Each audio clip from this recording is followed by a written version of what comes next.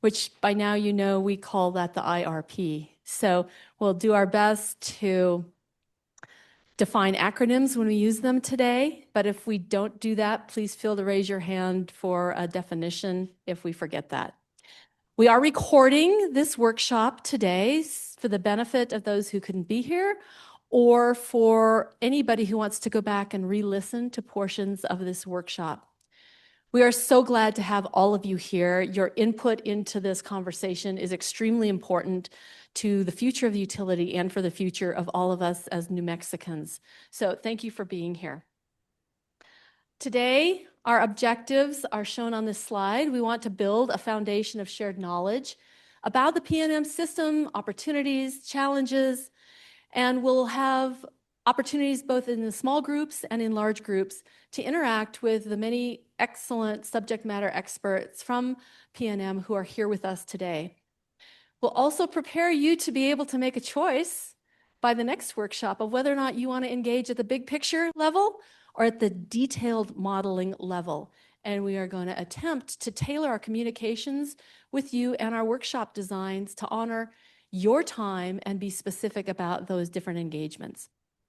We'll also gather a little baseline information through a survey in a few minutes, and we'll try to focus on building relationships and connections, not just between the stakeholders and PNM, but amongst the stakeholders. You may learn a lot from each other in this conversation, so those connections are important. Here's our agenda.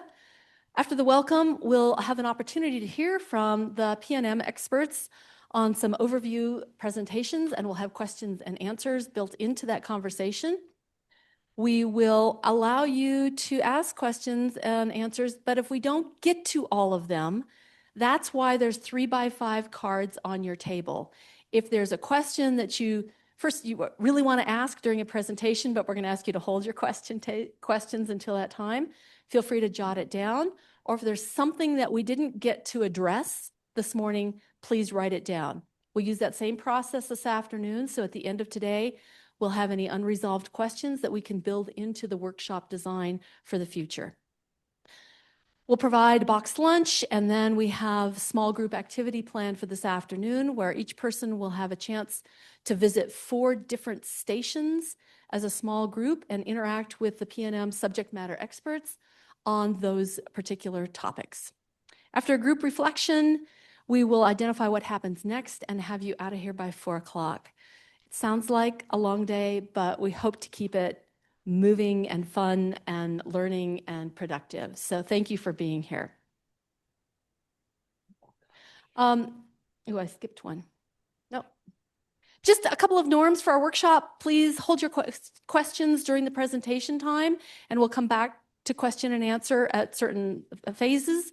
Be respectful in your comments. Continue to give each other the benefit of the doubt since everyone here is working with great intentions. Share your ideas and also leave time for others. Be mindful of our group in the Zoom room, and you'll get to meet them here shortly when we do introductions. For those in the Zoom room, be familiar with the tools at your disposal, including turning your microphone on and off, your video on and off. The chat will be something that is used by our Zoom facilitator, Katie Wu. She will be interacting with the Zoom folks and with all of us throughout the workshop, and she will help give guidance and be a resource to those of you in Zoom. The React button is where you can raise your hand, just in case you're not familiar with that. So now we'd like to do introductions around the room. And what we'd like to do is we're going to start here in the room in Albuquerque and ask each person to give your name and your organization. Also, for our PNM team, if you would say just a very short few words about your role in the IRP process, so people begin to affiliate your face with your area of expertise. With that, I'd like to start with my colleague, Kathy Boyes. And please, you will wait for the microphone to do your introduction. That is how sound is being transmitted to our Zoom participants. So apologize for the formality on the microphone, but it's important that you all can hear them and they can hear you. Thank you, Margie. Good morning, Kathy Boyce. I'll be co-facilitator with Margie from GridWorks. Thank you. Good morning, Lisa Contreras. I am with PNM. I'm a senior manager in our regulatory department. And so my role is really to help facilitate the regulatory filing for this. Hello, I'm Tom Duane. I'm currently the director of PNM's Integrated Resource Planning Department, and I will be providing part of the information presented this morning and then also be at one of the stations this afternoon. Hello, I'm Eric Obo. I'm the Deputy Director at the New Mexico Renewable Energy Transmission Authority. Good morning. My name is Aslam Hayat. I'm at PNM. I'm the manager of load forecasting.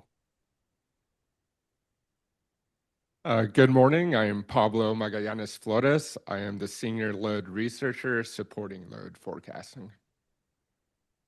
Good morning. I'm Doug Perkins. I am the head of business development at Pacific Fusion. Good morning, everyone. My name is Brian Vasquez. I am with PNM's Integrated Resource Planning team. Nice to meet you. Good morning, everybody. This is Xiaofei. I'm the member of the IRP group in PM, and I'm mainly focused on the system modeling. Thanks. Good morning, everybody. My name is Sharon James. I'm the manager of the PNM Energy Efficiency Department, and we work with IRP closely on the role of demand response and energy efficiency within the planning process. I'm Summer Ferreira. I'm the manager. I work at Sandia National Labs. I'm the manager of our Resilient Energy and Distributed Systems Integration Department. I'm Alex Reedon. I work at PNM in the Energy Efficiency and Demand Response Department. I'm Stephen Jenkins, the manager of Transmission Interconnection Planning at PNM. Good morning, everybody. My name is Alex Eubanks. I'm the New Mexico representative with the Southwest Energy Efficiency Project. Good morning, everybody. My name's Nick Bazaki. I work for Nexter Energy Resources. Good morning. I'm Jeff Lefevre from the Pueblo of Sandia. Good morning. I'm Shane Gutierrez. I'm in the Integrated Resource Planning Group at PNM. I am also going to be presenting today with Tom Duane. Good morning. I'm Leon Porter with Southwestern Power Group and out of Phoenix, Arizona.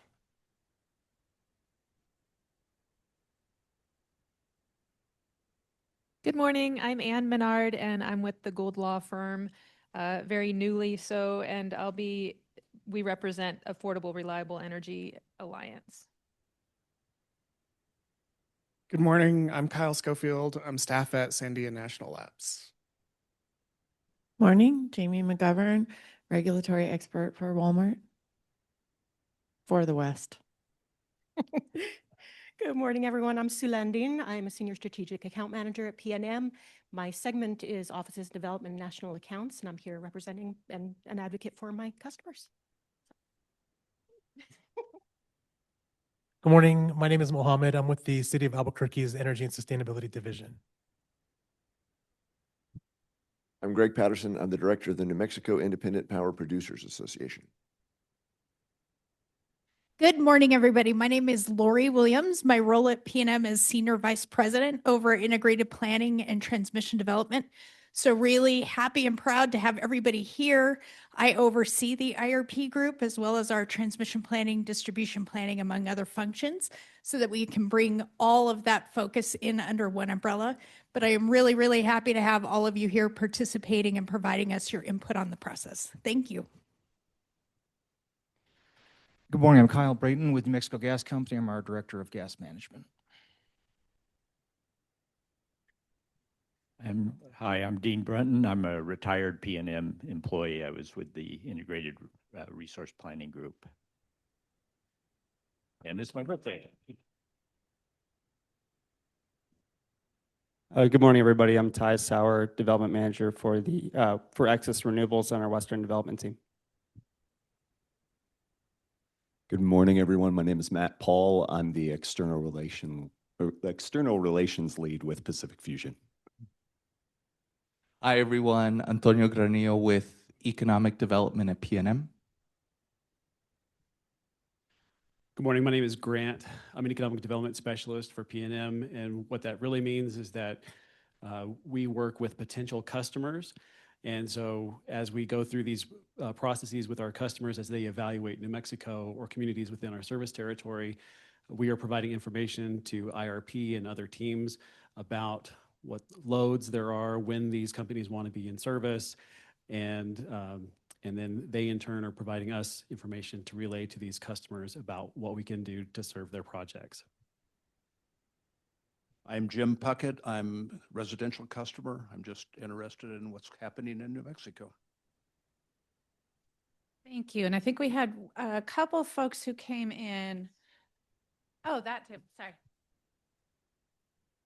Good morning. My name is Tom Solomon. I'm with 350 New Mexico. I also facilitate the New Mexico Geothermal Working Group, and I'll be advocating for geothermal energy here. Hi, I'm Anna Linden Weller. I'm the Senior Policy Advisor for Clean Energy for Western Resource Advocates. Hi, I'm Claire Everett. I'm with the advisory team at the Public Regulation Commission. Hi, I'm Anna Kalbus. I am with the Utility Division of PRC. Good morning, Nicholas Rossi, PRC staff. Darren Zigich, PRC staff engineer. Thank you. Yep. And just name, organization, if we might comment in. Good morning. My name is Sean Black. I'm with Transmission Development for Lucky Corridor LLC. Yep. One more in the room, and then we're coming to folks on Zoom. Good morning, everyone. Travis Suazo, PNM Tribal Government Relations. Thank you. Hi, good morning. Kelly Gould, New Mexico Affordable Reliable Energy Alliance, the largest customers on PNM system. Thank you. Anybody we missed in the room? Out in the hallway, you met Deborah Shields from GridWorks, and I think K.R. Huber, also from Public Service Company of New Mexico, is helping out at the front desk. So let's switch now to Katie Wu and our group on the Zoom room to introduce themselves. Katie, how would you like to go around the room there? Good morning, everyone. I'm Katie Wu. I'm happy to have people unmute themselves and introduce themselves if they feel comfortable doing that. Please also feel free to come on video as well so we can put a face to your name. And while I have your attention, one small request to folks in the room, if as you're asking questions and talking, if you could please introduce yourselves again so that us in the virtual room can start to associate your names with your voices as well. So again, good morning, everyone. We've got some great introductions in the chat, and I want to invite folks as well to come on video, come off mute, and introduce themselves into the room. Jacob, why don't we start with you? And I see Randy's come on video as well. Yes, good morning, everyone. Jacob Richardson, Senior Transmission Policy Advisor with Western Resource Advocates. Happy to be here. Thanks. Good morning. I'm Randy Coleman. I'm the Vice President for Clean Energy Coalition for Santa Fe County. I'm an electrical engineer and looking forward to participating. Thanks, Randy. Why don't we, I'll help. Hi, I'm Brian Brian. Cruz, consultant. I work for BAI, in this case on behalf of NM area. Yeah, I'll introduce myself. Good morning. I'm Jim Bordigary. I'm the Director of Commercial Resources at the New Mexico State Land Office. Good morning. Go ahead, Barbara. I'm Barbara Chatterjee. I'm a community member resident in Santa Fe. I'm Nick Bellman. I'm the Senior Manager of Markets and Research for the Coalition for Community Solar Access, or CCSA. Thanks. Michael Barrio, Advanced Energy United, Senior Principal overseeing our work in Arizona and New Mexico. Brian Reindl, VP of Development for Excess Renewables. I'm Kathleen Kopp. I'm with Invenergy, joining from Denver. Hi, morning. Ravi Sankaran, Director of Development with Southwestern Power Group. Hello. Hi. On a Zoom call. Go ahead. Go ahead, Chris. on the Zoom call. This is Chris Deckline. I'm the Vice President of Power Marketing for Allium Renewable Energy, an independent developer. Nice to meet you. Good morning. This is Ajay Papu, VP Interconnections with Invenergy. Hey, good morning. This is Cody Newland, electrical engineer at the Electric Power Systems Research Department at Sandia National Labs. Thank you. Good morning. Hi, I'm Christina Bailey-Shaver, the Deputy Director of Policy for the West with SEBA. Over next, Orland Whitney. I'm with NMPRC, electrical engineer, Steph. Brian Turner, Regulatory Director for the Western States for Advanced Energy United. Good morning. Hi, I'm Bill Kemper. I'm with Black Forest Partners and the Southline Transmission Project. Great. Anita, why don't you go ahead? Anita Hart, I'm the Director of Regulatory and Rates at New Mexico Gas Company. And joining me here in the room, I have Derek Stout and Abner Gomez, who are on our rates team. Thank you.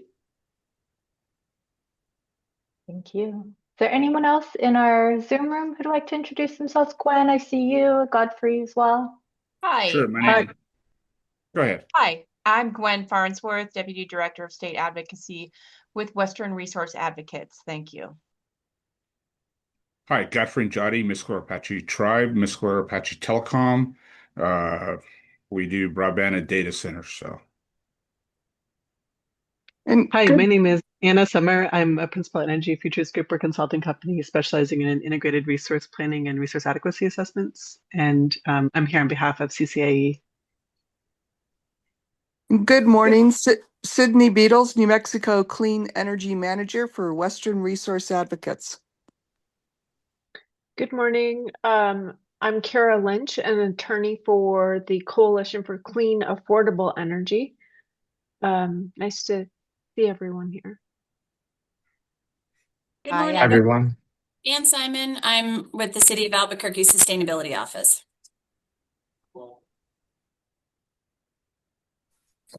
And I can go.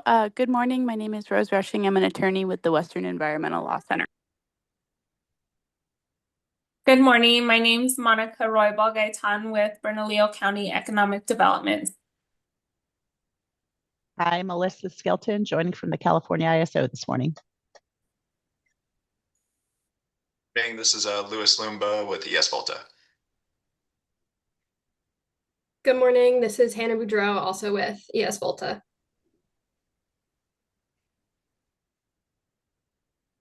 Good morning. Remy Franklin here with the Interwest Energy Alliance.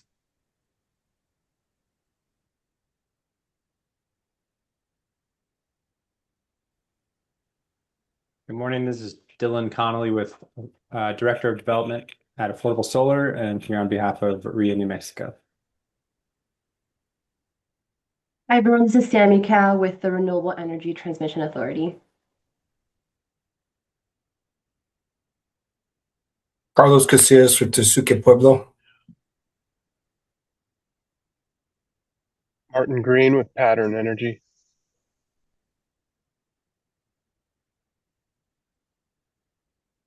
This is Sierra Spencer. I'm with Energy and Environmental Economics, E3, and we're a consultant supporting PNM.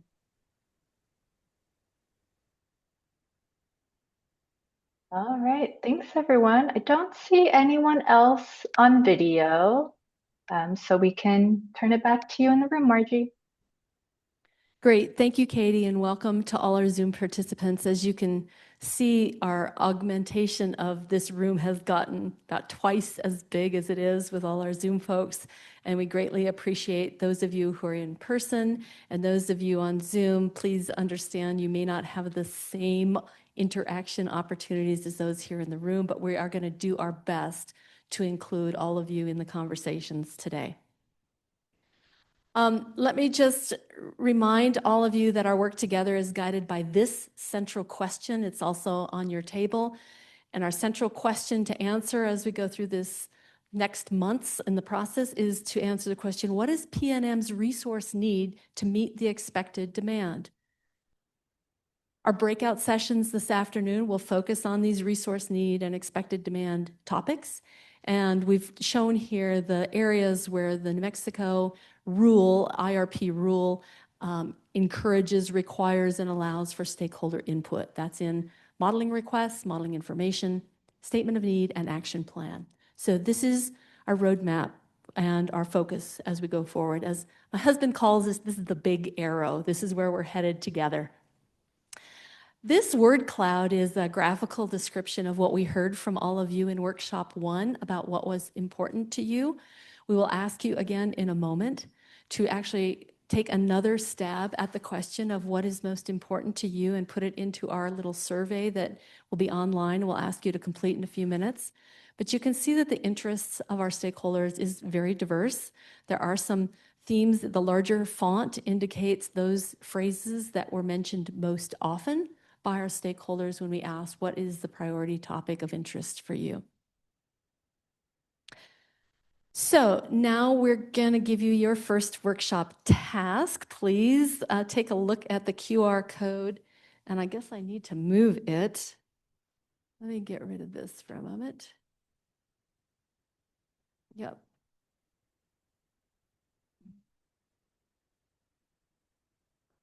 We're going to ask that you, I don't know how it doesn't, it has to be here. Sorry, but we're going to ask you to go to this QR code. It's also the link. There's a black and white piece of paper on your table. And Katie, if you wouldn't mind putting this link into the chat for our Zoom participants, we'd like to ask you to respond to these questions: your connection to PNM, your knowledge of resource planning by New Mexico utilities, your top concerns for this work, and that's a multiple choice option, topics plus a write-in candidate. Your desire for advance notice of workshop materials. We're asking you to tell us how much in advance you'd like to see materials to help you prepare. And then finally, any groups you did not hear in the introduction that you think should be in the room, please let us know who those are so that we can send out invitations. So we're going to give you a few minutes to complete this survey. And while you're doing that, we will get reorganized for the PNM team to come up to start their presentation. Any questions about the survey? Looks like people are able to get in there. Okay, we'll let you do that while we shift speakers.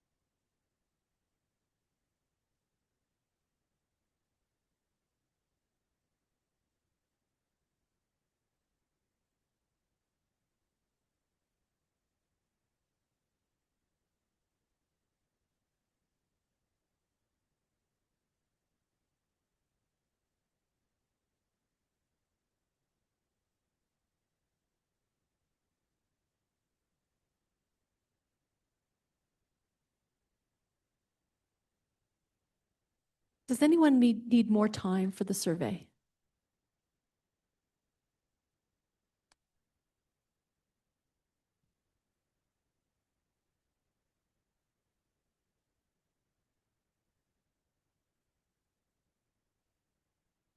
Great, thank you for that. One of the challenges that the GridWorks facilitation team has taken from the New Mexico PRC, who appoints us in this position, is to really measure the success of this process, the stakeholder process. So the information that you gave us this morning, we will be helpful in that, and we will come back at the end of the process and ask you some additional questions about were you heard, did you have impact, things like that. So thank you for being part of the baseline data collection.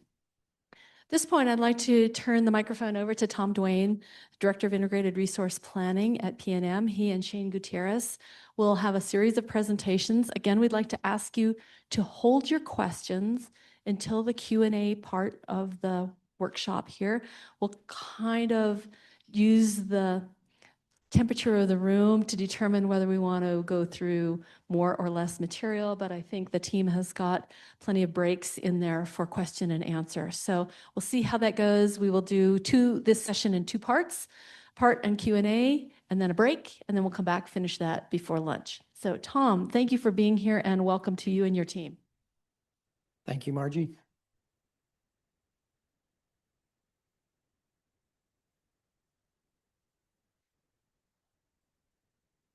All right, so I'm Tom Duane. I'm relatively new to the IRP department. I moved into the group in 2024 as the director of the group. I have participated in numerous IRP processes, but it's all been primarily from the transmission planning perspective in terms of providing input on how to model transmission needs and just explain PNM's transmission system. I have been with PNM for over 40 years, most of it in operations, transmission planning, some of it in corporate modeling functions. And so have a pretty broad background, and I have done some work with resource planning previously when PNM did more generation development work. Anyway, welcome. I hope everybody had good holidays since our last meeting and a chance to take a break. That was largely an introductory meeting. We kind of got to introduce each other and see. We didn't really cover too much, but tried to share a little bit of the vision. Some of that will continue here today.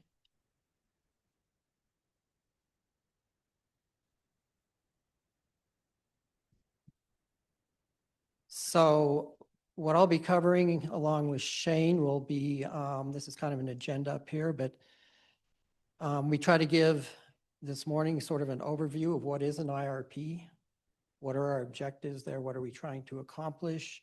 Some of you may not be familiar with those. I'm sure others of you are and have participated in this before. The information is intended to be pretty high level. It's not totally comprehensive. Stakeholders feel there's things they'd rather discuss. They'll be able to bring those up, and we'll try to figure times in the future when we can talk about those activities. The theme, as Margie brought up, is trying to talk about PNM's resource needs to meet our requirements, which actually include meeting the demand as well as regulatory requirements. And really the IRP is the tool used to actually fill in the details on how we do meet that need. With you all as participants in trying to get there to those solutions.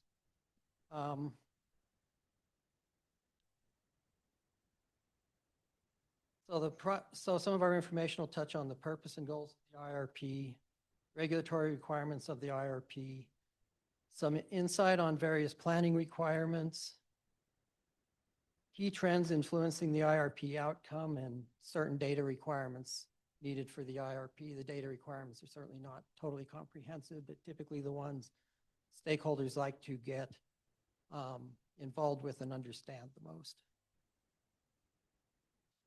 Okay.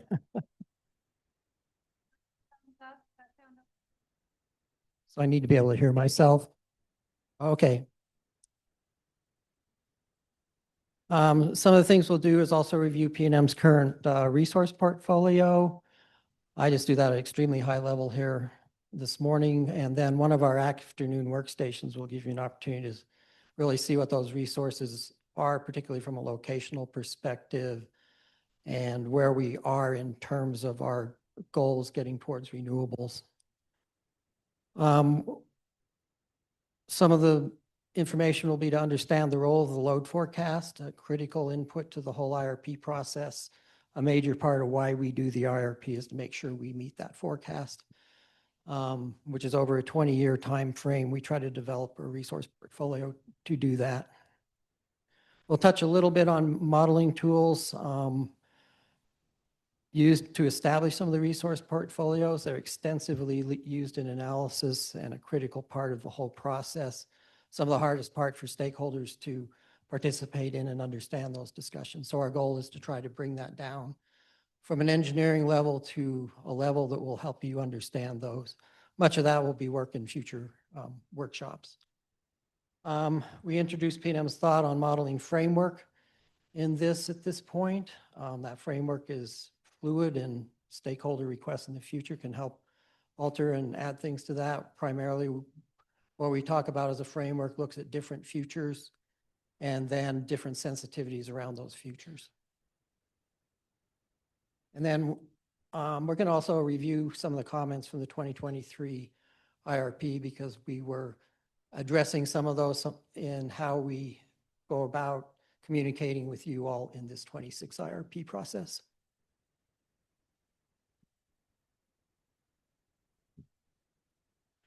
So basically, what is an IRP? So the words stand for Integrated Resource Plan. It's a common term across many jurisdictions. Many different states have what they call an Integrated Resource Plan. Historically, the plan has focused heavily on defining resource needs or options for serving the load forecast and implementing regulatory requirements. In the case of New Mexico, the plan defines the most cost-effective portfolios over a 20-year period. The most cost-effective portfolio would differ depending upon what futures and what sensitivities you tend to look at. It basically is a plan that provides direction on resource technology and approximate amounts of that technology needed over a 20-year period. The IRP activities will establish portfolios of technology types that represent the most cost-effective resources based on the futures and sensitivities. Generally, one portfolio, in PNM's practice in the past, generally one portfolio was considered to best represent what we call the current trends and policies. And that portfolio is frequently referred to as the most cost-effective portfolio.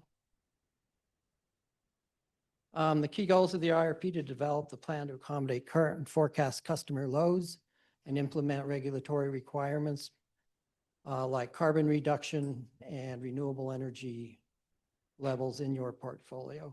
Some of the things the IRP does not do is it does not define specific resources.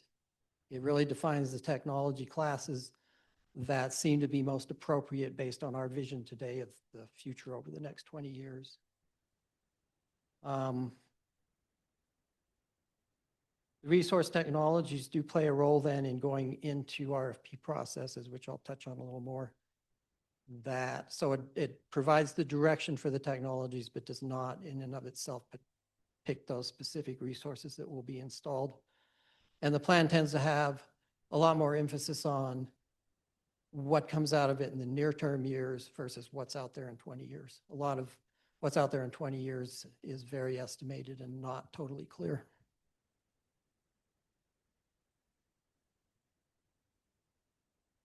So the development of the IRP considers input from stakeholders, which is a requirement of the New Mexico law. And Shane will touch a little bit more on the regulations that we have here in New Mexico specific to the IRP and other related rules here shortly. But the process is intended to ensure stakeholders are a participant in established direction on how to proceed on resource procurement going forward. The New Mexico IRP creates a statement of need with stakeholders as part of the facilitated process. The statement is summaries that recommend technologies and ranges of quantities resulting from resources of demand-side options studied in the IRP. Stakeholders also provide input on what's known as an action plan. And the action plan is generally executed in the 3 years following the IRP report being published. So the action plan, the statement of need and the action plan are part of that IRP report. And then in the following 3 years, you would act on those action plan items. Now the action plan items focus isn't necessarily those 3 years, and we wouldn't really expect the 3 years following publication of our IRP in September to really be the focus of the actions taken. We expect that will probably be further out, more in the 2030 timeframe and somewhat beyond. Examples of what were in the action plan from the 2023 IRP was to perform a RFP request, put out a request for resource options in the 29 to 32 timeframe. So that was the 23 IRP, completed at the end of 2023. We did a supplemental on that in 2024 and revised some of the information. But out of that was one of the action plan items was to issue this RFP in the 3-year windows preceding the 23 IRP. And that process has been carried out. We haven't made the filing tied to it yet, but the resource analysis is largely complete. Other things in that was to look at exiting our Four Corners power plant earlier than what was set up as the perceived date that we would exit that in 2031. That task was completed. And then some other things is to look at greater participation in regional markets, how that plays into PNM's resource picture and benefits New Mexico as a whole. And there's been numerous ongoing activities in that area, some of which will be touched on in one of the stations this afternoon.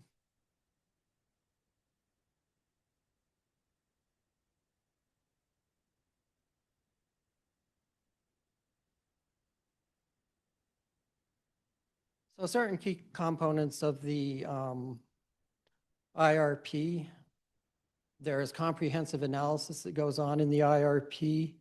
That actually requires some pretty comprehensive development of data, review of data for updates, things that have changed since your last IRP cycle. So a tremendous amount of work goes into getting those things in place. There are certain studies that go on, which we use consultants for some of those. And we'll touch base on those and actually go into some of those studies, largely in the February stakeholder meeting. But the data and the updates are used to feed optimization models that are used to address many variations of futures and sensitivities for the purpose of identifying the key resource technologies that lead to the most cost-effective portfolios. As noted in the slides, many options are evaluated and can be considered. So there's traditional power plants that get considered, like our combustion CTs, gas turbines, combined cycle units. Many renewables are now pretty standard, particularly solar, wind, and supplementing those with battery storage. But the IRP will also look at other technologies that are expected to become more cost-effective and more readily available as it goes out as well. And some of those may be long lead items, have limited locations they could be placed in, or technologies that are developing to where they could be developed on a larger scale.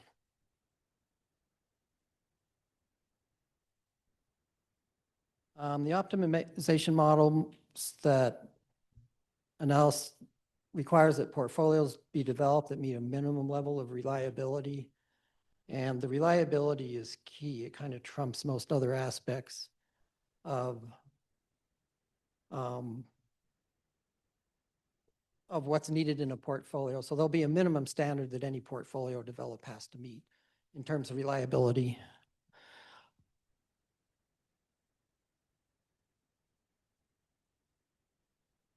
And the reliability stuff is largely focused on ensuring that events that are become extremely rare that could lead to loss of load where you don't have sufficient resources to serve your load in your area and to cover for transmission events, which can separate a fair portion of your resources from the loads you're trying to serve. In addition to meeting customer load demand, a significant portion of the analysis in the IRP in recent years has been to implement particularly renewable energy standards and carbon standards within the state. So those kind of things, there could be other kinds of ones, but those are really the driver for changes we're making in our portfolio.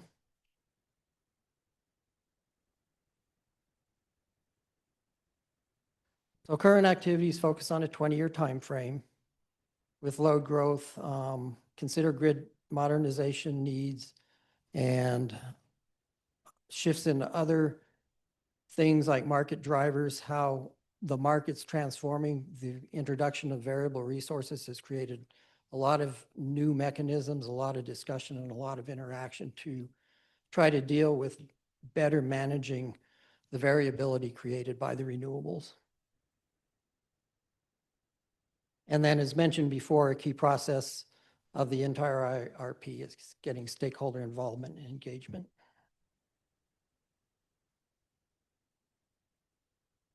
So the IRP requires that a company load forecast over the 20-year time horizon is established. It defines a goal of resource portfolios. This is a substantial effort that considers many drivers that directly affect the demand and energy inputs to the model analysis and resulting outcome. While the introduction of the purpose of the load forecast is addressed at this meeting, we will use a future meeting to go into a lot more detail of what was considered in putting together the load forecast for this 2026 IRP. And we would expect to do that in our February meeting.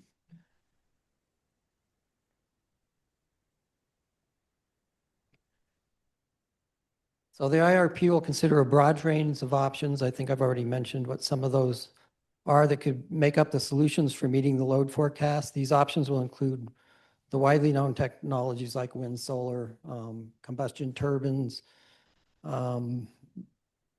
lithium-ion type battery technology, and then they'll consider emerging or long lead trends, including things like geothermal power, compressed air energy storage, some potential pump storage options that are out there near New Mexico. And then a risk evaluation is also incorporated as part of the IRP. One of the key areas there, of course, is understanding risk around reliability. And there's key tools that do a lot of analysis and assessment on the reliability of portfolios to understand that risk. But the risk is designed to capture what happens if you get into things like extreme weather events.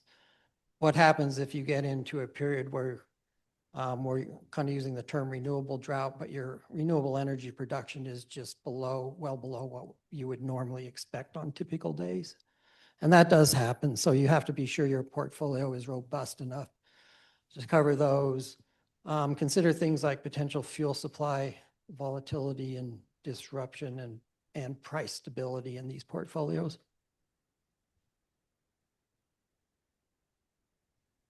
And then one of the things we're trying to do is move a little bit away from what's been more traditionally the integrated resource plan and try to come up with what's really being referred to more as an integrated system plan, where the optimization of your transmission build out, your resources, your distribution system additions, your distribution options are all trying to optimize to the most cost-effective portfolio.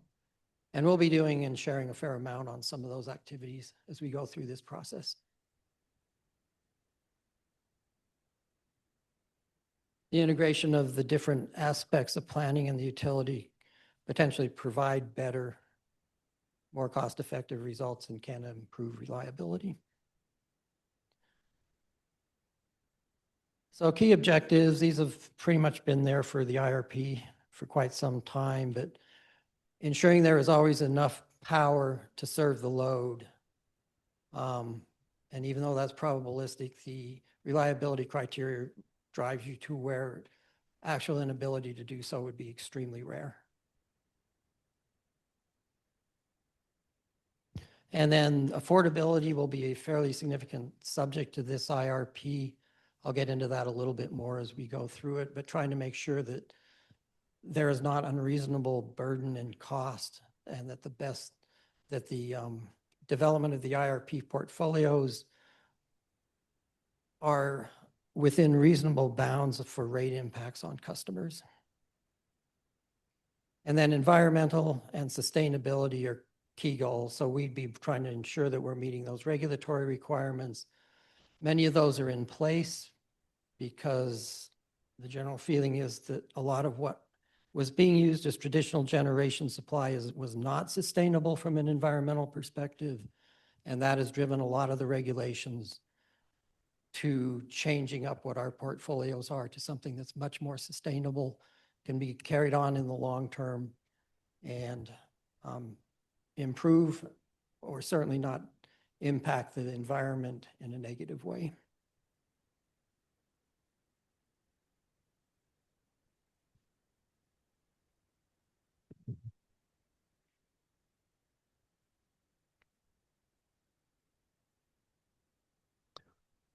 All right.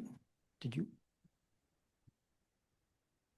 If you have questions about that part of the presentation, please write them down on your 3x5 card. We're going to continue with the next section before we take questions from the audience. So the next section starts to lay, I've kind of gone over IRP, what it is, why we do it. There's certainly a lot more information that could be provided there. This next section kind of starts laying the groundwork of what's the landscape we're dealing with going into this IRP, and how might that look a little different than it did in the last IRP process. What are our challenges going to be going through this process this time around? So PNM's resource mix today, this is what it looked like when we go back and look at what happened in 2024. This is where our capacity was coming in terms of the technology types, and where the energy was actually being produced that served our retail load.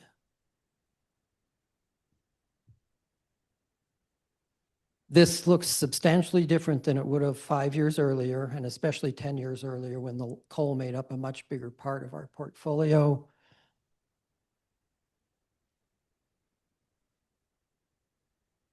Okay.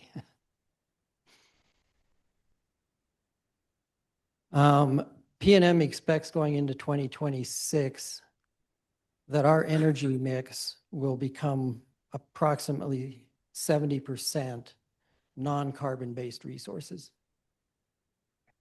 So we've made a lot of progress on getting away from carbon-based resources with the wind, solar, and we've had the nuclear component for quite some time.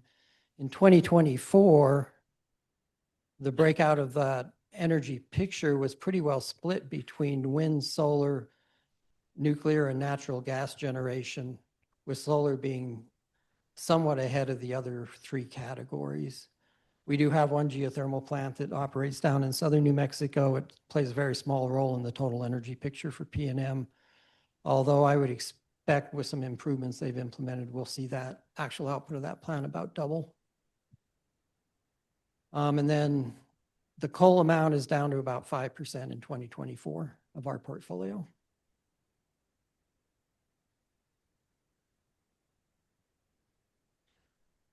So we'll provide a little bit more information on the resource mix in one of the workstations this afternoon, and you'll have an opportunity to ask more direct questions of PNM's employees.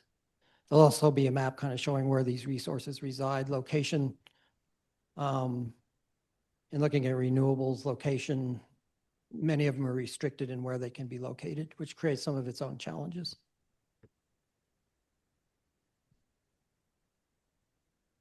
So within that portfolio, you just saw we've had a couple of facilities that are older out there.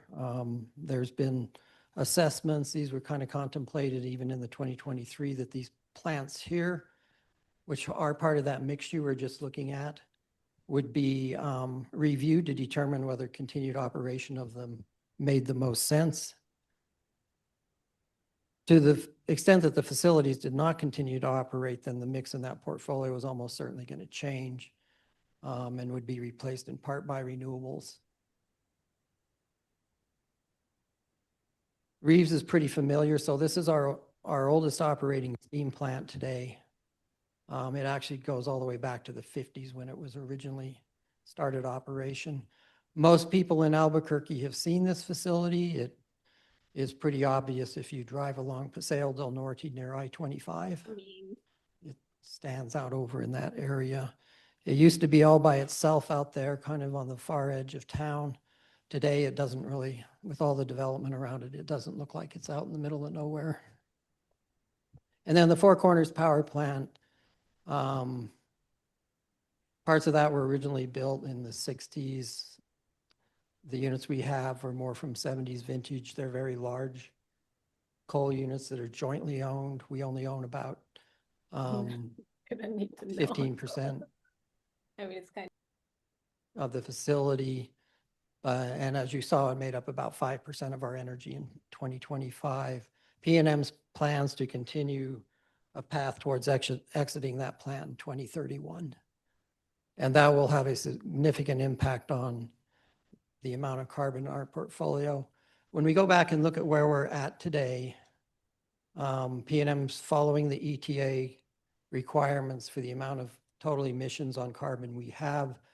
That is about 400 pounds per megawatt hour today that the portfolio is meeting.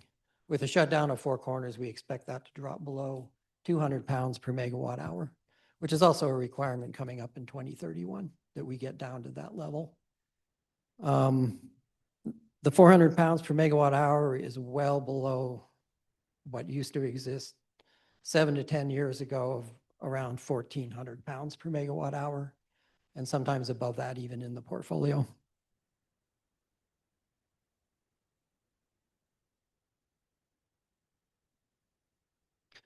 So based on the 29 to 32 RFP analysis, which we have shared with stakeholders, but it was kind of during the Christmas season, some of that came out, so I'm not sure how many people were available. We are expecting we will continue operation of the Reeves Generating Station in the short term. We can touch base on some of the reasons behind that, but it's consistent with our previous 2028 resource evaluation that showed continued operation of existing gas plants tends to make the most economic sense. And then we are not changing plans or course right now as on the Four Corners exit in 2031.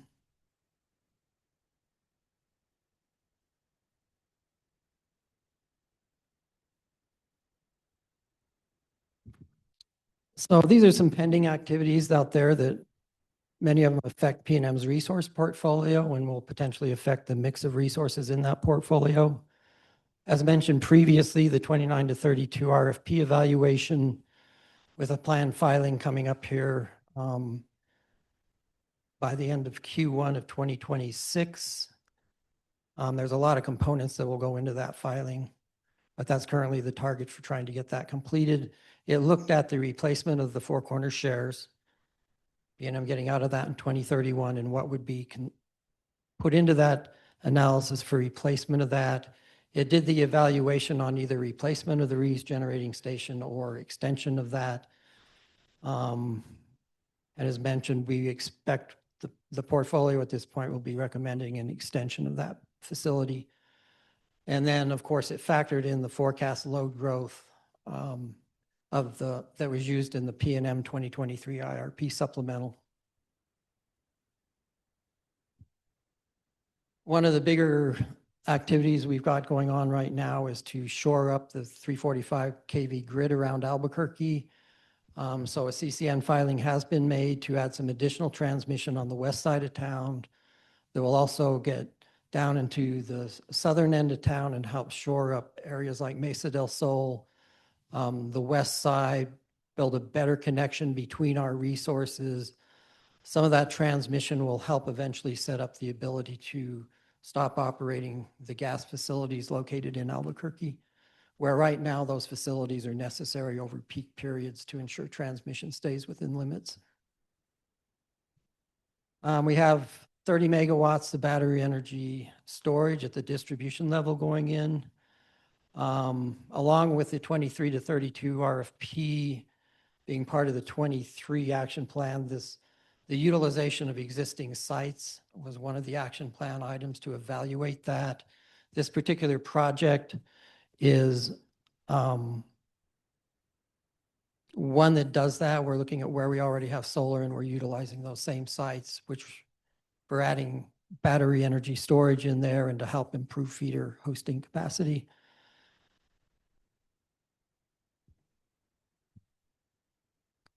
So the distribution batteries are currently up at the NMPRC. I think they've been through most of the stakeholder comment period, but they're awaiting approval at this point. Another case that was just approved in 2025 is we do file a resource plan for a rate 36B customer that was submitted earlier last year. That actually received final approval in December of last year, and that will lead to some additional resources coming online as part of PNM's portfolio that will be integrated into the operation of our portfolio. And then one of the other activities, there's nothing specifically filed tied to this, but we'll be discussing it significantly in this IRP process. PNM has been engaging in a potential study to help identify what can we really do with EE, what programs can we add to energy efficiency, and what new programs can be considered in the demand response area to help minimize other types of capacity needs. And there'll be some interesting results there. The DR programs are expanding into some of the grid mod technologies and looking at how do you factor AMI and other programs over what we've traditionally been able to do.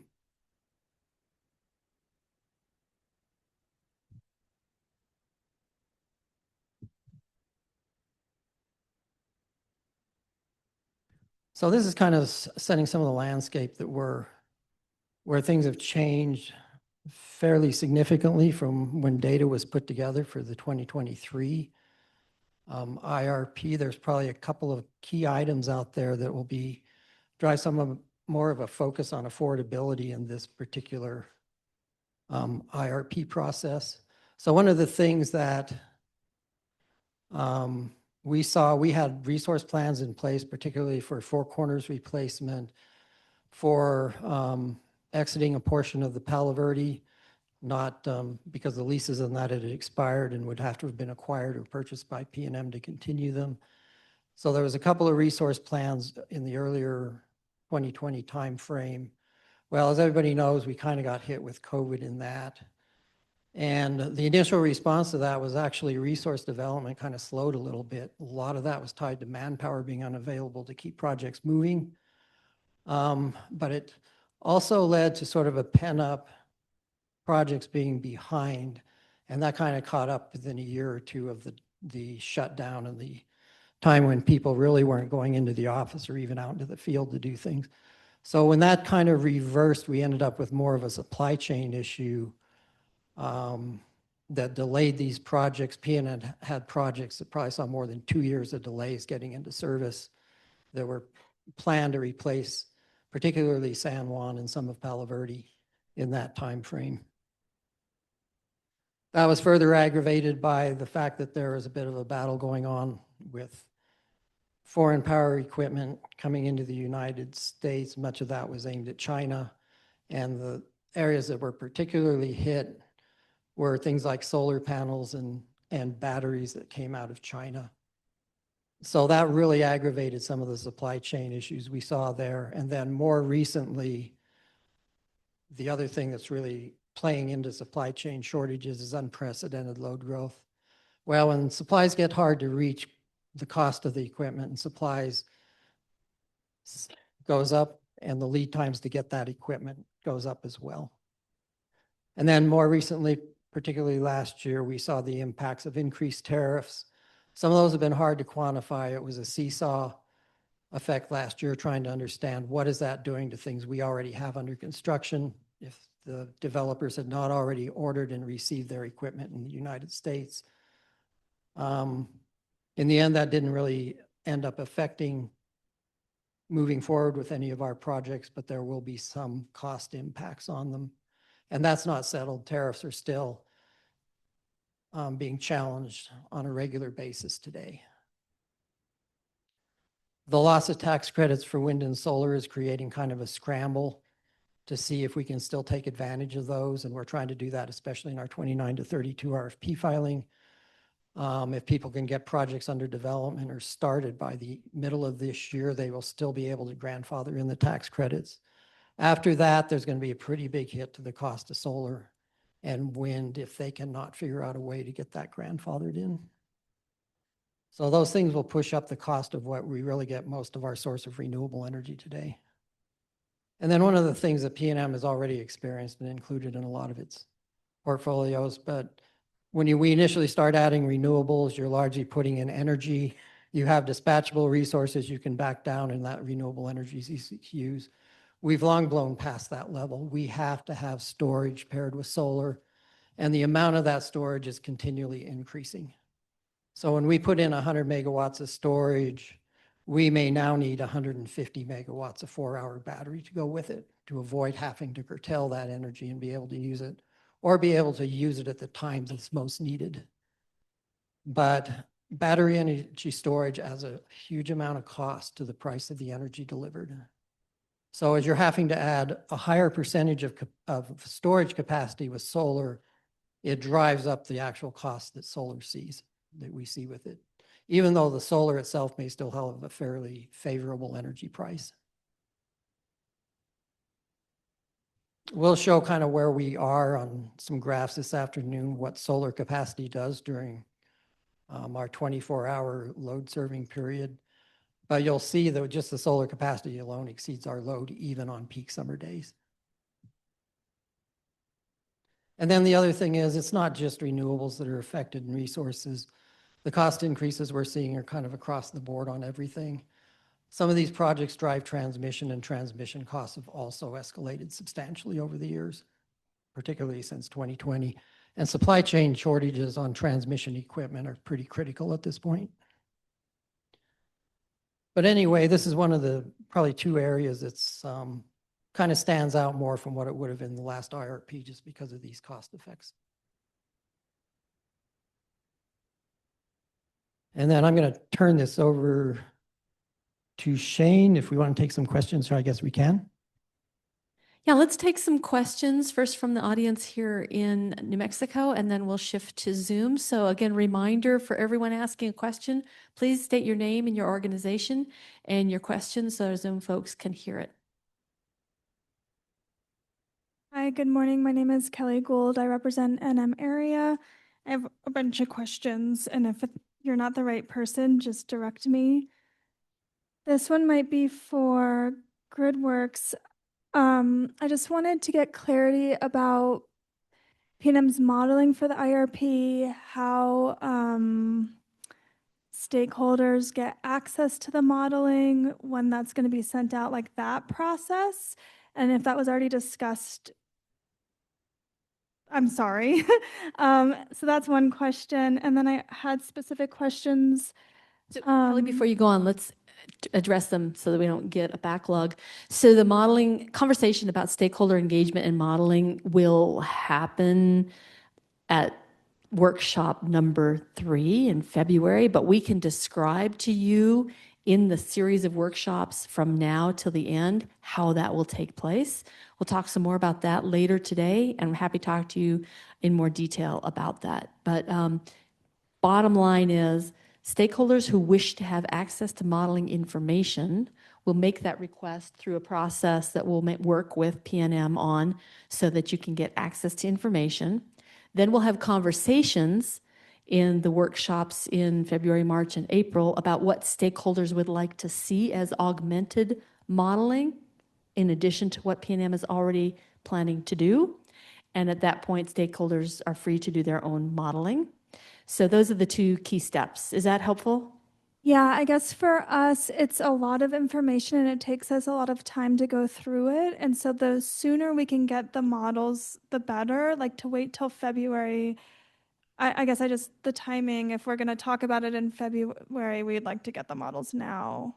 So let me ask, let's talk offline about whether you're looking for models, software, or data, inputs and assumptions for models. So let's talk offline about that. Okay, and then I just was curious what PNM envisions the exit from Four Corners to look like. Is that going to be an abandonment proceeding filed at the PRC? I was just curious, the information that you have on, if there's any information on what that exit looks like. The answer to that would be yes, we would have to make an abandonment filing for Four Corners. So that will be a filing that goes along with or has to be coordinated with the 29 to 32 RFP where replacement resources are defined. Say it again? So the abandonment filing really has to go along and be coordinated with the 29 to 32 resource filing coming up, because the resource filing has defined the replacement resources for getting out of Four Corners. That's this IRP, right? Or no? That is what? That's what this IRP covers. This is what really is still coming out of the last IRP is one of the action plan items, is to do that 29 to 32 RFP. And that included looking at the Four Corners exit in 2031. We actually had an activity to look at it even sooner than that. Okay, so that will be an abandonment proceeding separate at the PRC. That will be a separate filing. I believe it will have to be its own filing, but it has to be coordinated with the RFP filing because the PRCs probably wants to see the whole picture. Okay, and then you said the RFP filing is happening first quarter this year? Yes. So we should expect a abandonment filing sometime alongside of that? Is that accurate? Ideally, yes, but it'll have to be in time for the PRC to be able to look at all of the information to make a decision. Okay, and then can't read my own writing. Okay, Reeves. Has any information, I think you said there was a case, something was filed at Christmas. I'm sorry, what? So Reeves, I just wanted to get more information about what you all plan to do with Reeves, how long you plan to keep Reeves, if that's available information. I'm assuming till 2039. I don't know if that's a good assumption or not. And then if there's upgrades that need to be made to keep that plant going, and if that's been given to the public in a filing. And maybe you said there was a filing in December, so I was just curious of that number, the information on that filing. The information in December simply acknowledged that the evaluations we've done will extend Reeves, and those evaluations do include putting money into it to extend it. So that information will become available as we make our 29 to 32 resource filing. I guess I'm confused. So what is this all under the 409 IRP docket number? All these filings that you're making? The last IRP? I'm not sure I can answer that, but we'll take that question back. Okay, great. I'm just trying to find out where all the information is on the specific resources, because we would like to look at the money that it is costing to keep Reeves in service, and just there's lots of moving parts, and I'm just not quite sure where things are coming in. So thank you.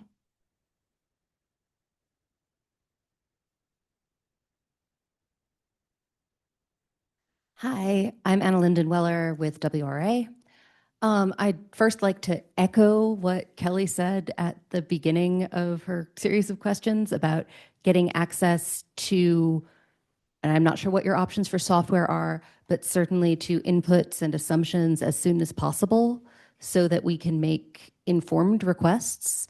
And if we're going to talk about this in February, we need to know now-ish what we're going to talk about so we can actually have a real discussion. I also have a sort of overarching question, which I think also in a way echoes what Kelly was asking, which is I appreciate the list of filings that you are engaged in currently that you think are going to affect the process of thinking through this IRP. That was very useful. How are these still in process filings going to be represented in your scenarios? Are they assumed to go through? Are they modeled as a yes, no? Like, what are we looking at? That's a really good question. We are going to go in this process assuming the 29 to 32 filing is built in, that will go through. But we would expect a need to look at some sensitivities around that. So we'll go into this period largely showing resource adequacy in that time frame based on the filing that's going in. But to the extent that stakeholders have concerns about that, we probably will look at those in sensitivities in the IRP process and from requests of you all. How about the transmission filing? The transmission filing is currently largely trying to support some of the load growth needs. It will help with integrating resources into things, and some of that's further out in time. So I see it as operating somewhat independently of the IRP on that piece as far as the CCN filing is concerned. Oh, certainly that the two are not related.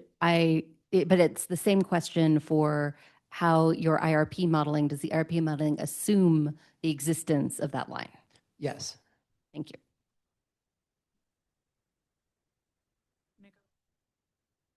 Yeah, we'll do two more in the room and then we'll go to Zoom. Thanks very much. I'm Eric Obo with RITA. I believe I heard you say that for each megawatt of solar capacity, PNM with its current resource mix needs 1.5 megawatts of batteries. Is that correct? That's kind of upside down of what I see currently going in. You're correct. If we look at our portfolio today, we're probably about 0.7 megawatts of 4-hour battery for every megawatt of renewable energy we have. What we're seeing is that ratio has to go up as you add more renewables, and especially if you add more solar. So that's what we're just trying to point out there. So this is Jamie with Walmart. So my question is actually kind of attached to that. Slide 9 had the capacity and energy pie charts. And, I think there was storage on the capacity side. Can I assume that all of that capacity is attached to renewables?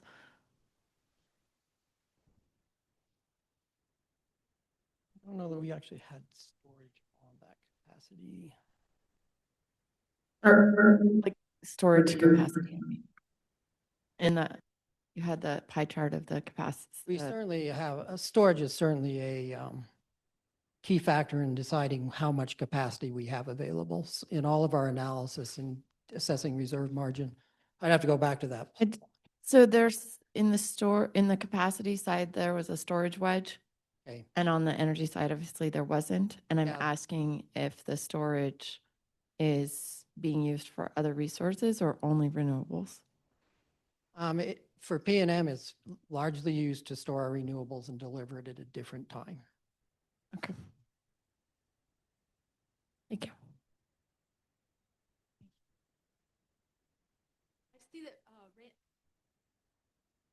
I see that Randy on Zoom has a question. Randy Coleman, would you like to come off mute, name, organization, and state your question? Randy, please go ahead. Sure. Randy Coleman with the Clean Energy Coalition for Santa Fe County.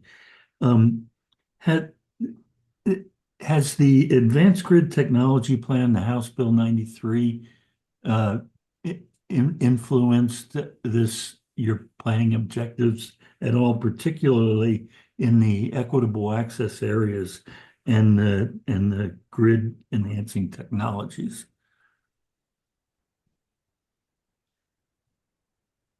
I think that's an area that we will have to address and discuss some of the grid enhancing technologies and some of trying to get to an integrated system plan. Where do those things fit in? So we're aware that those are considerations we have to go through. I don't really have a very specific answer I can give you at this moment on that, but we are expecting to have to address that as we go through this process. And how about the equitable access? Could you repeat that? How about the equitable access, low income?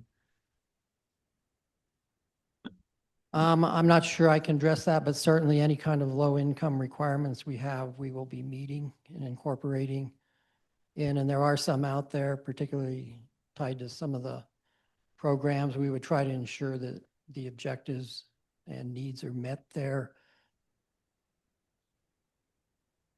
Uh, okay. So I, what I'm hearing is I would characterize your approaches for that as early.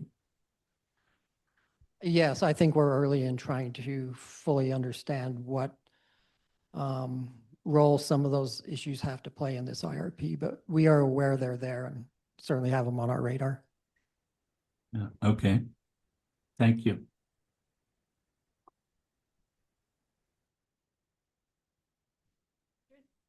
Okay, we'll take another question in the room here. And then Katie, we'll go to you to see if there's anybody else on Zoom that has a question before we end this Q&A session. Go ahead, Randy. Sorry, Tom. Thank you, Tom Solomon, 350 New Mexico. My question is, what more can PNM do to incentivize customers to shift their load to when renewables have peak output and minimize your storage expense? I think those can be, we can probably try to work with stakeholders to answer those questions. We will go into some of the programs that we intend to model and make sure people have time to comment on those and kind of consider those kinds of aspects in going through this process. I can't give you a much more specific answer at this point, but we certainly do expect to have to talk about what's the role, what can the customer do to help solve the problem of serving load? Yeah. Great, we've got two more questions. Katie, it looks like on Zoom, I see that Anna and Remy. So Remy, would you like to go first and then Anna, and then we'll close this Q&A session. Sure. Thanks for that introduction, Remy Franklin, Interwest Energy Alliance. I was just wondering if you could say more about any steps that PNM is taking towards integrated system planning, you use that term, and wondering if there's anything specific that will look different in this IRP from the last IRP as it relates to integrating transmission and distribution planning. There will be a few things that look different in this. Some of it will be talking about one of the things PNM's challenged with in doing our resource planning as PNM and looking at our retail load is that our transmission business is very different.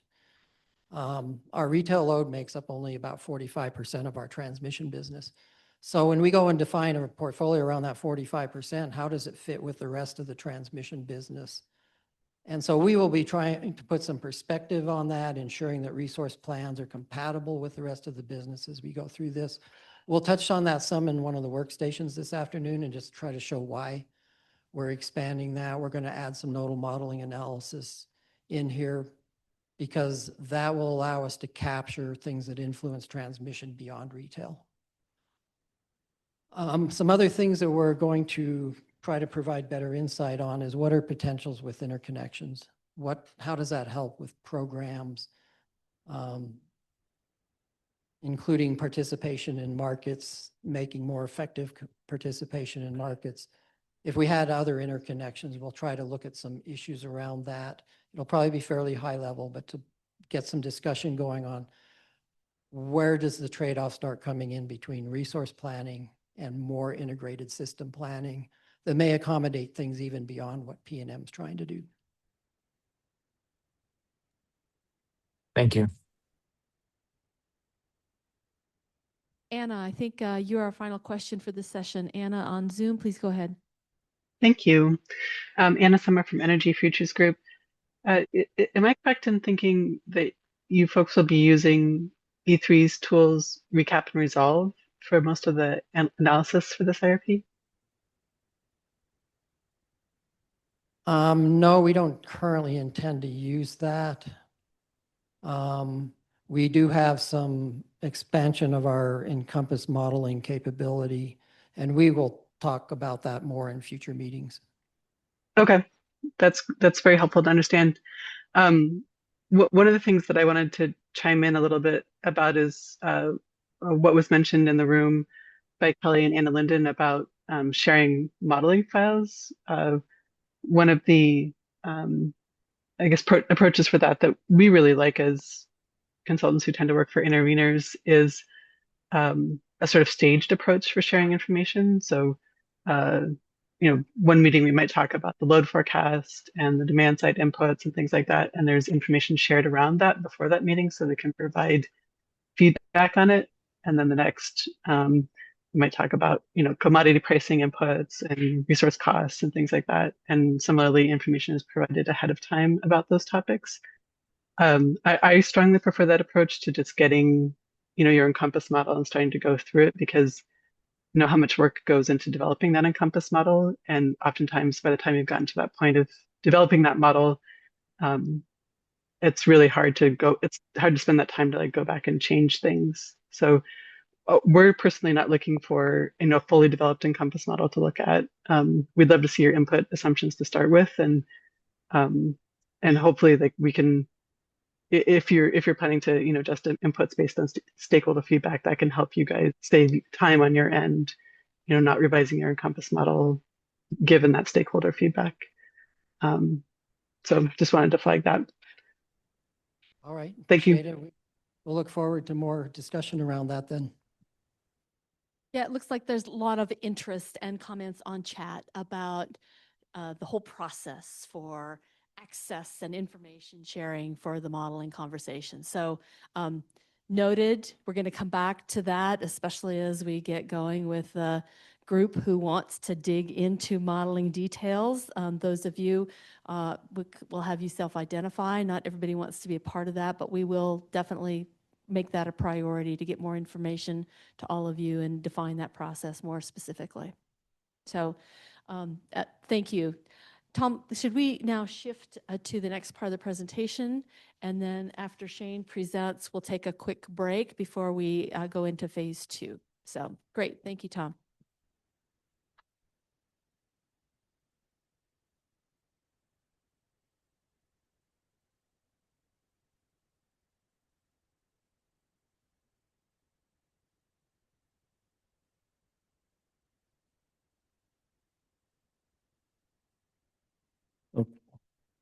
Okay, good morning, everybody.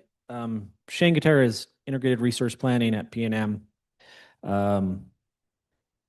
Expand a little bit on my introduction from earlier. I'm an electrical engineer by trade. I've been doing this for quite some time now. I started off in transmission planning when I first started, and then did that for several years up in Colorado, and then I landed back here in New Mexico, where I'm originally from. And been doing this ever since. So have a lot of experience. Don't claim to know everything, but I learn something every day. So, and hope you guys learn a little bit something from this presentation we have today. And thank you for joining us in this integrated resource planning stakeholder process. Okay, so planning requirements. Why are we doing an integrated resource plan? So I'm just going to talk a little bit about the essentially the planning boundary and rules that PNM need to consider for future customer growth, the environment, and customer affordability in our planning process.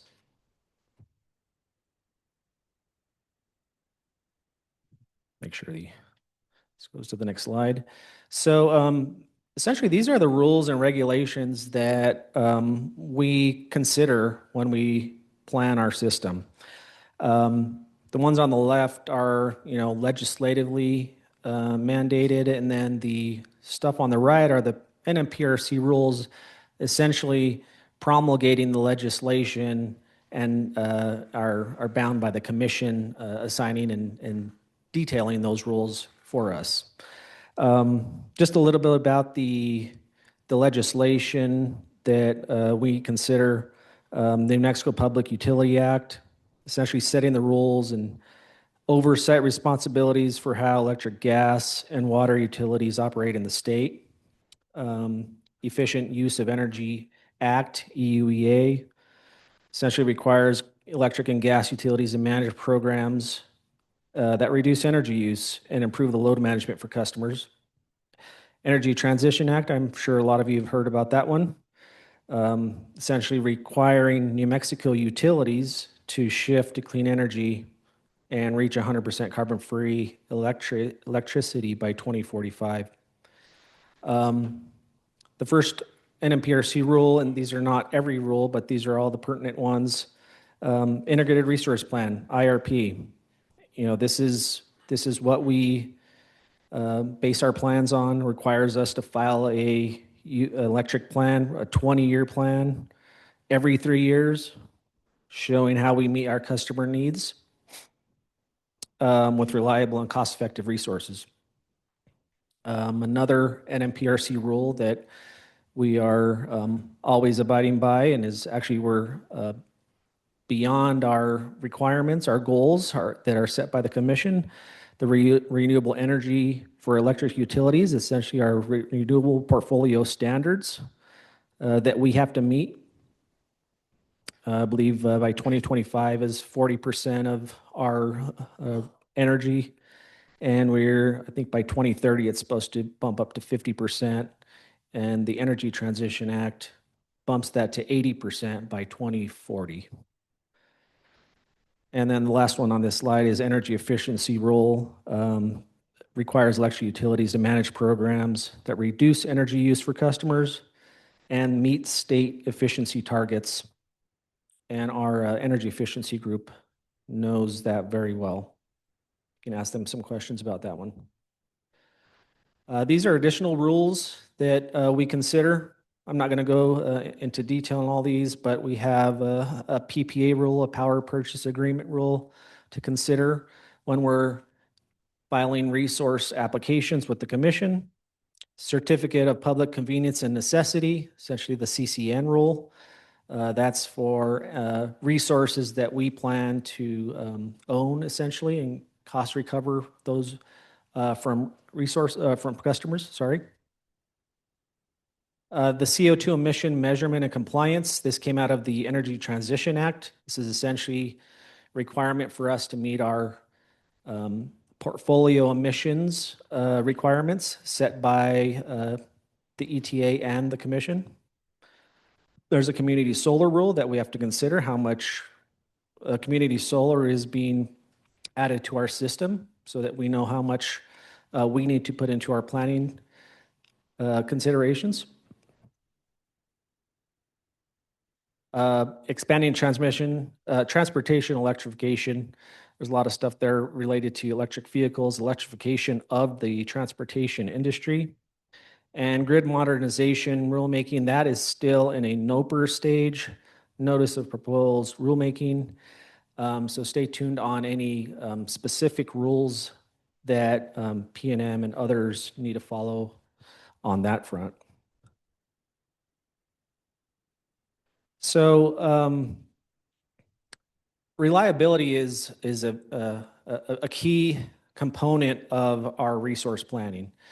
One of the big questions always is, what is reliability? Have a couple of things to talk about here. Grid reliability, what is it? It's being able to provide the electric grid with adequate, secure, and stable flow of electricity and as consumers need it. And there's two pieces of at least what I consider components of reliability. There's resource adequacy and reliable operation of the grid. When we talk about resource adequacy, we're talking about making sure that we have enough resources and the types of resources to meet electricity demand for consumers, our customers, at all times. And then once we have those resources installed on our system, reliable operation is the biggest piece of making sure that we have reliability. So we got to balance electricity production with demand. We'll make sure we're having enough reserves on our system and plan for system disturbances.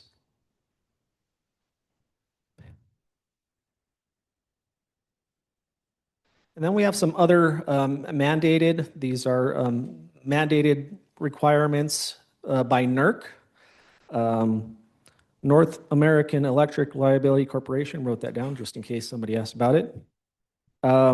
These are mandatory reliability standards for the bulk electric system. And these standards ensure that the grid is planned, operated, and maintained to minimize risks of cascading failures, equipment damage, and widespread outages. There's three big components to the NERC planning standards that PNM, at least as electric utility, needs to consider. Grid operating standards, inverter-based resource standards, and transmission planning standards.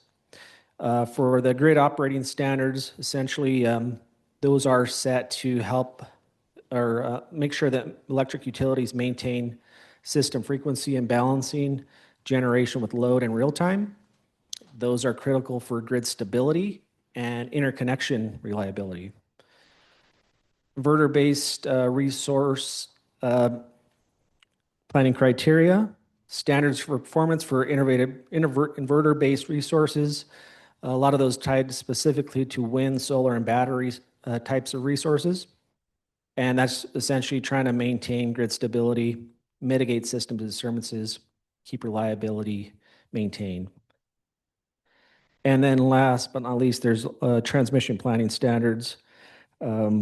These focus on planning performance of the bulk electric system, ensuring reliability under normal conditions, and during system outages, typically N-1 outages, maybe some N-2 outages also. Okay, that was my piece.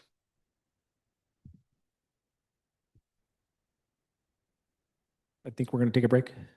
We're going to take a 8-minute break so that folks can get up, stretch, get a cup of coffee. We will, if you have questions that you want to ask, put them on your card so we can come back to those. And if we don't have time for them all, we will still collect those and process them throughout the day and in the future. So my clock shows that clock is a little off, I think. But so it's 10:32. We'll reconvene at 10:40. Thank you.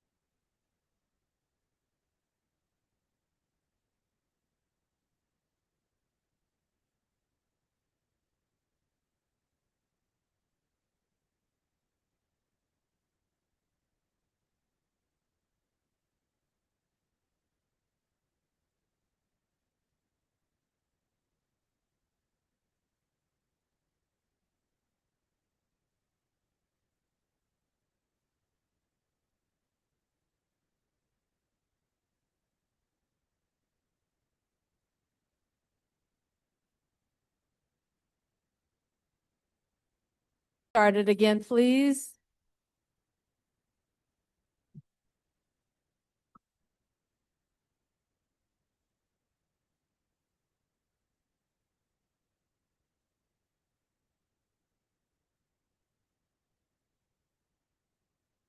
No, that's Tom.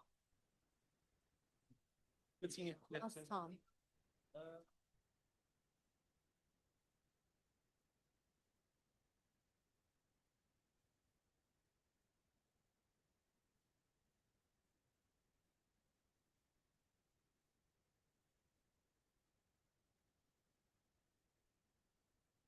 Thank you. And I know we're interested in conversations with each other. That's really important. We're sorry to cut those off and continue our presentation.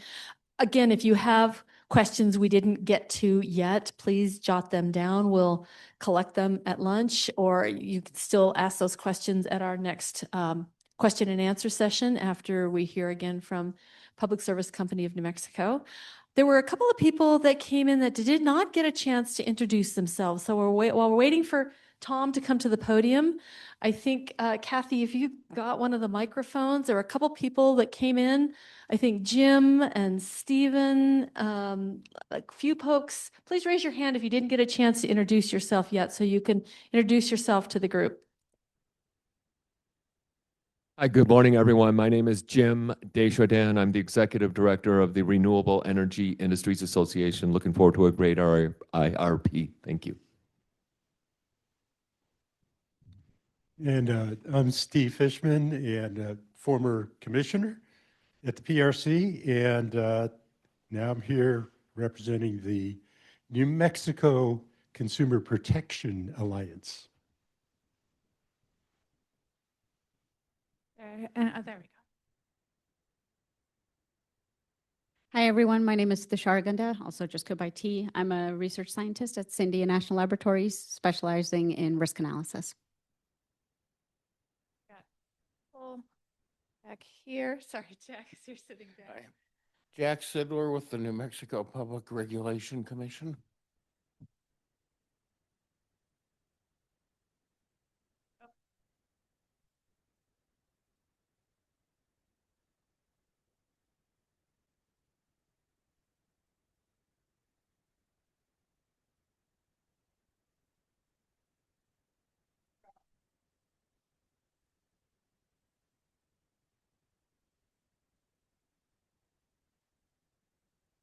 Third Act is a national organization founded by Bill McKibben for climate action by elders. Hey, good morning, everyone. My name is Ben Elsey. I'm a senior director with E3 Consulting, and we will be supporting PNM in this case.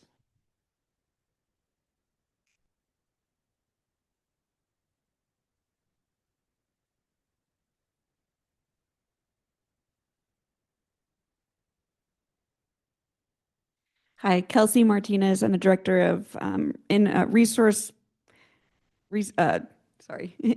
markets and transmission strategy at PNM. So I'll be at one of the stations here this afternoon. Thanks. Anybody else that didn't get a, anybody else who did not introduce themselves earlier? Okay, great. Back over to you, Tom. Okay, so Shane and I are going back and forth a little bit this morning. I was going to cover this topic. I sort of mentioned there's a couple things that really kind of play into a focus in this IRP, and one of them has been the way that costs had changed that I'd mentioned earlier, just the cost of equipment, the lead times, some of that, and how much some of those have shifted since the last IRP process. I think the other thing, and many of you are very well aware of these things going on, but is really what's going on in the demand landscape. What is expected of a utility today in terms of serving load? Load growth has been relatively slow in recent years. A lot of the resource planning has been because we were trying to change out the resource portfolio.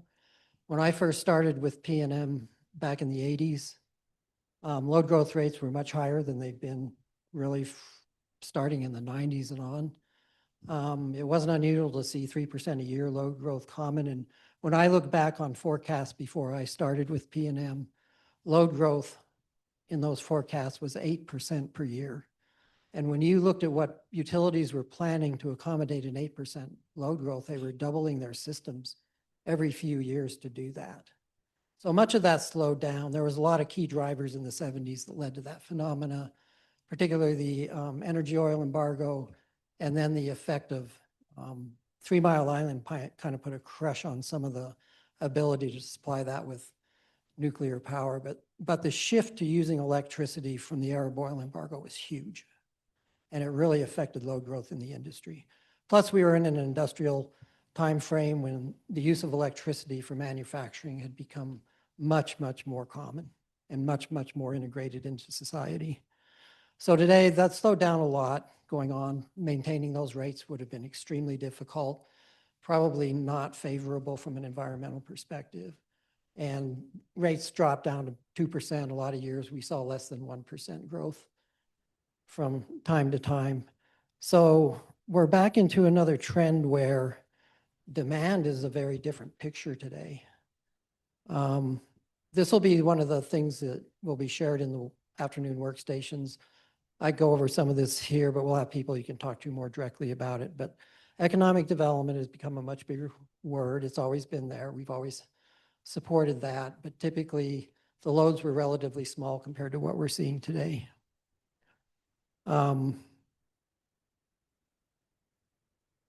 So when we go in and look at what's going on, PNM as a utility peaks a little over 2,000 megawatts on our retail load.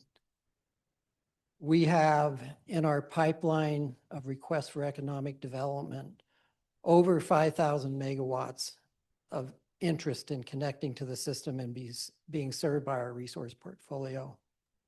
We go through and try to identify how much of that is real.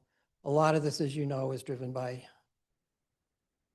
promoting AI, moving that forward, and the data centers that are required to pull that off.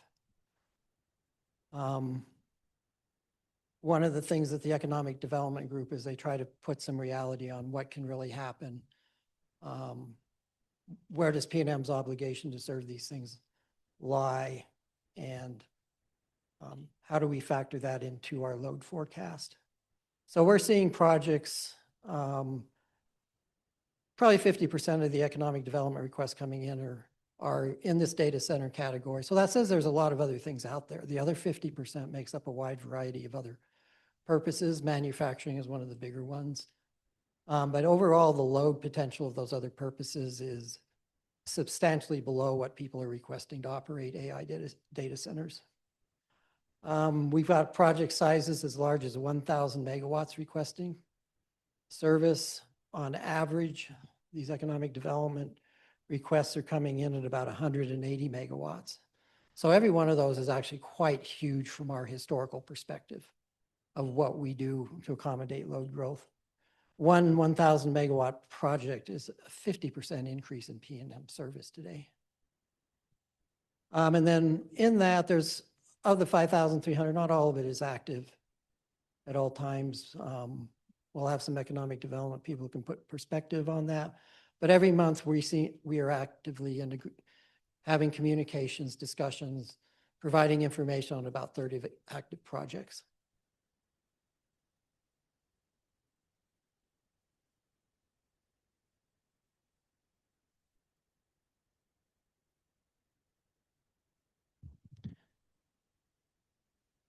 So there is certainly support for some of this economic development. We've seen it in legislation. We see it here in New Mexico and in incentives and programs being put out there and in enabling faster permitting and things. At the federal level, I'm pretty sure most people are aware of the One Big Beautiful Act bill that didn't do a lot for certain types of renewables, but it certainly is in creating incentives for AI development. Some of that was focused on military and government efficiency, but a lot of it moves research forward. All of that stuff requires data centers to support it. And there's big tax incentives for data center development. Same thing, executive order out of the president provides regulatory incentives for data center development. So at the federal level, you've got some incentive for people to push forward with these projects and try to get them online sooner because of the goals to try to accelerate some of the development in these areas. Some of the concerns there are we are going to get left behind if we can't be more efficient in accommodating some of this. I don't have an opinion on that, but those tend to be some of the drivers behind why is our federal government doing these things. And of course, these regulations, you look at tax savings, you look at regulatory acceleration, that drives up demand to the utilities on trying to serve a lot of this economic development load. The New Mexico Economic Development Department has various strategic initiatives to encourage growth here in New Mexico. There's been various things that come out of that lead to projects in our economic development queue and try to make them more real. There's other things that go on. Some of the high wage jobs tied to these industries are receiving tax credits for high wage employment. There's been various local economic development acts passed by different municipalities. And then there's different bond issues out there to help encourage some of these items as well. And then in New Mexico, we had a couple of Senate bills passed last year. designed to help accelerate utility infrastructure, amongst other things, including Senate Bill 170, which is aimed at supporting new business growth and infrastructure development in New Mexico, amongst other goals, provides for accelerated permitting of transmission and resources with the ability to kind of plan, even if you don't, for some additional resource amount that may not be fully committed yet to a load. And then House Bill 93 kind of added this microgrid concept for allowing a customer to have their own generation facilities on mostly behind the meter at their own plants. But that was to encourage developers, people in the data center business who could actually get to the power supply quicker than the utilities could. In meeting that, there's a lot of transition to the utility over time tied to that, and environmental requirements that ultimately have to be met if you take advantage of that House bill.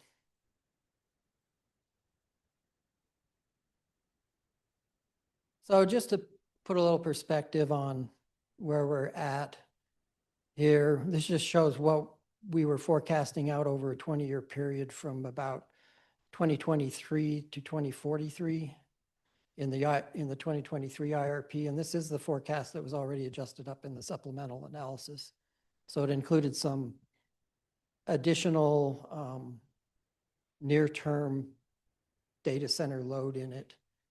And then it's just comparing against and what we're seeing as what we feel needs to go into our forecast today.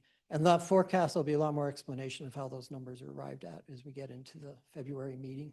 Typically, there's an interest in doing what we call a deep dive on the load forecast. And we will have the load forecast department kind of lead how we go through that. This is your demand picture.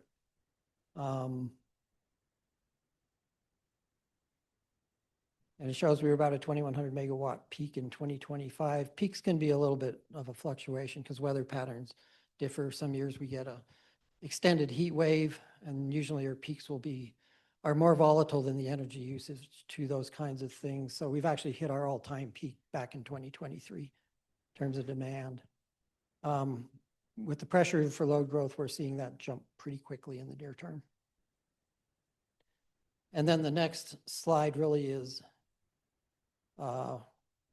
the energy picture. The actual percentage increase in the energy picture is higher with this kind of load because their capacity factors are so much higher than the average load on the system today. So energy becomes a big focus in these newer forecasts over what we had in the past.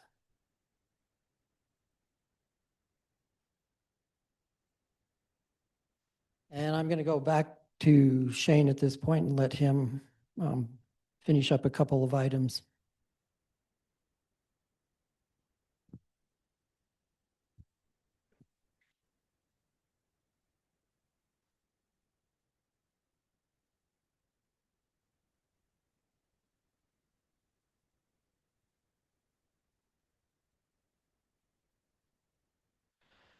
Okay, I know there's always going to be some interest in modeling in an IRP. We've already heard a lot of those questions today. So we intend to work with all stakeholders on, what they would like to see, types of modeling, but we want to work with you guys to craft, stakeholder scenarios that, meet your requirements, what you guys want to see, and we'll work with you. Like Tom said, we will start getting into the details on that in some upcoming meetings. But what I want to talk about here is what the tools that we're going to use in this IRP process, and talk a little bit about the process, how they interact with each other.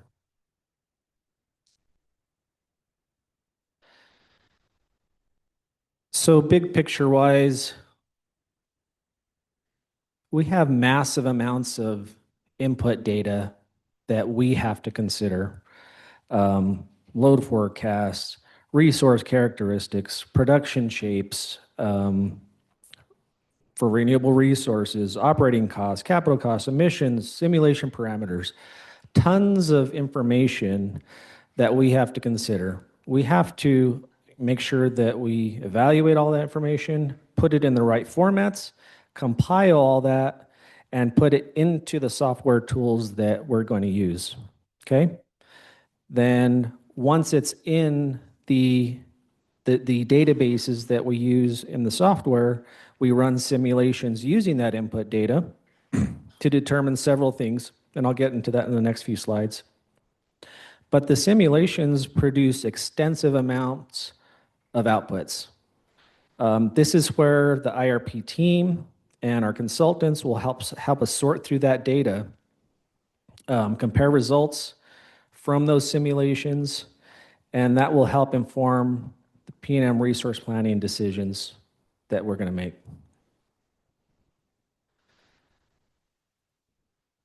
So the two main modeling tools that we are going to use in this IRP are Encompass and SERVAM. Some of you may have heard these before. I'll start with Encompass. This is a capacity expansion and production cost simulation tool. It optimizes and simulates portfolios, mainly for least cost, and we can adjust that to optimize for various things also, but it's mainly to come up with least cost resources to meet our future needs. So essentially, we're optimizing long-term resource portfolios. We get the operating costs, and we can also integrate transmission system capability with the nodal module of Encompass. Okay, so we'll be using that in this IRP. We also utilize SERVAM, and we leverage our consultants' experience on this piece of software, but it's essentially, it assesses our system resource adequacy at a high level.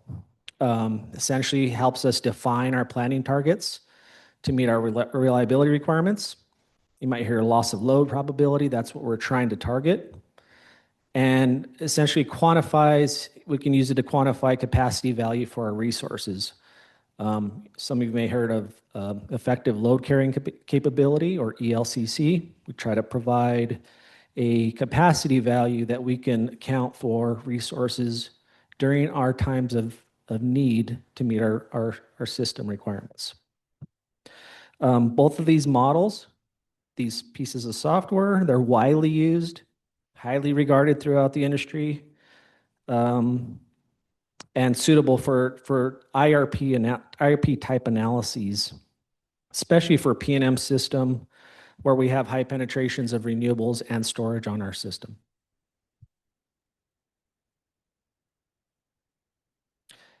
And so this slide here is to talk about a little bit of the interaction between those two pieces of software.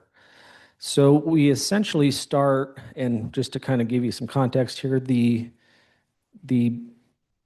squares that are in orange, it's orange color, are essentially the SERVAM software, and then the squares or rectangles in blue are the Encompass software. But essentially what we're doing is we're starting off, and we have to determine what kind of reserve margin target we need to plan to, and how much accredited capacity we give our existing and new resources, so that we can come up with an expansion plan to meet the load needs of the system. Okay, so once we determine that, we put those as inputs into Encompass and perform several capacity expansions depending on how many scenarios and futures and sensitivities. I'll get into that pretty soon. You do a capacity expansion, it gives you essentially a resource plan for the next 20 years. Once we have a resource plan, we can do two different things with it. One, we can pass that resource plan onto our nodal our nodal module of Encompass. That'll give us that. What we're trying to do with that is incorporate not just PNM's retail portion of the system, but the entire balancing authority impacts of what that resource portfolio will do. We'll run that through the nodal simulation, and if we get any insights, we may need to adjust that portfolio and send those adjustments back to the capacity expansion to essentially re-optimize it. What we can also do is when we have a capacity expansion or a resource plan, we can use Encompass to do a detailed production cost simulation. That's essentially an hourly simulation of operating costs, what we lock that portfolio down for the next 20 years and run essentially an 8760 is kind of like the terminology we use for the next 20 years to get detailed production costs for that portfolio. Lastly, and the arrow might be, it's coming off the nodal simulation, but it's essentially coming behind all the way coming from the capacity expansion all the way down to SERVM again. We will be validating that resource portfolio in SERVM, and we're validating it for reliability, making sure that we're resource adequate for the years that we will evaluate for that portfolio. Is essentially we're not evaluating every single year, but we're kind of picking years, sequential years in the future just to make sure that we're meeting our reliability requirements, our LOL requirements going forward. So this is a little bit of a diagram of how they interact with each other and how we're going to be using them in this IRP.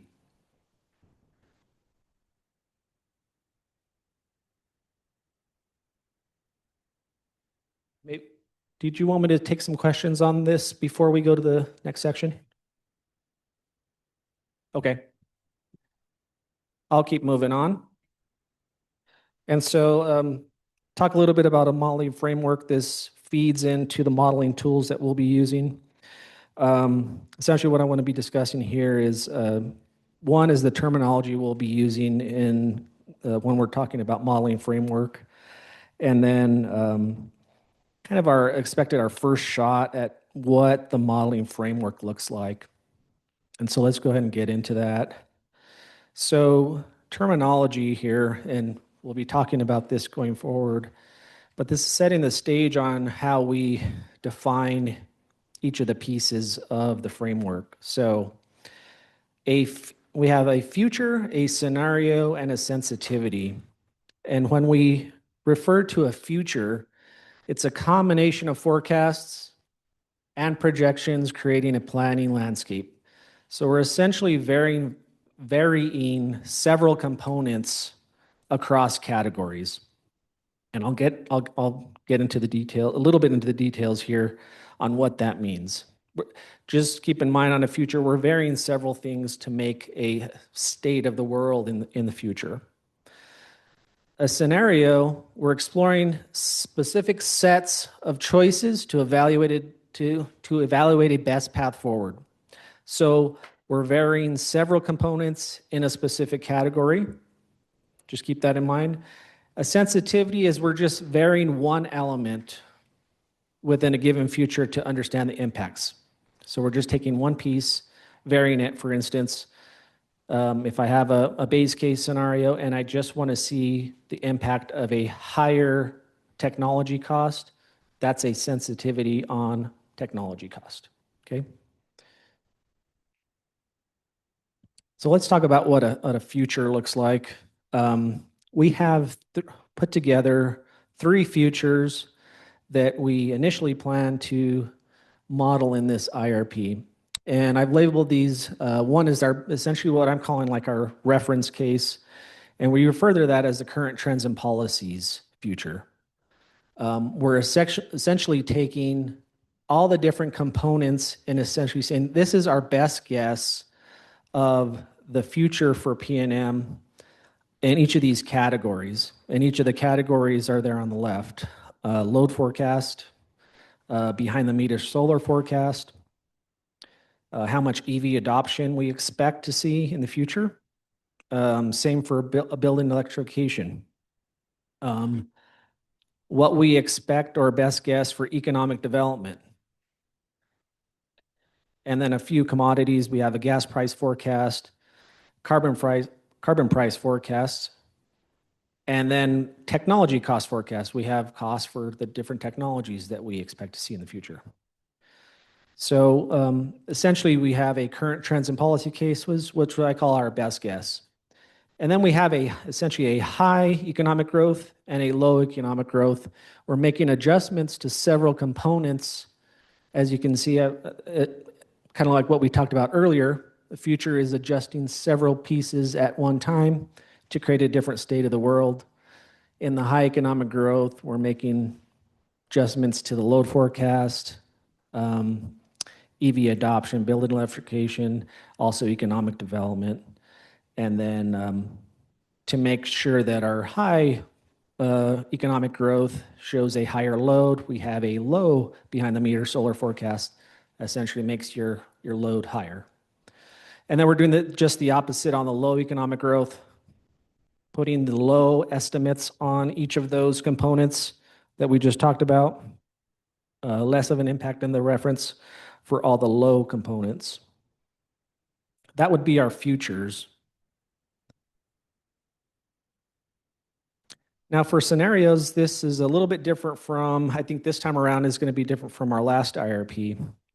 So in our last IRP, we set up our scenarios based on the types of technologies that were included for each scenario. For instance, we had 6 different scenarios, and one of them was base technologies only, which is just wind, solar, and battery storage, right? And one of the other scenarios was base technologies and long duration storage. Well, this time around, what we found, actually the results from the IRP showed that all technologies, the all technologies scenario, it was one of those out of the 6 there on the left in that table, that provided the most diversity and flexibility for PNM to meet its plan requirements at the lowest cost. And so what we're trying to do this go around is leverage that result in this IRP. So that means that we're going to include all resource technologies and all futures and all sensitivities that we're going to study in this IRP. And the right-hand side here is showing this, kind of just a smattering of new resource options that we plan to put into our modeling. These costs are subject to change. We're still looking at a few of these, and we'll get into a deep dive on those in an upcoming workshop. But and we're going to also talk about that this afternoon in our workstations also.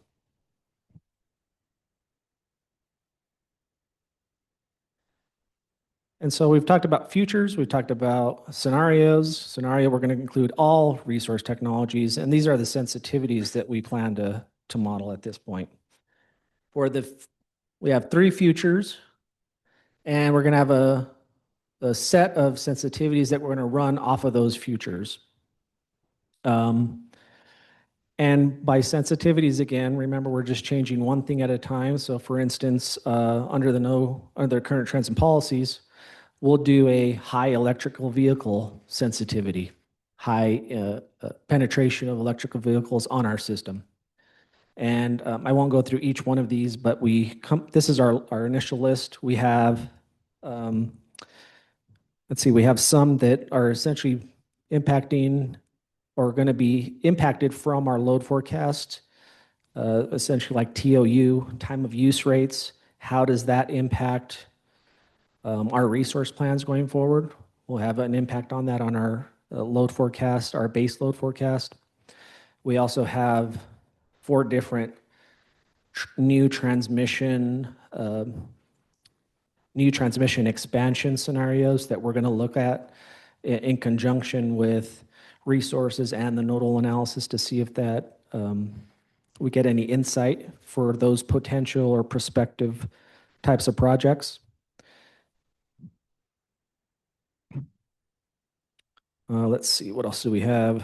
We have some that are related to resource availability. Also, we have some that are focused on the cost of complying with the Energy Transition Act. So we want to see what those look like as well. And Any stakeholder-driven sensitivities are obviously not shown on this list. Like I said, we want to work with stakeholders to come up with their own scenarios or sensitivities. And we will be adding these to what we're called like a stakeholder list. And we'd like to work with, as soon as we get, I guess, the bigger picture of what stakeholders want to see, we'd like to see if we can condense those or work those into scenarios or sensitivities that we can combine to make sure that our workload isn't too high there.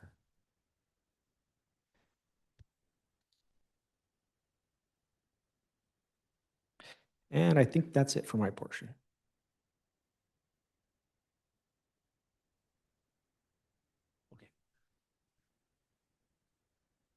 I know there's lots of questions about modeling, so let's jump in first here in the room for questions. There are several on Zoom. We're going to ask you to ask one question, and then we'll rotate to somebody else so we don't get a long list just from individuals, and we'll try to get as much information as possible from each question, from the whole audience. First in the room, go ahead, Kathy. Hi, Anna Linden Weller, WRA. Okay, if I only get one question, that's really frustrating, first of all. All right, I'll go back to some of your foundational assumptions. One of the things that I think we at WRA, and I'm sure a lot of other people in the room would like to know, and I understand if you don't have these numbers or would need to produce them, but in your load growth and projected incremental load increase, what is the criteria you use to determine the probability of an individual request being included in your forecast? And I would love to see that broken out in terms of how much of that approximately 5,300 megawatts you have it broken down by, like, what is data centers, what is other stuff. If you can provide a anonymized list of sort of percentages of how much of the data center requests are in what category of sort of by percentage points. Are they 80% likely to interconnect, less so, and sort of some intermediate percentages there. And the same with non-data center requests. I think that would be really important information for us to think about what kind of sharply increasing load that you actually expect to see. And the last part of my question is related to the slide with your projected peak demand, where you show that very sharp vertical increase. But I keep noticing, looking at the historical peaks, that they aren't close to where even the 2023 IRP is predicting we would be. So that's just something that immediately stands out to me as a issue we need to think through in terms of addressing the size of this load. Yeah, appreciate those comments, and I think we will try to address some of that as we go through the load forecast breakdown. Your questions on the how we try to determine what of this load we're seeing gets included into the forecast. You might want to bring those questions up in the workstation this afternoon. We've got Grant Taylor here who can help put a little bit of perspective on that. Or on the load forecast workstation that he'll be on. So that would be a good question for that time. And I'll note, this is Kathy again, a facilitator, that there was a question in the chat as well. What is the probability of these large loads materialize? And how does PNM consider whether it's planned or is it speculative, and where do you make that break?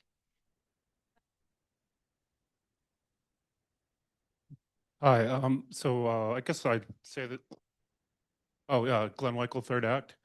I'm trying to get the slide number 30, at least in my deck, where you have the year available for the resources, right? So you show no resources available prior to 2029, yet it certainly has to be possible to set up a demand side program earlier than that. It has to be possible to deploy solar earlier than that, and probably possible to deploy batteries, right? So it's looking like all the decisions prior to 2029 were already made, Yet the purpose, as I understand it, of this IRP process is to develop a 4-year action plan where 2029 would be the last year in that action plan. So please explain what's going on there. Yes, good questions. So I think we'll have more information on EE and DR and the timeframes that some of that can be done. I don't know that that was really thought about in putting together those supply side resource numbers that well, but the potential study that we will be communicating with stakeholders, I think initially that'll be through the EE stakeholder group, but then that'll also come back in the February meeting. We'll get in, we can provide better clarity on what would the timing of some of those programs be. Some of them are dependent upon PNM's rollout of grid mod and AMI, but there should be a substantial amount of rollout before that time period. Anyway, there is plans to address some of that going forward as well.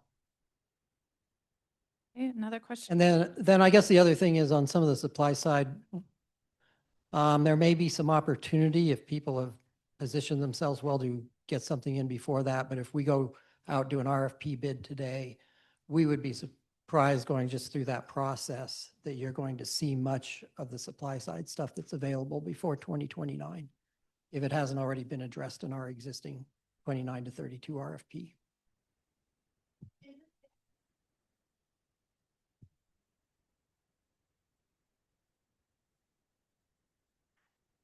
So this is Lori Williams with PNM. We have filed for resource approvals and obtained resource approvals through 2028 already. That's done. So those are out in our PRC. They've already contemplated those expansion plans and approved them, and those are in active construction activities already. So just to give you a sense of what's happening between now and 2029. Okay, and we'll keep going in the room here. This is Jamie from Walmart. So my understanding is you do sensitivity analysis around components in the futures, which, again, my understanding is what's needed on the system, and then the scenarios are the resources that can come in and fill those needs. I don't see sensitivity analysis around all those prices, the technology prices that you put into the scenario portion. And then you had those kind of 14, those little bubbles, different options. And the way that this is being described, it seems, I mean, clearly different from what happened in 2023, but similar to what has happened at other utilities for decades. But technology has moved on so much that the ability to analyze an exponential number of scenarios versus 14 or 22 seems completely feasible.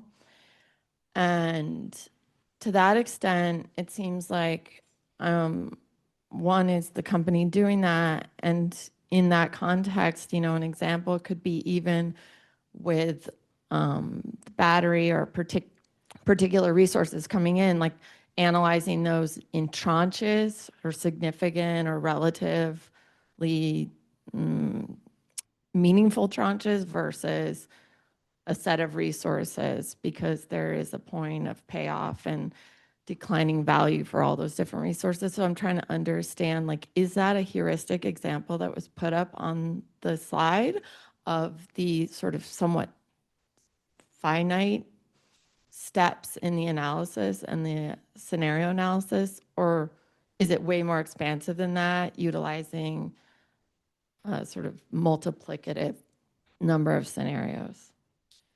I could try to take a shot at, I think I know what you're saying. So let me go back to this slide here. This is slide 30. You want to think about it this way.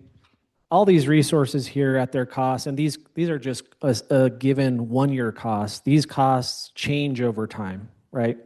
And so think about all these different cost curves, and we'll get into the details on this in a future workshop. But this is just high level. We're going to be looking at all these resources in every scenario and sensitivity that we look at.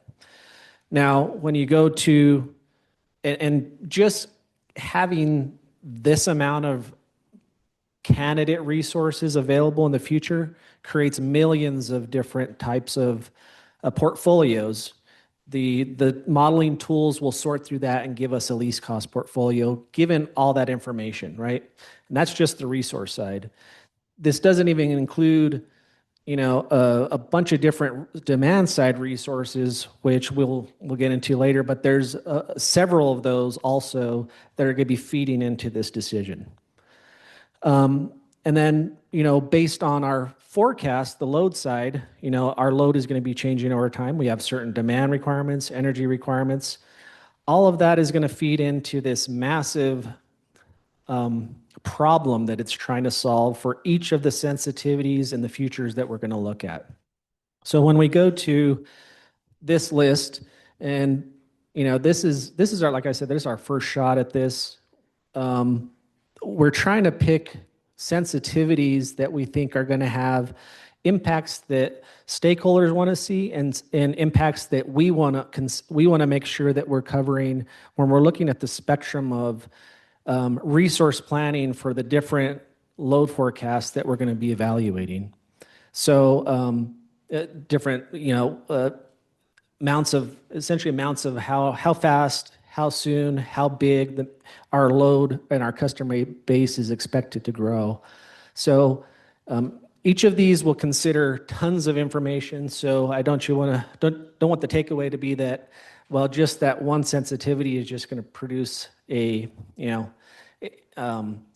it's going to be a small amount of data that's just going to go into that, and we're just going to get one portfolio that comes out of that. Each of one of these will output the least cost portfolio under each of these sensitivities. And then what we're going to do is we're going to go through all of these, try to come up with what we'd like to do is do a trend analysis on what we're seeing from each of these sensitivities, look at the stakeholder scenarios that we get from this group, see if those give us any insight into what is eventually going to feed into our plan for the most cost-effective portfolio, right? That's what we're eventually trying to get to. So this is all in the sense of trying to say, we're trying to do a lot of this analysis, get some insight, have that feed into our decision-making on what we need to propose as our most cost-effective portfolio. It doesn't have to be least cost if we think that there are certain drivers that we think are important to our system, our customers, balancing affordability, the environment, and reliability, right? So we're trying to consider that also. Hopefully that answers your question. Okay, we're watching time. I see some more hands in here, and there are numerous questions coming up in the chat. So I'm going to take a couple from the chat, and then we're going to move us along, recognizing that we know that there needs to be a lot more time for Q&A, and we are providing that this afternoon. So I'm going to take Remy Franklin. Thank you, from Interwest. Actually, Shane, if you could go back to the slide you just had. Why is no ETA listed as a sensitivity? And what is ETA 400 through 2044? Okay, yes, I could talk about those. So like I mentioned earlier, the ones that have ETA, so on this list, we have number 12 under current trends and policies, no ETA. What we're trying to understand are the costs of complying with the Energy Transition Act. We're going to try to do our best. We're going to try to put together the best sensitivity here to show what the costs are if the ETA wasn't available or wasn't put through legislation.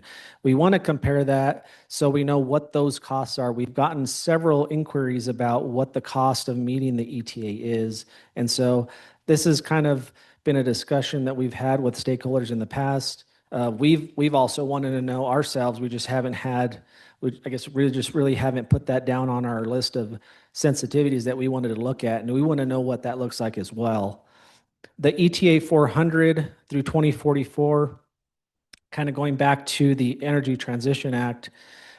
Today, our portfolio requirement under the commission rules is to, our portfolio has to emit less than at 400 pounds or less of pounds of CO2 from, I think it's 2023 through 2031. And then beginning in 2032, that emission requirement drops down from 400 pounds down to 200 pounds of CO2 per megawatt hour. And then that 200 pounds spans through 2045, which is when the ETA requires us to go carbon free, essentially zero carbon emissions. This sensitivity was trying to show the cost of going from 400 pounds down to 200 pounds, because in our base case, where we don't have any sensitivity, we plan and we've been planning to meet the law, which is going down and meeting the 200 pound requirement starting in 2032. We want to see what the cost of that is in terms of at least portfolio modeling, resource planning modeling, how much that will cost customers. Thank you. And I'm going to take one more from the chat, and then we will provide an avenue for further questions. Brian Andrews from online is asking, in the previous deck, so looking back at the demand and load forecast, the slides for peaks and energy were showing the net peaks and net energy. Will Encompass be solving for capacity expansion based on gross loads or net loads? So that's a good question. So when we put our load forecast into the modeling software, we will be doing it, and we'll get into details on this here in the future. I know I've said that like 10 times, but we will get into the detail of this for sure, so we can have a really good discussion on exactly what we're doing. But essentially, we're going to be modeling our load, net of energy efficiency, and net of customer-sided solar PVDG, solar resources. However, energy efficiency is going to have a little bit of a tweak to it. We will be modeling based on our potential study results. We're going to be modeling energy efficiency bundles is how we're going to term them. We will be modeling those on the resource side. So essentially, we'll be grossing up our load forecast to be essentially a gross load without energy efficiency impacts.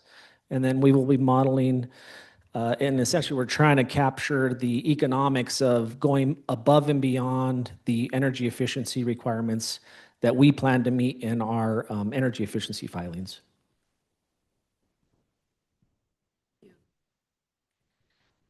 We know there are more questions, so please write down on your 3x5 cards or in Zoom on the chat any other questions that you didn't get a chance to ask. We'll collect those and see if they're appropriate for one of the stations this afternoon, or see if we need to build those into a next conversation amongst you. So please, we encourage you to put your name on the 3x5 card in case we have questions to follow up with you.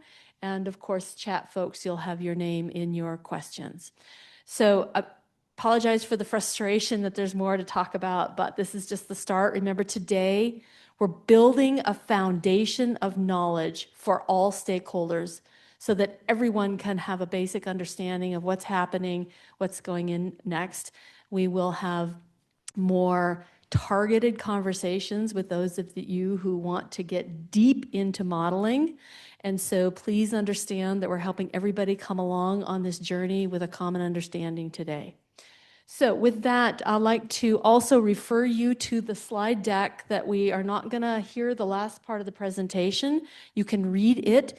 It is all of the stakeholder comments from the 2023 IRP and the actions that PNM is taking to address those. Some of those will come back in front of you because we're actively working on some of the conversations as part of this facilitation process.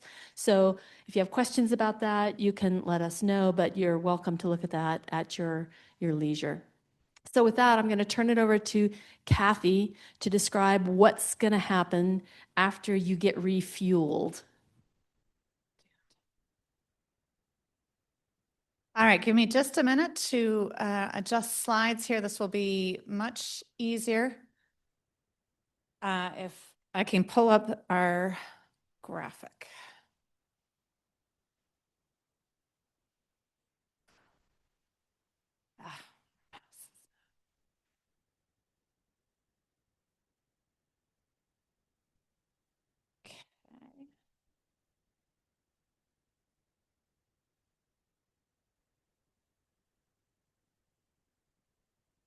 right, folks in the room are getting a good view of how the sausage is made here.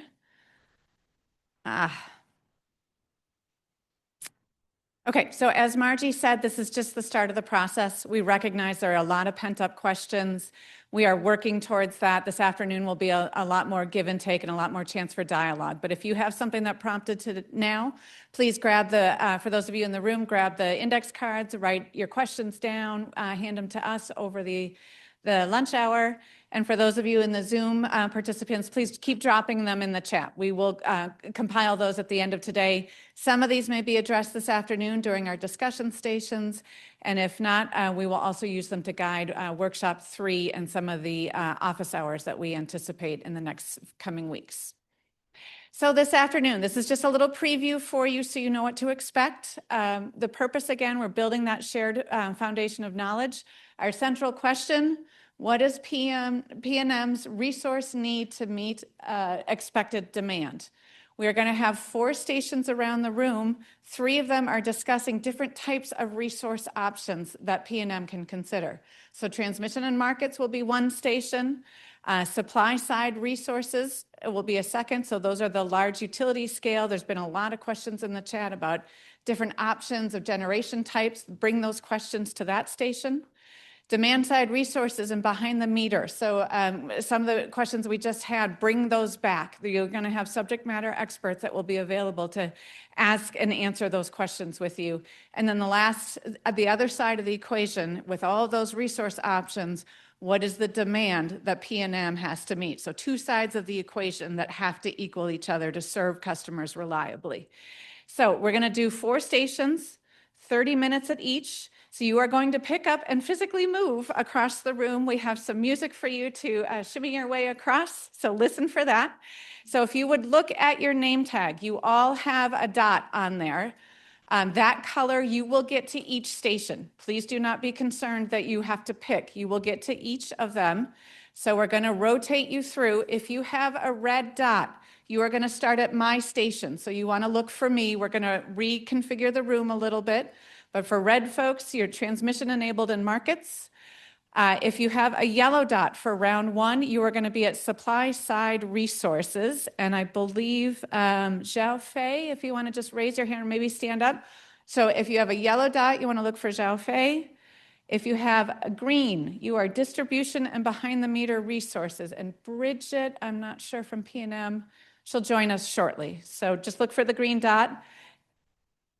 You'll be there. Thank you, Alex. Okay. And then the last group, the blue, that's the folks who are virtual. Our Zoom participants, you're going to start at demand load forecast. So Margie will be your facilitator. And you're going to see some of us going across the room, across the hallway to work with our Zoom participants. So all of you in the room here will stay here. And Zoom folks, we are going to have our experts rotate over to you next door. Okay. So this is starting at 12:30 this afternoon. And I'm going to hand it to my coworker here, Deb Shields in the back, to explain lunch for us and your lunch options. Deb? Wait, Deb, hang on. Let me hand you the microphone. Thank you, Kathy. Lunch is served across the hall. We have box lunches. Everything's labeled. We have some vegan and vegetarian options and some soft drinks.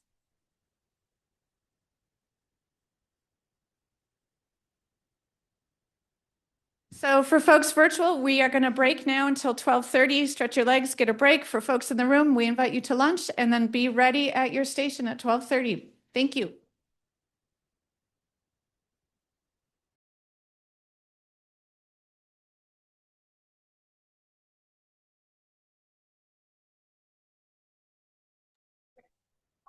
Okay, just for those on the Zoom, or about 4 minutes to starting.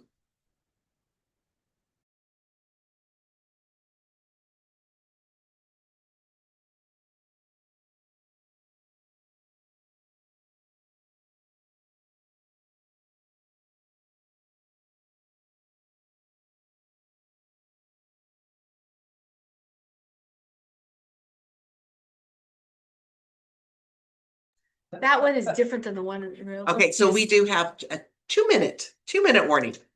Look how we zoomed through 3 minutes so quick. And here is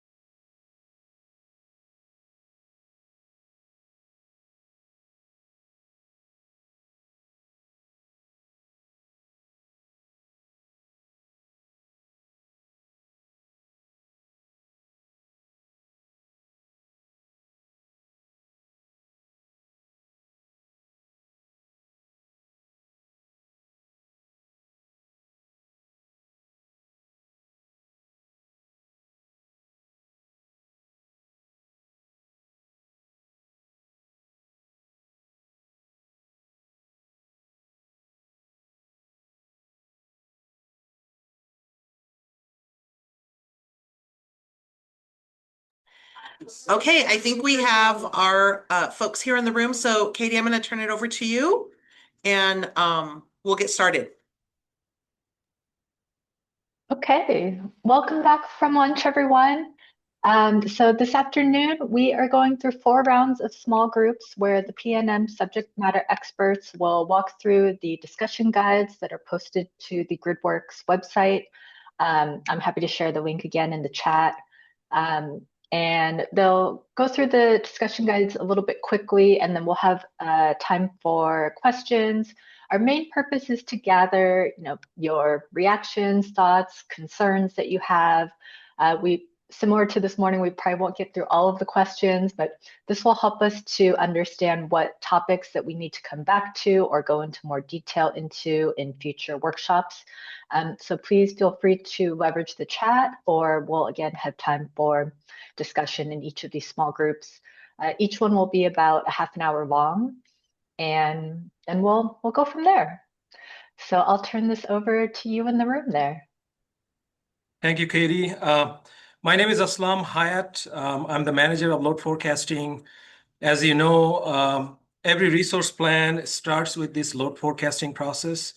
In this process, we basically trying to estimate what is the energy going to be and ultimately how the demand is going to change in future. If you are looking at the graph, the picture, first you see the demand, and demand is represented in megawatts or kilowatts. So essentially what you're trying to do through the load forecasting model is we're trying to assess highest demand in a year, which happens to happen in PNM territory in summer. So the demand you're looking at, those are all summer months. And then forecast summer peak is typically used to determine our reserve margin.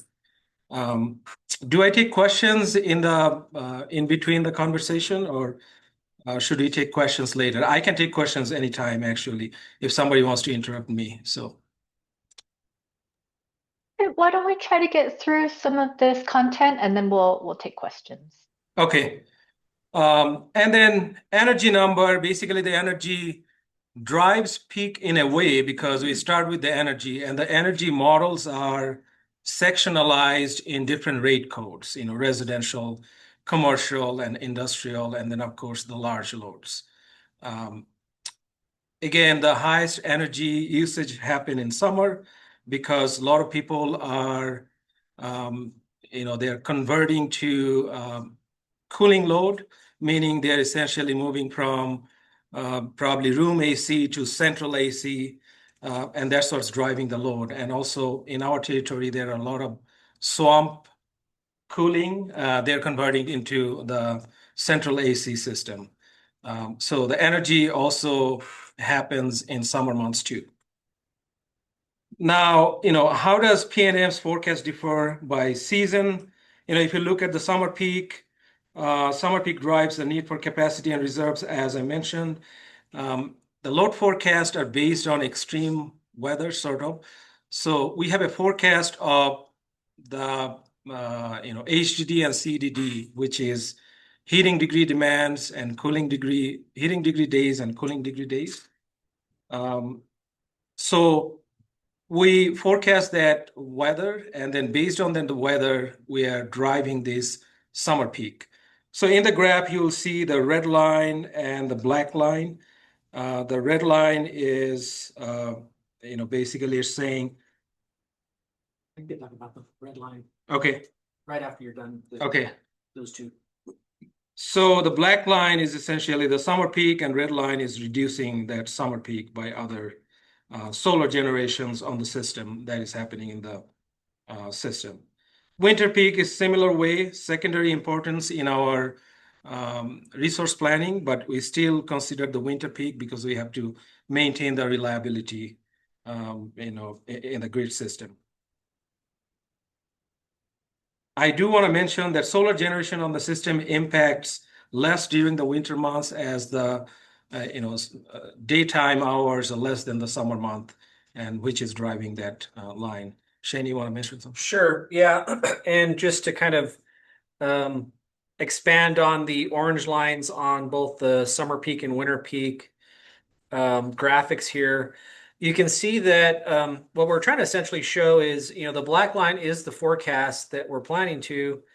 And then if you took all of our utility scale solar resources and just essentially assume that we are going to be taking all of that energy during all of those hours of the day in the summer peak, you can see that what our operators are essentially planning to is that orange line, which has drastic, ramp down and ramp up requirements for the system.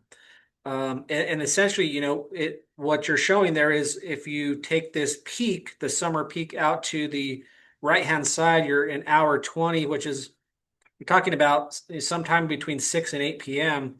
This is essentially what we call our net peak. That's what we're actually planning to, because we have so much solar on the resource side on the system. But you can see that, during our summer peak days, a typical summer peak day, during the daytime, we essentially don't need any additional resources because we have so much solar resources on our system. And then in the winter peak, it's the same type of picture, except you have a different winter peak shape for your load. The black line is a little bit different. You almost have like two mini peaks, one in the morning and one in the evening. But again, you have so much solar during the middle of the day, your system requirements in the middle of the day are essentially nothing. Your solar resources are taking that. So the way we have to model, or I'm sorry, not model, but operate the system is throw as much of that solar energy into our battery storage devices. Any excess that we have, we need to sell into the market if we can, and manage it that way. So that's just wanted to add those pieces on the orange lines there. No, that's very, very helpful, because that's the resource side of how we are trying to meet those demand and energy numbers in future. And then what's driving the load forecast? Of course, the PV.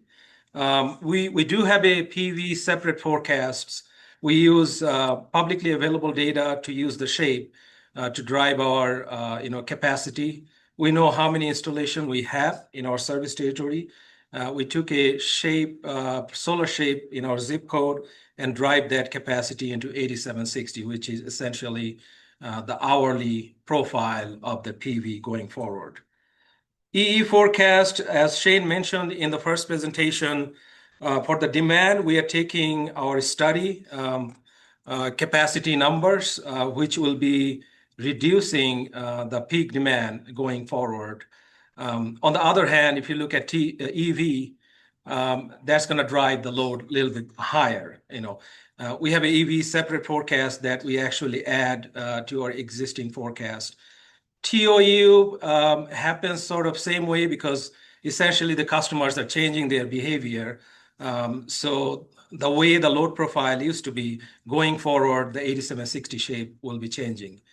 And then we do have these big loads coming up from the economic development side that we add ad hoc basis. There is no model, but we base those load based on the probability metrics with Grant and Tony will describe in a little bit deeper. DR side, also Shane and Tom mentioned demand response can be a resource in our resource planning, which basically reducing the capacity requirements going forward. And then in the history, we are sort of driving the history into the future, but also considering the future changes, EV, PV, and also the weather. Based on the weather, we have sensitivities going forward in the load forecast, and that goes into resource planning. I think that's my part. Grant probably add a little bit more to economic development side. I can take questions anytime after Grant is done. Thank you.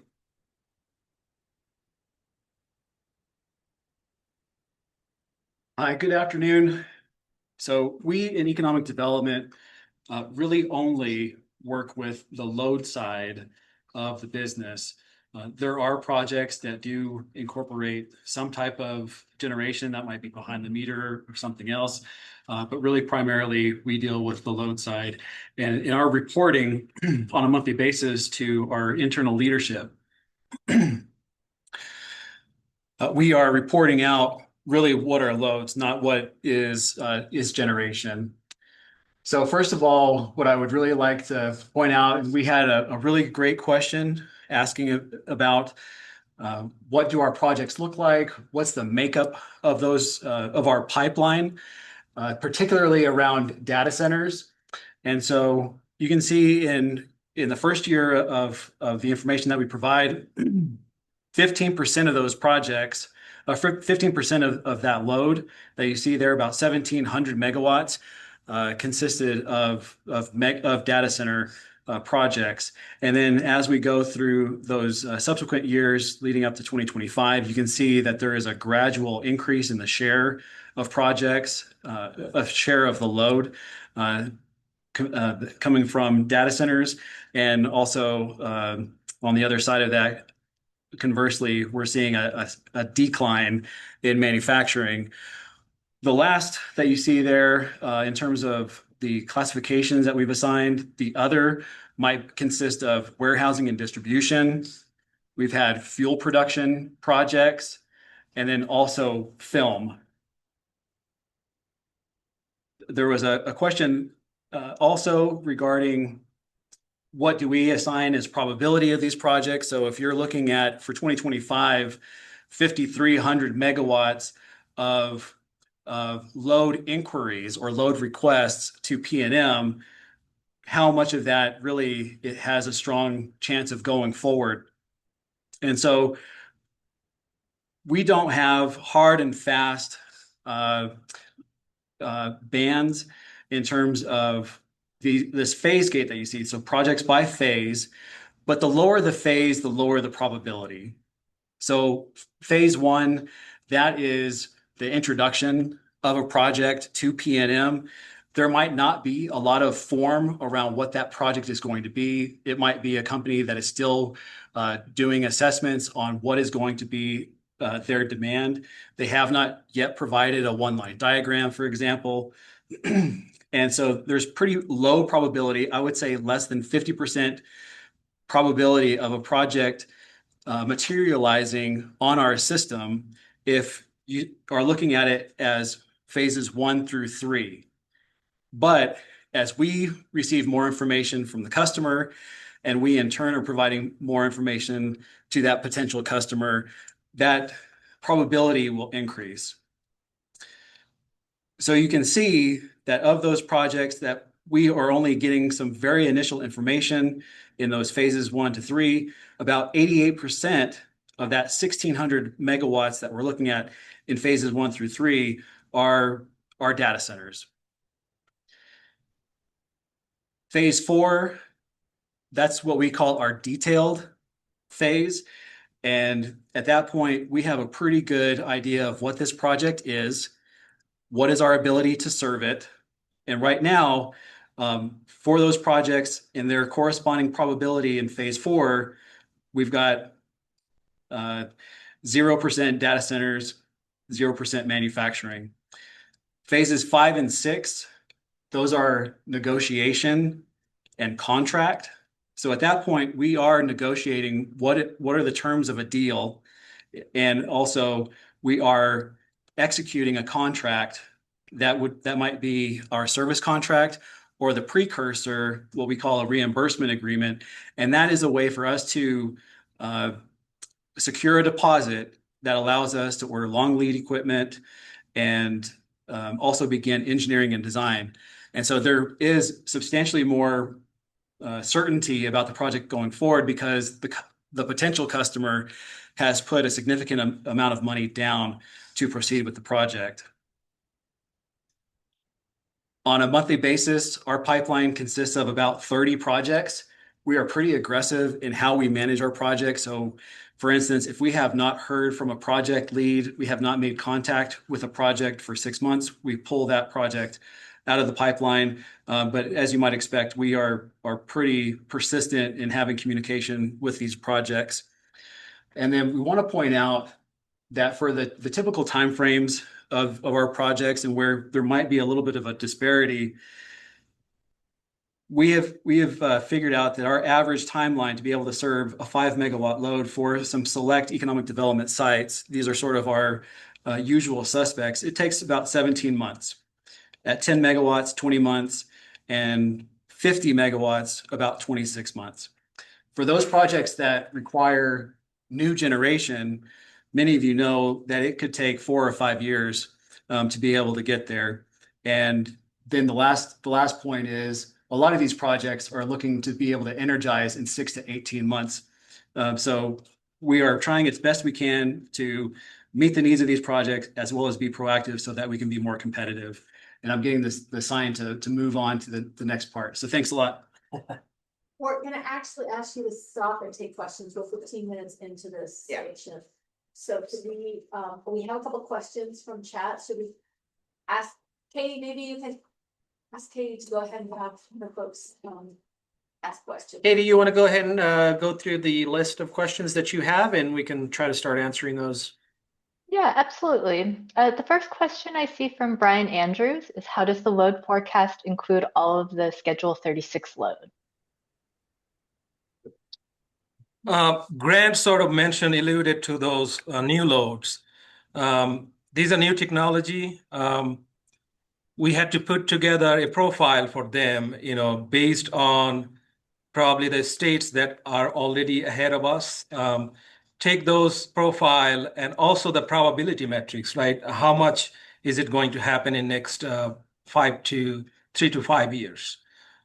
We have deposits from different organizations that basically tells you they're confirmed that those loads going to happen. So once we get those data, we basically come up with 8760, and we add those to our existing load forecast.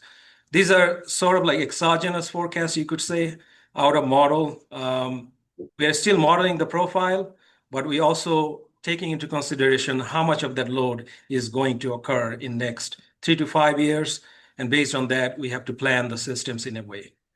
Hi, Aslan, this is Brian Andrews. So that's not exactly my question. My question was, is the load forecast that you're putting into the model and to Encompass, does it include all of the existing Schedule 36 load that exists today and potentially what maybe Yes, it does. Yeah. I was describing the added loads that coming in. Yes, it does, to your question. Great. And I did it while I'm off of mute. I had an earlier question on that too.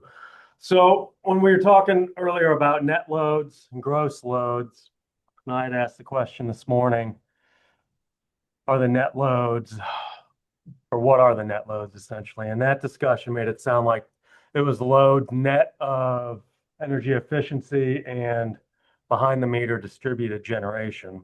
Exactly. Now that we're in this work group, it sounds like the net load that you're planning for is load net of utility scale solar. And so that's quite a bit different. Well, what's not clear to me is, will the load input into Encompass be your gross load net? You can do it net of energy efficiency and behind the meter. So I think I know what you're getting to. I don't think it would make sense to have it net of your solar resources. Yeah, and I can answer that question. So on that 2-pager that we just went over, the orange line, that was just to kind of show if you looked at the amount of resources, solar resources that we have online, and you just compared that and netted that with the load, that's what the net load would look like. In the actual modeling that we're going to be doing, we're going to be modeling the black line that we showed in that first page of that load forecast document. Great. Yeah, that makes sense. So then each of the solar resources will be added in as a resource with its own characteristics and outage rates and whatnot. Right. And I don't want to get too deep into the details, and we'll get into this too in the third workshop, but we'll do some different modeling techniques, or a little bit different of modeling technique to account for energy efficiency. and we can have a detailed discussion on that. But generally speaking, we're planning to that black line that we just talked about. Okay, thank you. Thank you. Next question, is it for me or somebody else? I see a couple of questions from Brian Turner at Advanced Energy United. Brian, do you want to go ahead and come off mute to ask your questions? Yeah, thanks. So I heard some discussion about the probability assigned to projects and their likelihood that they would come on. How does that translate into whether and how they are included in the load forecast and your resource need at the end of the day? Is there a specific percentage of their requested load put into the load forecast, or how do you manage that? Yes, to your question, if some company coming up with expected load of 2,000 megawatts, so we're looking into the phases, different phases that Grant described, what's going to happen in next 3 to 5 years, and based on that, we're adding this load. Grant is here; he's going to elaborate on that a little bit. So Shane, jump in if you feel like this needs a little bit more nuance. But on the very first chart on the first page of the handout, that blue line captures what we have under contract, and that represents for economic development about 350 megawatts. And so we can tell you that we have under contract about 350 megawatts of new load, and that's how it's being reflected in the load forecast. Okay, and how does that correspond with the phases and what contract, and how does that correspond with the phases you described? So phase 6 is our contract phase, and that can be a service contract, or it can be the precursor, which is our reimbursement agreement, which requires a significant deposit that allows us to move forward in ordering long lead equipment, as well as beginning engineering and design. And once we have it under contract, say a reimbursement agreement, we're looking at my personal probability assignment of about 85%. And then once we have the service contract signed and construction is complete, of course, that's 100%. But it's very, very high probability once we have some type of those two contracts in place. Great. So there's no load included from the previous phases, from anything previous to that. That's correct. Okay. And last question, real quick. How do you define econ development? What is there a megawatt threshold that makes it an econ development project or something else? Thank you very much for the question. We have a minimum of 1 megawatt. And then certainly that we are dealing with really load side projects, not generation. Yep. Thank you. Thanks. Any other questions? Yes, Remy, why don't you go ahead? Everyone, Remy Franklin, Interwest Energy Alliance. Thanks for this presentation. Just trying to also wrap my head around some of the numbers you've been throwing out there, and just, I guess, 2 parts here. The first one was just, if I'm looking at the data correctly, it looks like there's about 3,400 megawatts of projects in phases. Sorry, not 1 through 3. I meant to write 1 through 6 in the chat. And I think there was a previous mention of 5,300 megawatts in economic development projects sort of in the entire pipeline. Just wondering how those numbers square up and what's missing. Okay, Grant is coming.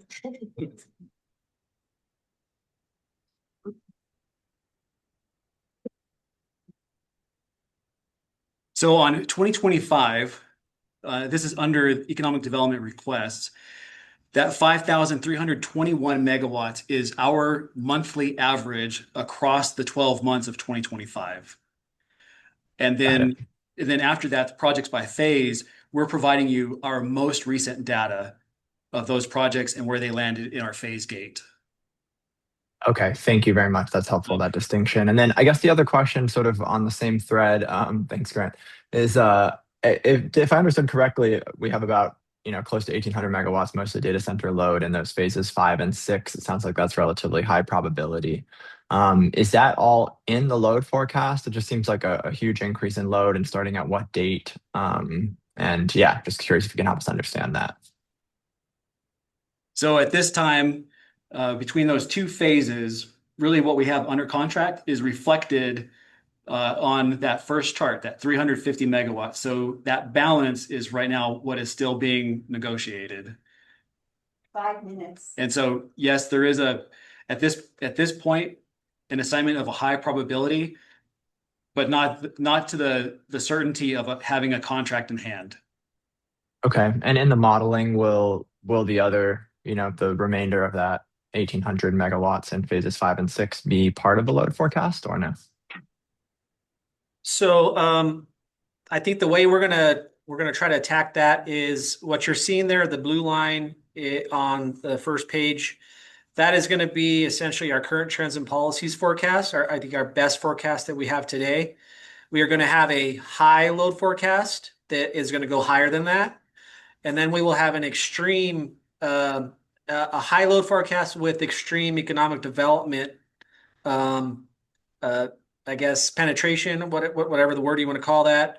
But there's going to be a couple of higher scenarios that will try to capture if we just get this massive influx, everybody signs contracts, we have to serve it, we have to do our duty to serve that load, what that would look like from a load serving capability.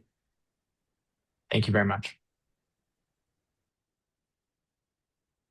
And my colleague in economic development reminded me that maybe one of the things that I should just focus on is that with these phases that are 1 through 3, maybe even 4, maybe even 5, that is typically a competitive economic development process where there might be a manufacturer from the East Coast trying to find a Southwest location for a manufacturing facility. They are comparing states, comparing communities, and in that, they are also looking at utilities, the competitiveness of those utilities. So just want to emphasize that in those earlier phases, it is a competitive process where it may not be because of power that New Mexico or a site within PNM service territory is selected. Thanks.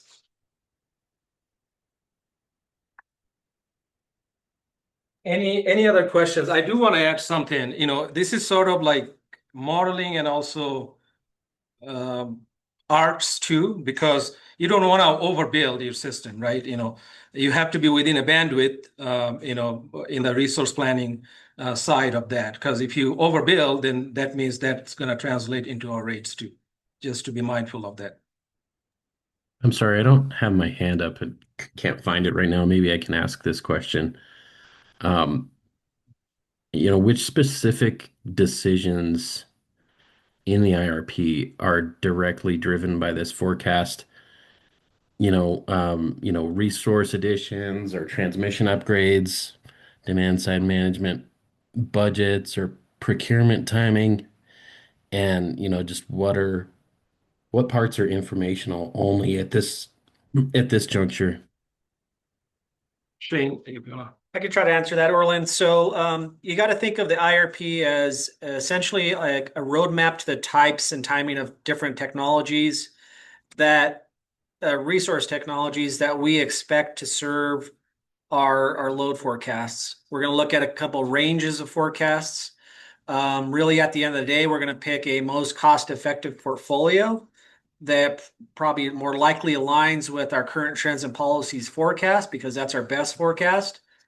We're going to try to use insights that we get from our sensitivity analysis to, if we need to, adjust what our least cost portfolios look like based on those results.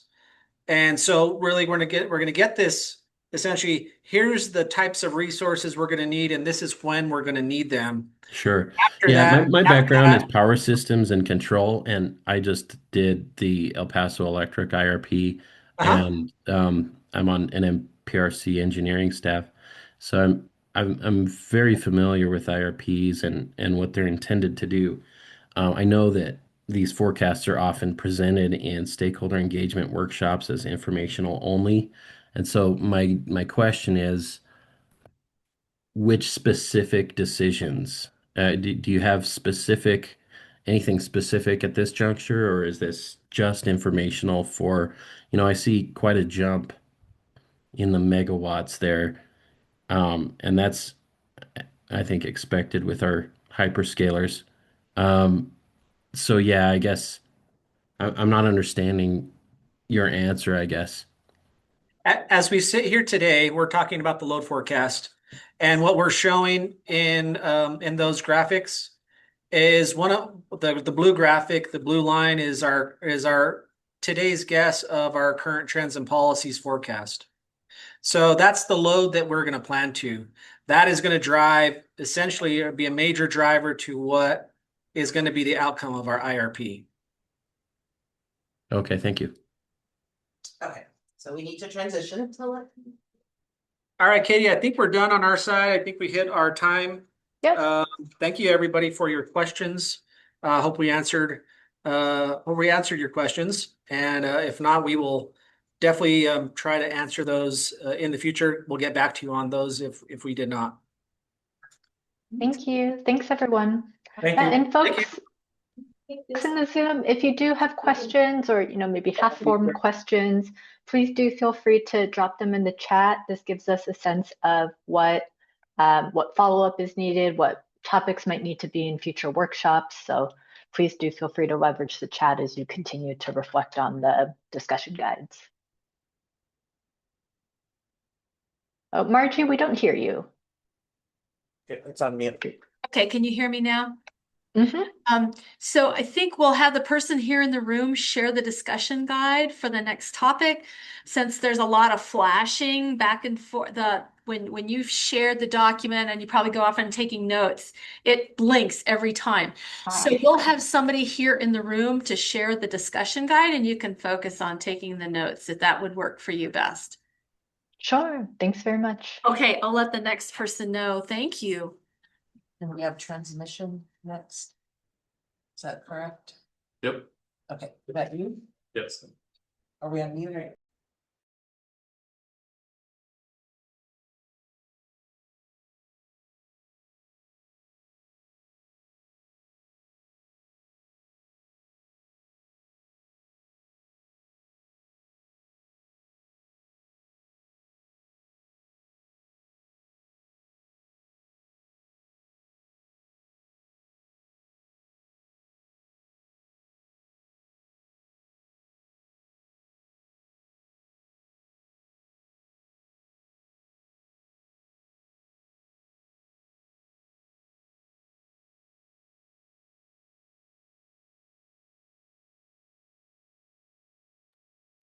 All right, folks on Zoom, we're just waiting for the transmission enabled and market resources subject matter experts to rotate into the breakout room. It may take them a moment just to come in from the main room.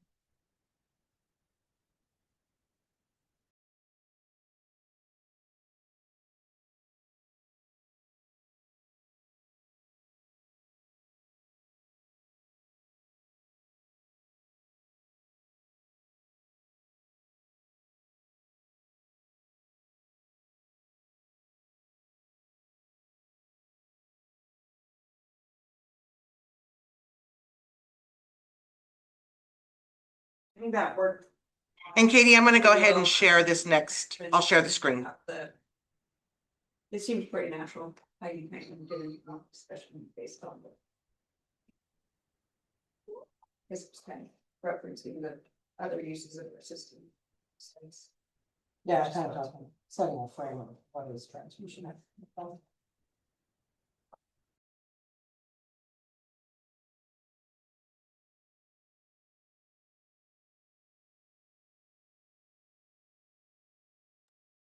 Okay, Katie, go ahead and we're gonna get started here.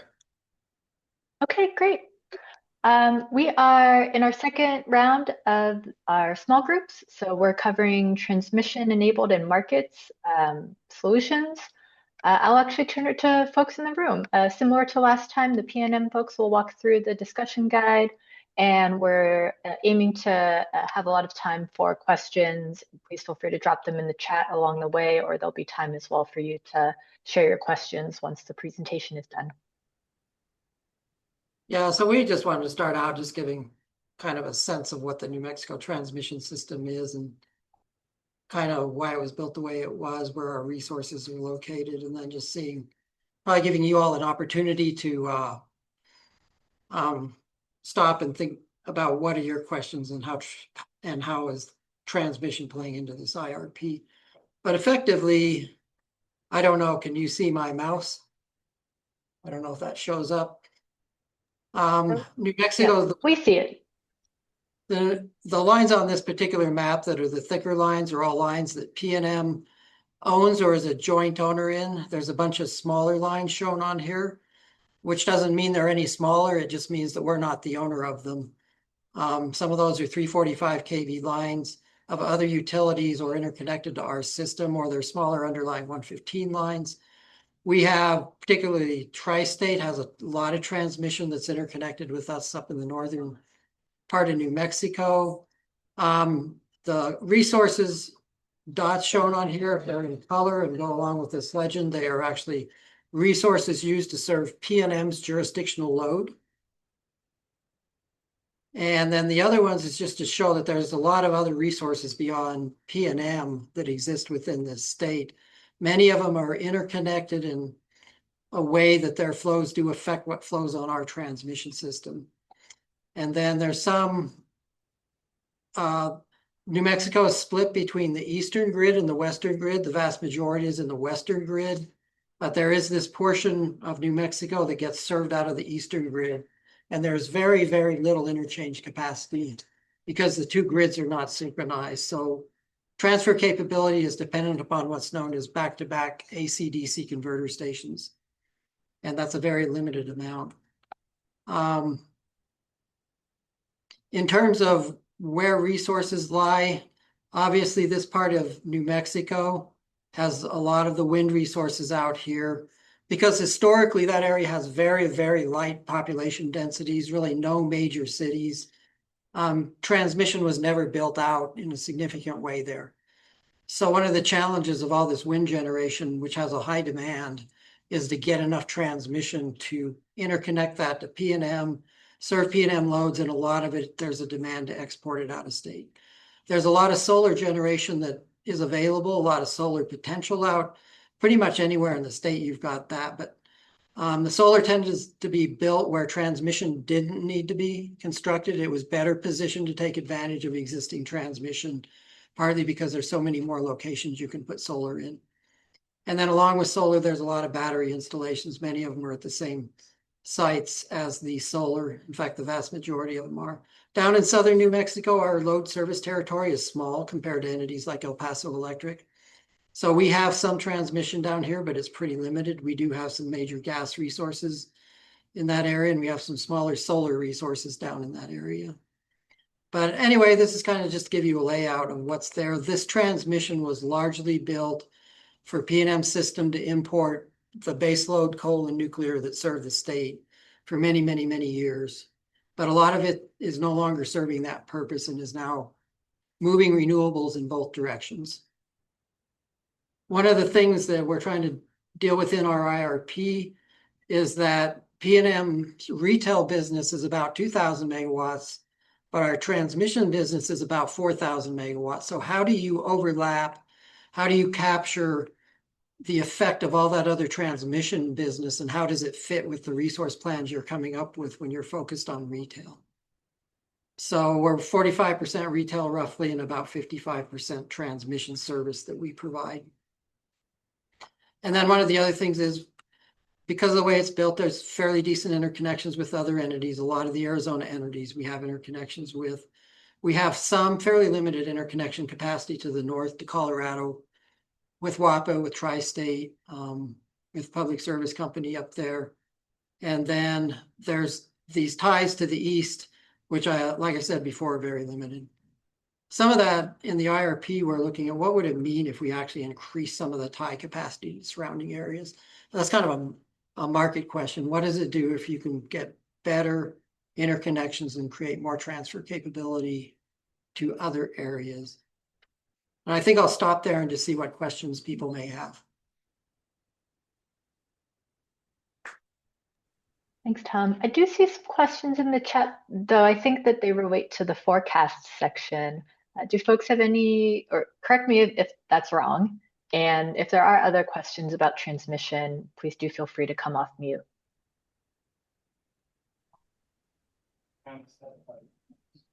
Everyone, I have a question if I can go. Please. Thanks. This is Remy Franklin again, Interwest Energy Alliance.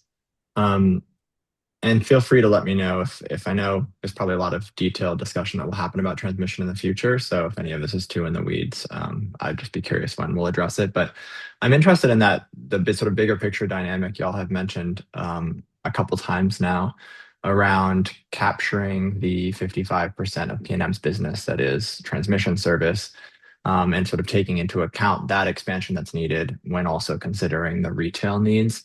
Could you just help us understand at a high level how you're imagining that playing out in this IRP cycle, and sort of what the hypothesis is for how to best do that planning that accounts for both parts of the business in an IRP context that's specifically focused on the retail needs? Yeah, so excellent question. We've wrestled with that a lot when we try to define and capture the transmission limitations in our typical capacity expansion zonal models. It's almost not really possible to factor how transmission plays into there, how to even define limits between things. You all are pretty familiar with the fact that most of those models tend to set up zones. Utilities may break themselves into zones probably largely because of transfer capability between areas. But those zones aggregate all the resources and all the loads, and then try to define transfer capability between zones to sort of represent what you can transfer between zones. One of the things we're trying to deal with is that we have all this wind generation in the east. Roughly 1,900 megawatts of wind generation in New Mexico is actually exported out of state. It flows through our transmission system to external areas, particularly up to Four Corners. And so what is that doing in my transmission system when all I'm modeling in my capacity expansion is PNM loads? The other thing is we have a fair amount of network transmission customers, other people who depend on our transmission to get their power transferred to their loads. Their resources may be out of state, they may be in state, they may be connected to a different spot on PNM's transmission system. So when we go in there, the nodal model will continue to do the capacity expansion. We'll continue to work with transfers between zones. But when we come up with resource portfolios, we want to move those into a nodal model and actually try to overlay that other business just to make sure we haven't missed things like curtailments would have been a lot different if you captured the rest of this. Congestion costs. One of the pieces of information that I don't know directly plays into the capacity expansion, but we can kind of estimate how the resource plans affect losses when we do that. So that's kind of the vision there, is the nodal model will be largely somewhat of a sanity check to make sure we're not missing something or creating problems with our resource plans. And the big one that currently stands out is that we hit constraints. When we get high wind and high solar, we are having to curtail because the transmission system leading out of state is reaching its maximum limits. And Thanks a lot for that. Oh, sorry. And then just to push this a little further, so this here continues to be a lot of where the analysis for the zonal will go on. You'll still do the reliability analysis, the encompass capacity expansion. That'll help define portfolios, but then we want to transfer those to the nodal model and look in more detail at losses, congestion, resource curtailments, and even evaluate in more detail what if these resources are in different locations. You may have a technology that really comes out of capacity expansion, but somehow that has to ultimately end up at a specific location. Can we provide some guidance on that? And then with those results, there's not a direct feedback, but the analysis may suggest we need to make some assumptions and revisit those in the zonal model. Thanks so much for that description. And I just want to say, I know Interwest is really excited that y'all are incorporating this nodal analysis. I know it's been in the works for a while and it's computationally intensive. So we're really glad that you're taking it on. If I could just ask one more follow-up question, just curious if there's going to be any effort to capture production cost savings of that will be identified in that nodal analysis back into the resource selection process. I understand, if I understand correctly, there's sort of an interaction between those two things. And I know it's not always easy to make them talk to each other. So I'm curious. I know that I'm sort of referring to a process that I think the only utility I've seen do it in the West is Pacific Core. I think they call it a granularity adjustment, but they essentially took outputs from, I think, a nodal production cost model that identified a sort of production cost benefits of adding transmission in this case, and then credited that back in the capacity expansion model so that would influence the resource selection. Again, curious if there's anything like that that y'all are looking at, or just how that congestion analysis might impact the resource portfolio. I certainly think there could be some potential to studying what does transmission expansion look like. We'd probably be looking for more input on stakeholders on what they think is most relevant there. We are trying to look at some transmission expansion that increases interconnection capability. And we'll be studying that in zonal to see how does that affect flows. If you have an SPP market and you can increase what can flow into New Mexico, what does that do for us? We have some projects that are considered probably things we're pursuing in a CCN filing we've made. Those will basically be considered part of the base case, but there certainly is an opportunity to, in nodal, to look in more detail. If you put something in, how does it change your production cost? And I'll caution you there because the production cost coming out of zonal is still going to guide the net present value requirements and stuff, and totally aligning those is extremely difficult because of the way the neighboring interconnections and other entities using our transmission influence the LMP prices in the nodal model. Thank you. Yeah, I had a similar question, and this may be just offering my own thoughts on the kind of questions you're exploring, but regarding markets, right? Entering into the EDAM market, two issues. One,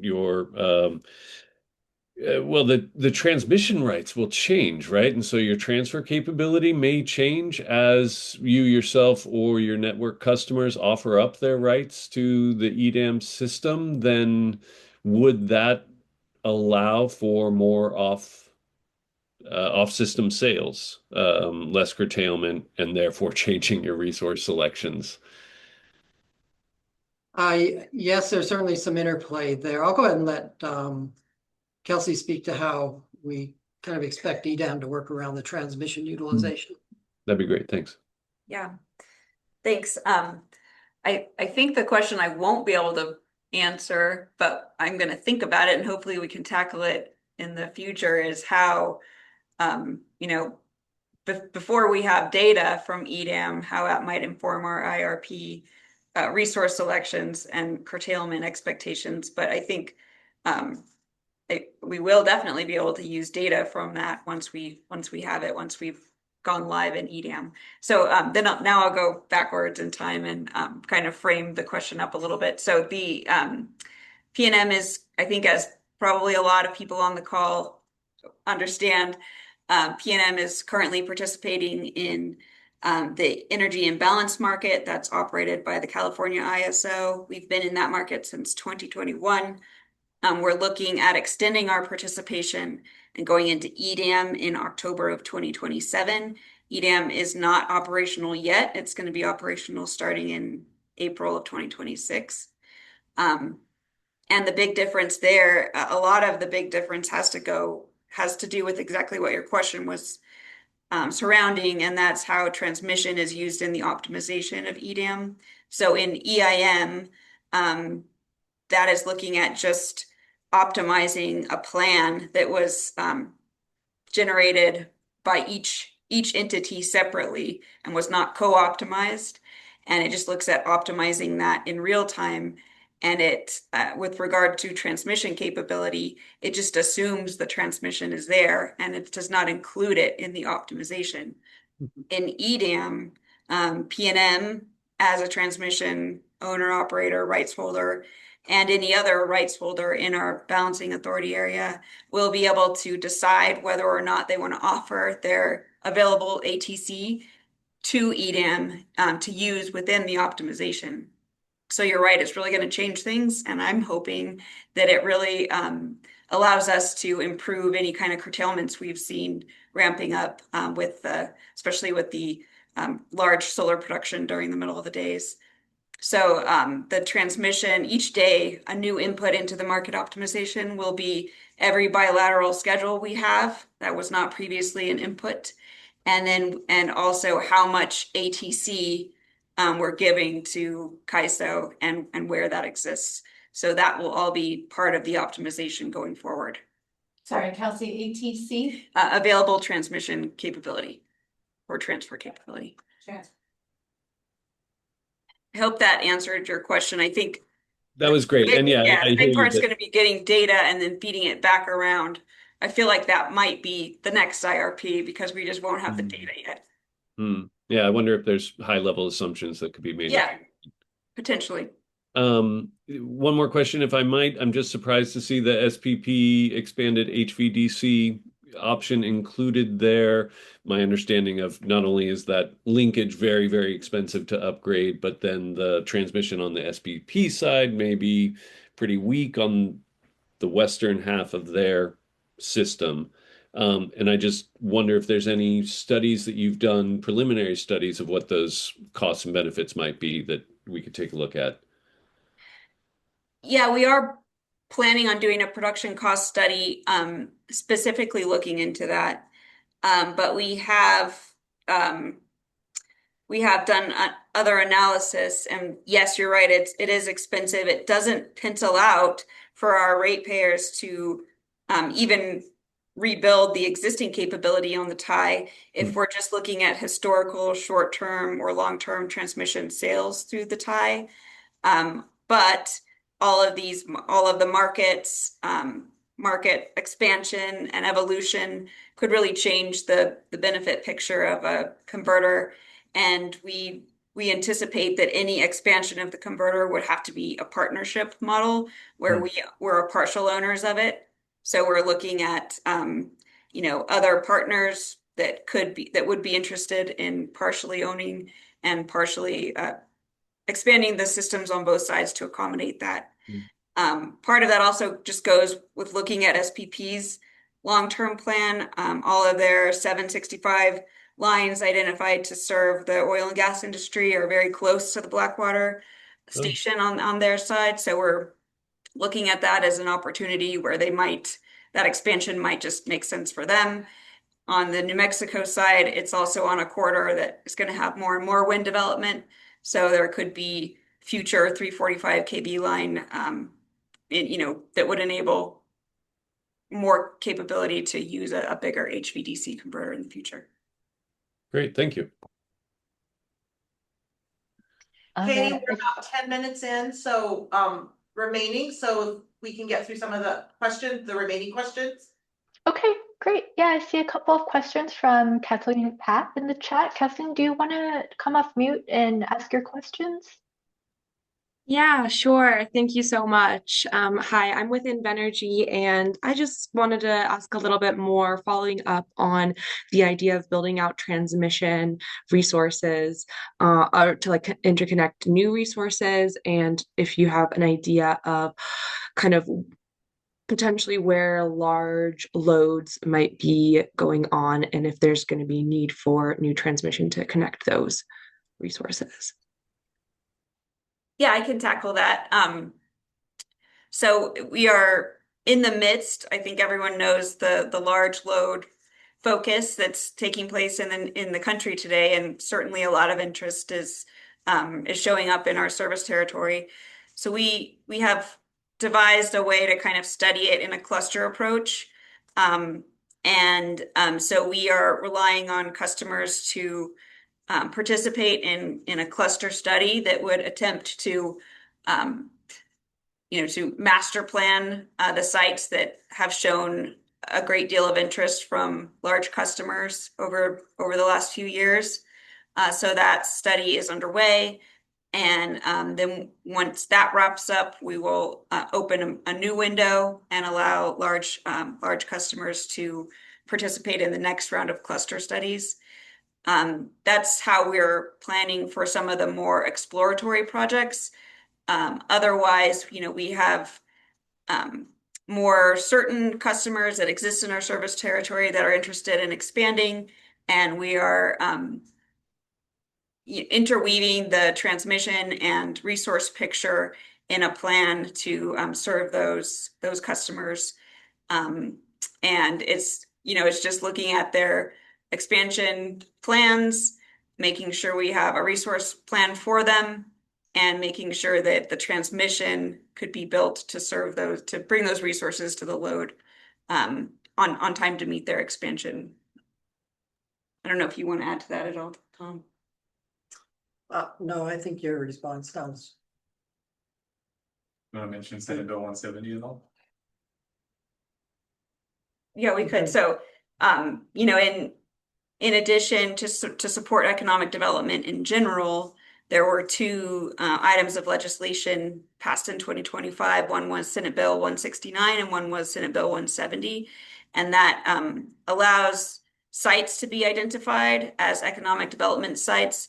And then it also allows the utility to pre-build up to a certain amount in order to anticipate and have infrastructure ready to serve customers. It's not limited to large data customers. It's meant to expand economic development as a whole. But PNM plans to take advantage of that and add on to our system in areas where we know customers are waiting. And in terms of where large loads potentially locate, the actual locations tend to be somewhat limited, especially because they come to our economic development organizations in the state, which kind of interface with us, but they kind of get led to certain areas. And those are ones that are really slated best for trying to accommodate those, not being able to pick things in the middle of an expensive residential neighborhood because they wouldn't make sense and they'd never get their projects completed anyway.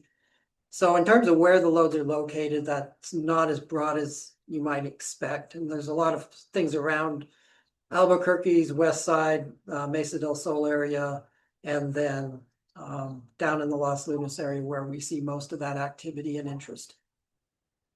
We published sites.partner with PNM.com, which has some locations already pre-identified, pre-master plan with available capabilities at those locations. Sorry, was that a website you just offered?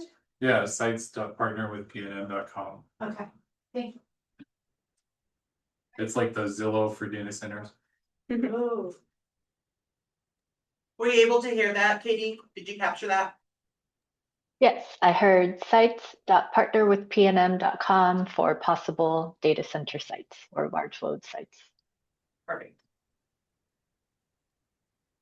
Thank you. And I just have one kind of following up question about location. And I did hear you earlier, you guys were mentioning the idea of learning more about what the benefits or costs are to interconnect through build out more interconnection across states and across regions. And I was wondering, is that an actual goal for PNM, or is that just a exploratory idea at this point? I think it's kind of both. We have it as a goal to explore those things, and we really don't know what the results will lead to at this point. We think there'll be some indicative things that need more work and more explanation, and ultimately finding people who can really make sense of actually moving forward on some of that. Some of those things, the benefits may be hard to define in the near term and appear to be well down the road. That's always hard to sell. But if we don't start the discussions, I don't know how we move forward. And I think, internally we have a transmission strategy that's kind of coupled with the 20-year PNM transmission study that was took place last year or wrapped up last year. And, I know I hear Lori Williams, our VP of Integrated System Planning, talk a lot about the 3 buckets of transmission benefits, one of them being load serving. That's kind of the core utility, the reason why we're here. One of them being reliability, resiliency related. So being able to withstand weather events and maintain continuity. And then another one is related to what you just asked about. And that's really a goal to expand our connectivity to other regions. And that really has a customer benefit because it allows access to the lowest cost possible resources. So it is a goal. that can be defined in terms of customer benefit, fuel cost savings as it relates to markets.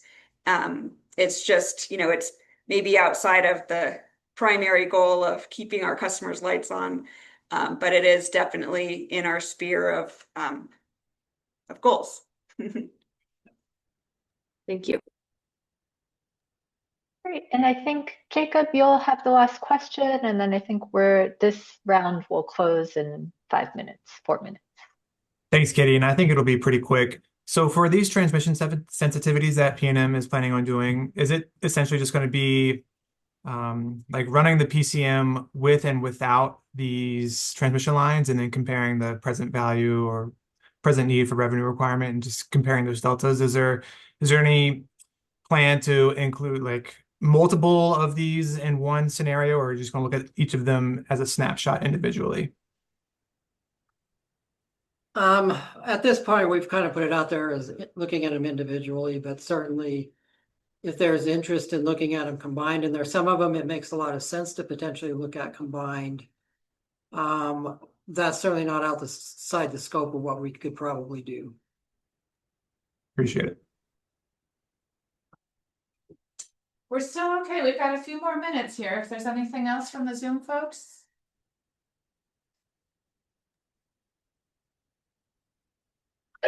I would tag on to Jacob's point just very briefly again, Remy from Interwest, just that if there were interest at PNM or among other stakeholders in doing sort of a regional markets connectivity scenario that actually looks at multiple, investments that expand access to regional markets and connectivity to other systems, I think that could be really interesting. We've seen some of the other utilities in the region actually also include transmission upgrade options as a capacity resource in the capacity expansion model. If you feel like there's sufficient market depth for that, I know that changing import-export assumptions in the model can be one way to look at that. But I think if there were a way to incorporate multiple of those concepts into a single scenario, that could be a really interesting analysis. Yeah, we would agree. I do think we were trying to include a little bit of that in we have a study we're trying to get done that looks at the tie to SPS in particular, help justify some of what we're doing. And we've talked about trying to evaluate what would the capacity value of increased interconnection capability look like.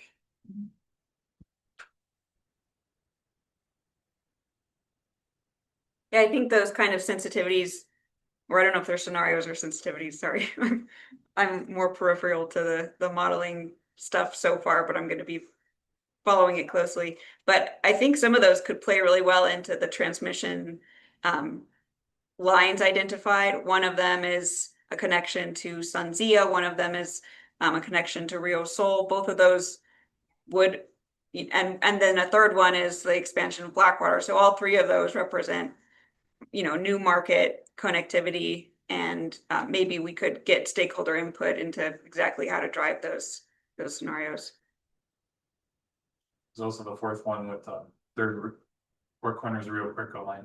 Yeah, that one. Yeah, just another tie to Four Corners, which would, you're right, Stephen, obviously expand our market connectivity. Four Corners has, it's definitely a market hub. Yeah, those are the four scenarios that are in scope.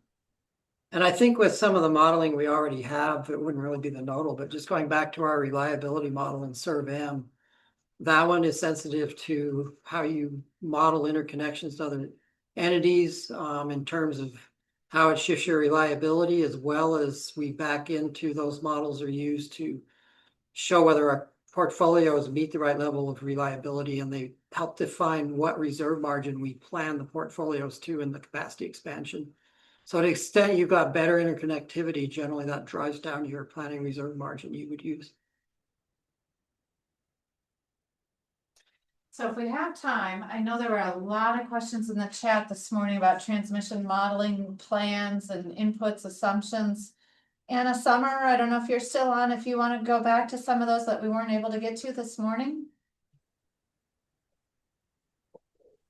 I don't see Anna in our participant list right now, but I recall there were some questions related to the capability of Encompass and some of like how transmission planning will be conducted there. Let me see if I can find some more detail.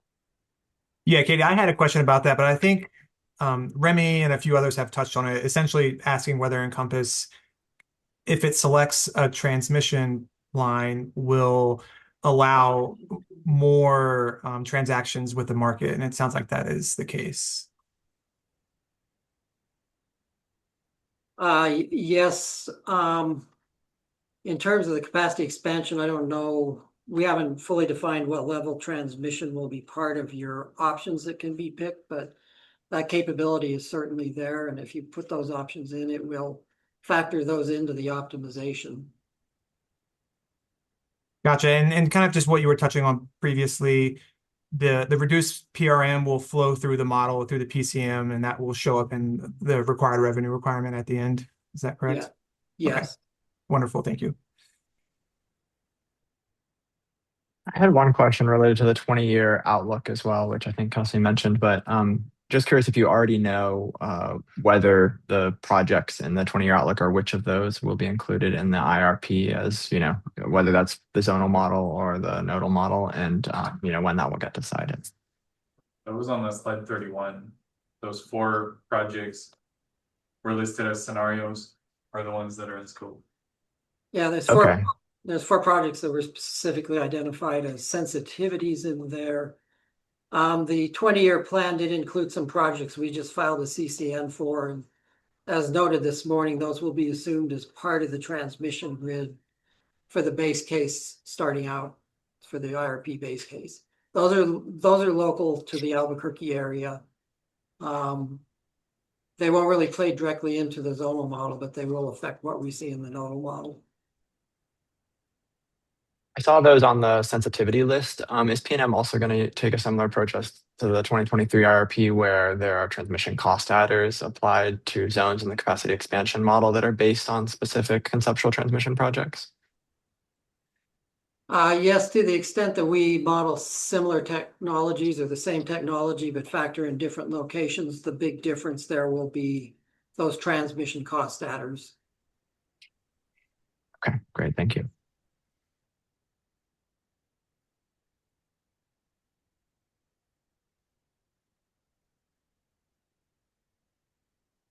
Wow, have we exhausted the transmission? Boy, I'm surprised. There was so much this morning. Well, we can just keep going if there's time. Yeah, we can. There was one question came up in the chat. I don't think you all hit it, but going north to Colorado did not seem like a major opportunity for y'all. It's certainly one that probably has some reasons to explore. The 20-year transmission plan did factor in a tie to some of the new transmission they're putting in eastern Colorado. I don't know what stage of development that is in, but I'm pretty sure some of it will happen. So we were looking at what happens if you actually get a better tie to the north.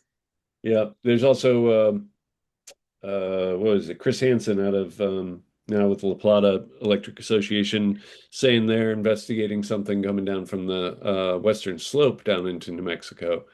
So I guess that raises a broader question of coordination with CETA, the Colorado Electric Transmission Authority, that has its study from last year.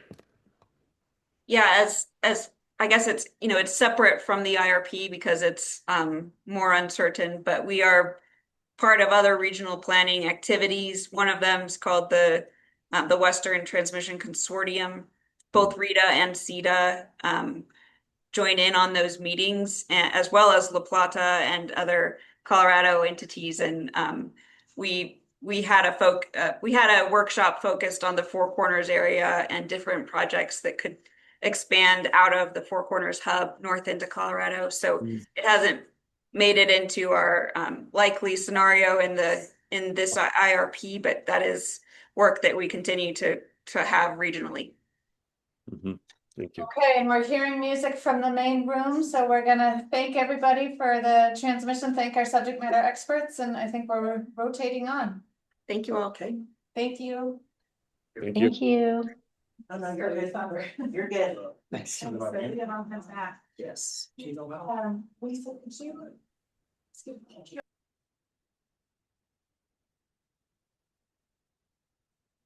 All right, folks on Zoom, as they're rotating out, the supply side resources group will be rotating in.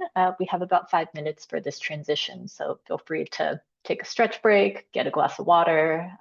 We're halfway through our small groups.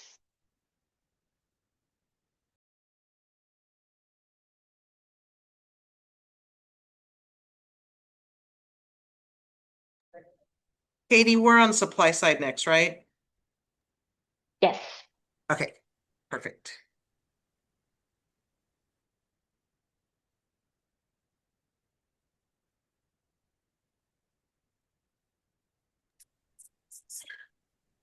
Hi, this is Martin Green with Pattern Energy.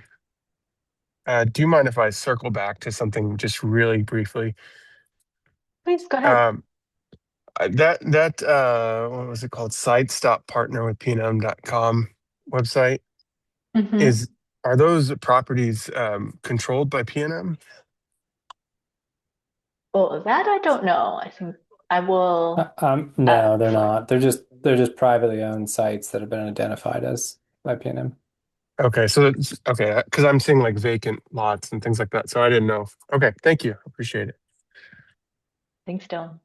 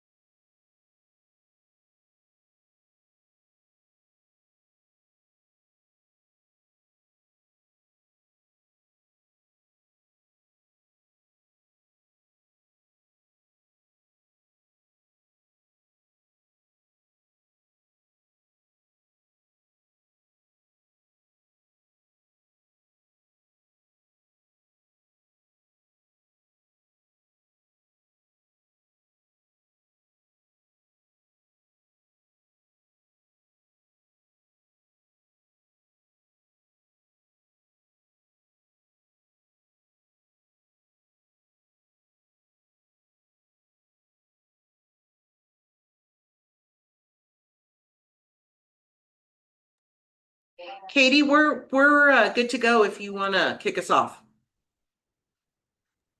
Okay, great.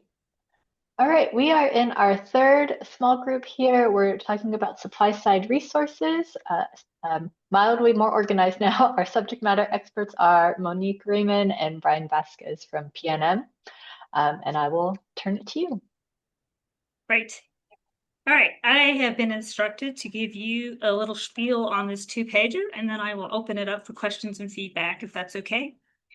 So turning to the 2-pager that's up on the screen, I just want to give everybody an understanding of kind of where we sit with our current portfolio.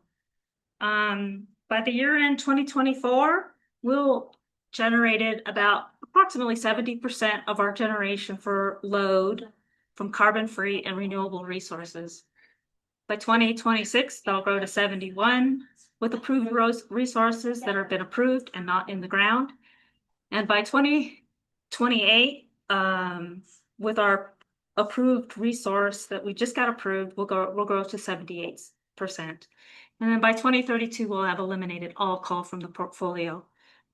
What I just hope to show you from this is that we're well placed to meet the ETA mandates.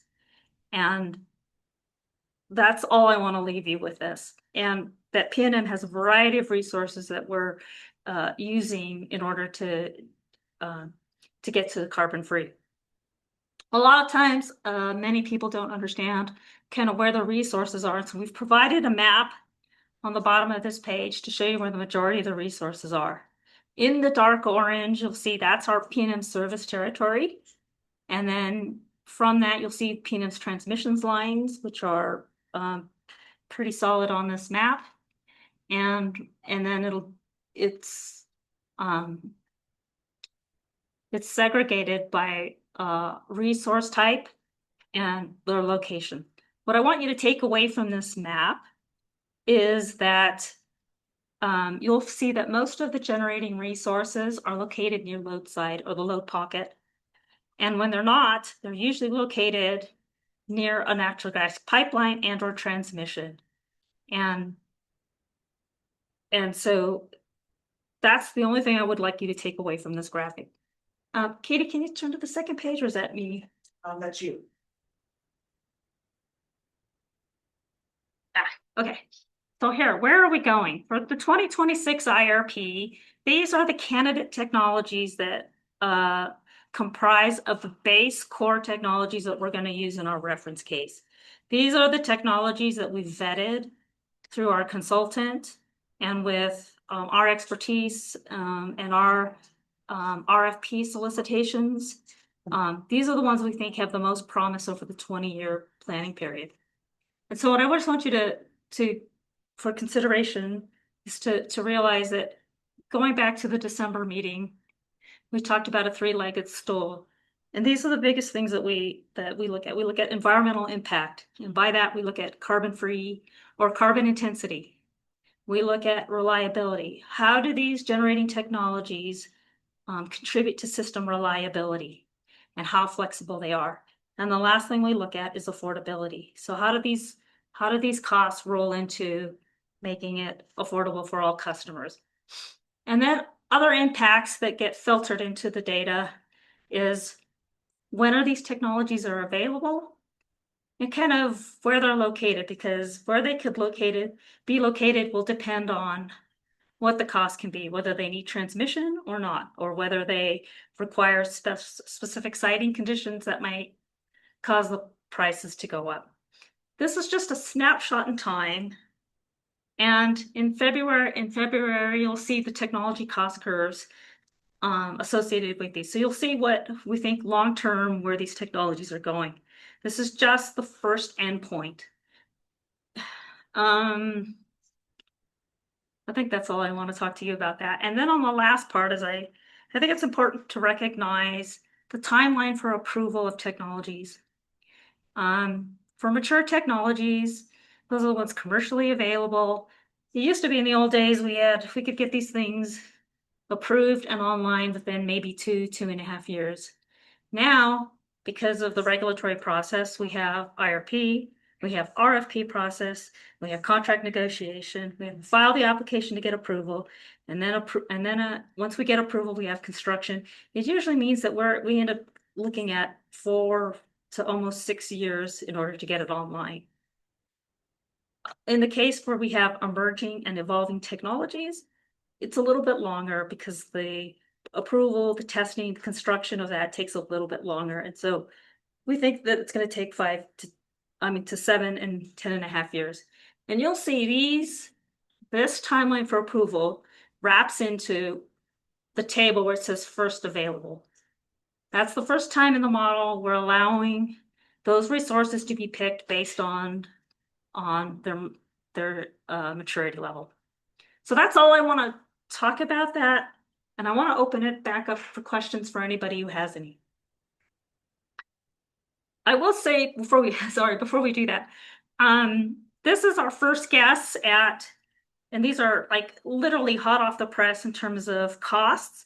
And we know that some of these will be moving, like especially iron air. We know that it's wrong and it will come down. And we're looking at maybe a couple of other ones like enhanced geothermal. But for our first cut, this is what we have.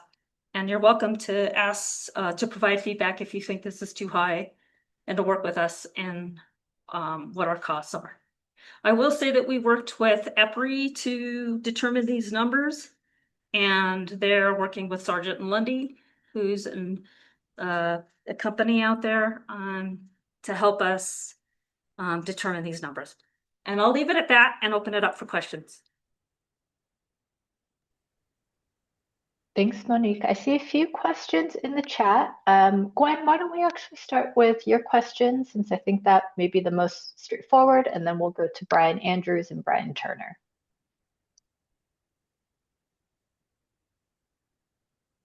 So Gwen's question is, sorry, yeah. available? Oh, I'm sorry. Yeah, Go I ahead. was just coming off mute. Sorry. No worries. Yeah, I think you actually answered the question, so appreciate it. But just to kind of get things flowing, yeah, it just I was wondering if the available, is that the same as coming online, the date that you estimate the technology can come online, and is that based on, not just like the planning process, but some of the supply chain issues. Yeah, so right now, this is our best guess of what it can do. So if you took, let's just take an example. So if you took solar right now, right? And if you look on the bottom, solar is what we consider a mature technology. It's commercially available. We've had dozen of these on our systems, and you're looking at a timeline to get approvals and in place at least 5.5 years. We're now in 2026, right? So if you add those together, that means you wouldn't have something available till, you probably couldn't get something online at the earliest, maybe 2030. But in the model, we're allowing it to be chosen in 2029. Assuming that we could, you may be able to cut some of the timeline off by some of the things we do. And so that's where you're seeing the first available. Is that helpful?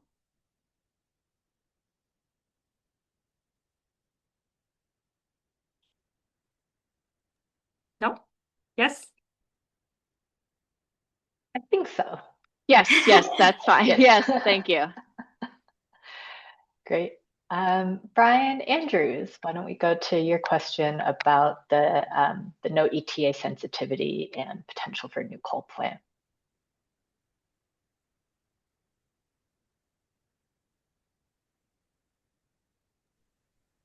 Yeah, Brian Andrews, PNM area. Question I put in the chat pretty much sums it up, but you're doing a sensitivity that assumes that the ETA isn't in place. So you have a better understanding of the cost being imposed by the ETA. Just taking that to its logical conclusion, if these kind of laws were never enacted, coal plants would likely still be a preferred technology going forward. So does it make sense to assume in that sensitivity to have a new coal plant to be a potential supply side resource? Okay, so you're asking, does coal have the potential to be a new supply side resource? And I would tell you, no. We are not looking at any coal in the portfolio after we exit from Four Corners in 2031. We will be coal free. So the base. I certainly understand that, but why have a sensitivity on the ETA not being in place? Okay, You're not ETA going to evaluate it under all. Yeah, sure. Yeah, okay. So one of the things we're hearing from our customers is the affordability of all this, right? And so I don't think there's a clear sense of people understanding of what the ETA is costing ratepayers, customers.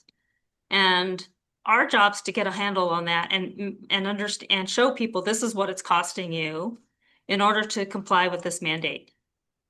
And it's clearly just that. It's the question we've wondered ourselves. It was mentioned in the earlier session. And we're going to try to attempt to be able to ascertain what that impact is and how much all of it has cost customers. Because as you can imagine, I always think of resources as kind of like a tree, right? We've picked all the, if you think about an apple tree that's ready to be picked, we've already picked all the low hanging fruit.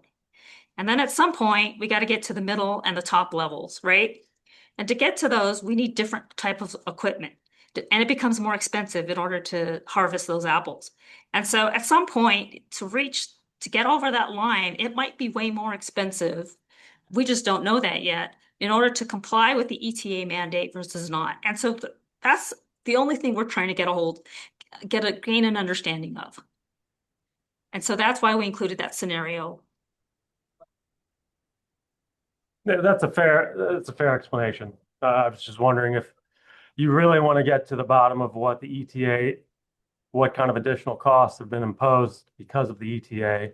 It would make sense to include a coal plant, not that you would actually build, but to allow for the model to select if it was cost effective to show what the true incremental cost of the ETA has been. No, that's an excellent point. And we will take that back and as a consideration, and I'll let you know what we decide on that. Okay, thank you. I think it's great feedback. Thank you. Great. Why don't we go to Jacob, whose hand is up? Thank you. I was just hoping if PNM could share maybe some of their internal discussions on how, and this is related to this topic of affordability.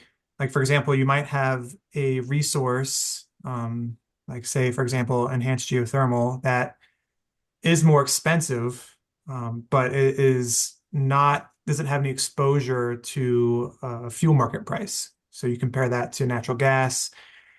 And we've seen over the last 5 years how it really only takes one or two large, extreme weather events to really throw the market for these fuel prices into chaos. And, ratepayers, it can take years for ratepayers to pay off those premiums. Can you give me a sense of what the internal discussions are on like how you balance, maybe a higher fixed cost that doesn't have any market exposure compared to a lower capital cost that does have exposure to fuel market prices? Sure. Great question.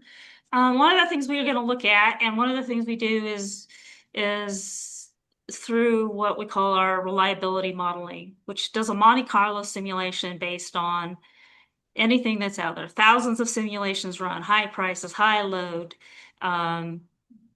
Does any of that impact the portfolio we've chosen? And so we'll look at those sort of things. And I think also for this year, based on feedback, and you guys didn't hear this presentation because we ran out of time, but based on the feedback for the 2023 IRP, we were asked to do a natural gas volatility study. And so that will, for the first time, we'll implement that, and that might also give us insight to whether technologies like that fare better under those conditions.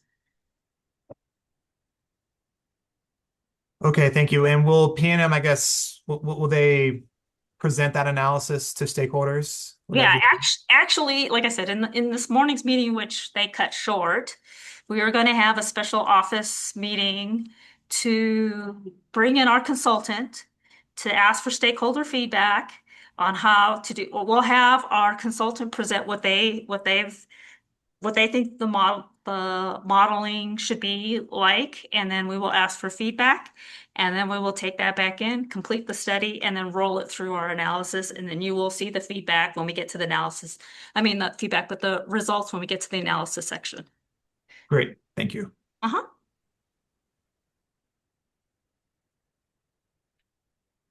Mind if I jump in? Please. Okay, so just to follow up on that, so that may result in a quantitative adder to the price. I would imagine that there's several ways that volatility study could be carried through the analysis. One way is that it could be a quantitative adder. So we've never done one before, and we welcome all feedback. So when we present that as a meeting to talk to the consultant, please, I encourage everybody to join in and get their feedback on that study so that we can do it to the satisfaction of everybody. Great, thank you. And so you said these your capacity numbers here, your affordability costs, are based on Sargent and Lundy is providing those numbers to you with some cooperation from EPRI. It's through EPRI, but Sargent Lundy is behind a majority of them. And to the extent that that's kind of our starting point, right? What I didn't mention is we're also in the market. We do RFP solicitations. And so Yeah, that's what I was going to ask. yeah, so when we get our first cut at it, we'll go back and look at what our RFP responses were to vet those numbers. And if they're looking too high, we'll usually bring them down based on that. So we do that. And we have done it. I'll tell you right now, I know we've done it for the battery storage, and we've also done it for solar. We've done it for wind. At least I know that for solar and the battery, we are on the low end because of RFP Yeah, solicitation. so you're saying if the RFPs come in below what your consultant's projection are, then you'll lower it to be closer to the RFP numbers? Absolutely. Which is why you probably see a change in the iron air storage. Great. Good. Looking forward to that. And then one thing on the enhanced geothermal, there's also other forms of advanced geothermal that are not enhanced per se, but I'll try and see if we can get some other numbers for you on these. Yeah. And then I had a question I put in the chat regarding gas capacity, whether gas transmission capacity. My expectation is that you all don't have to worry about that so much, but I know that they do in Arizona, so I was wondering if that was an issue for you all. Well, we haven't added gas in a long time. So the last time I saw that we looked at it was I was going to say a few years ago, and it might have changed. I think there's a new pipeline going in that's feeding Arizona that we may be able to harness if we decide that we're going to add gas. So there are yeah. And like I said, we haven't done a whole lot of work on that. And if you just remember, IRP is supposed to show us direction, and an RFP is supposed to show us what we end up adding to the portfolio. Gotcha. Last question, I think, for right now anyway. So transmission costs are not included here. That is correct. This is just generation. And I think the roundtable, if you haven't already wrapped through, transmission will be one of the topics that'll be talked about. Well, we didn't talk about it. We did, and we didn't we did go through that, and we didn't talk about it. So yes, transmission costs will be wrapped in it. They're not included in this. And my guess, don't quote me on this, I'm thinking we might have those done by February until you'll get it all at once. And if not February, shortly thereafter. Okay, so when the model is selecting resources, they're not geographically specific. The model is not considering what the cost to access those resources might be if new transmission needed to be built to them. No, we will be doing that. I mean, we will be doing some of that. We normally do not exclude transmission costs. So to the extent that, maybe there's a huge wind resource we'd like to bring in, well, we would add the cost for transmission associated with that, a huge combined cycle that's not in our service territory. We would add the transmission costs associated with that. And it would be in a generic sort of way. So not really specific, but just kind of knowing where the location of it is and that.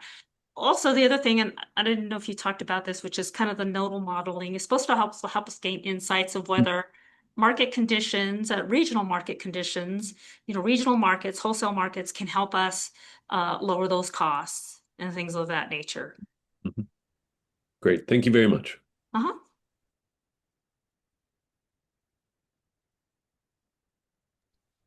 Okay, I don't see other questions in the chat. I do see a comment from Jacob about the DOE's aim for costs of enhanced geothermal.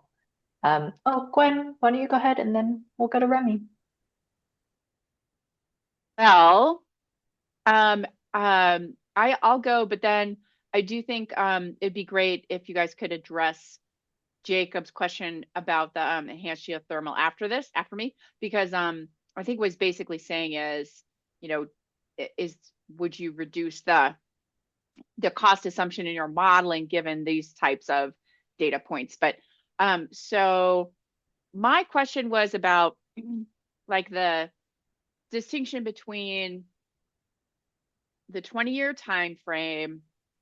There's a point that you say that that a lot of the post, I think maybe you said post 2030 assumptions are driving acquisitions that the model is selecting for the action plan. So thinking about these different time frames in this whole process, and an action plan being a 3-year action plan, does that provide any opportunity to acquire a long lead resource?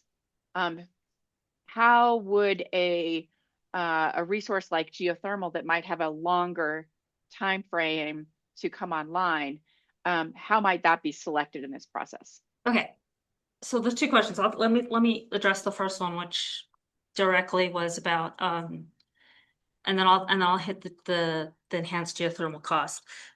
But one of the things I don't think it was we were distinct enough in the earlier presentations this morning was the action plan period are the activities you're doing following the approval of the IRP, right? But that is separate from what we consider the action plan period. Up until 2032, we have a good feel, or we're still in the last of our RFP to know what those resources are. And so when we look at action plan period, we're actually looking after at the end of 2031 for the next 3 years outside of that, right? So we stand here today for issuing an RFP in 2026, an IRP for approval in 2026, and for any resources that will be service the load in 2032 and beyond. So that takes care of that timeline for technologies that are take longer to mature. And I hope that solves, that at least answers your question. Yep, thanks. Okay, now going back to the enhanced geothermal, this has been a topic in at least 3 of these roundtables. And what I'm noticing is a lot of the data points that gets thrown at us is a press release. And I can tell you our understanding of that press release versus our expectation of the enhanced geothermal are 2 different numbers. And we cannot substantiate the press release numbers. And to the extent that people can provide us with updates and say, hey, this is lower, I know I've done this project's out there, we are willing to listen. But as of now, all I have is a press release that says it's cheaper. We can't vet a plan on that. So we need a little bit more than just an anecdotal, a press release that says it's cheaper.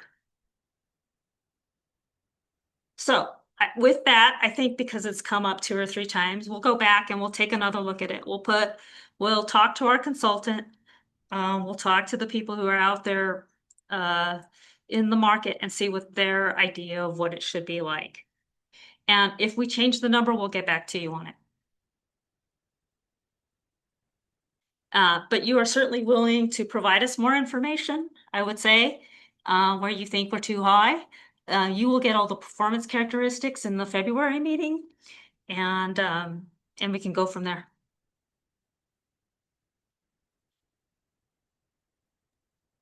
Thanks. Remy, why don't you go ahead? Sure. Thanks, Remy Franklin, NRS Energy Alliance. Brian's question about transmission just reminded me that I meant to ask you. We did start this conversation with the transmission group, but I'm curious if there's been any discussion about including transmission as a capacity resource in the capacity expansion model. I'm thinking of some other utilities in the region that have done that. For example, Idaho Power included the SWIP North transmission line as a 500 megawatt winter capacity resource the model could select.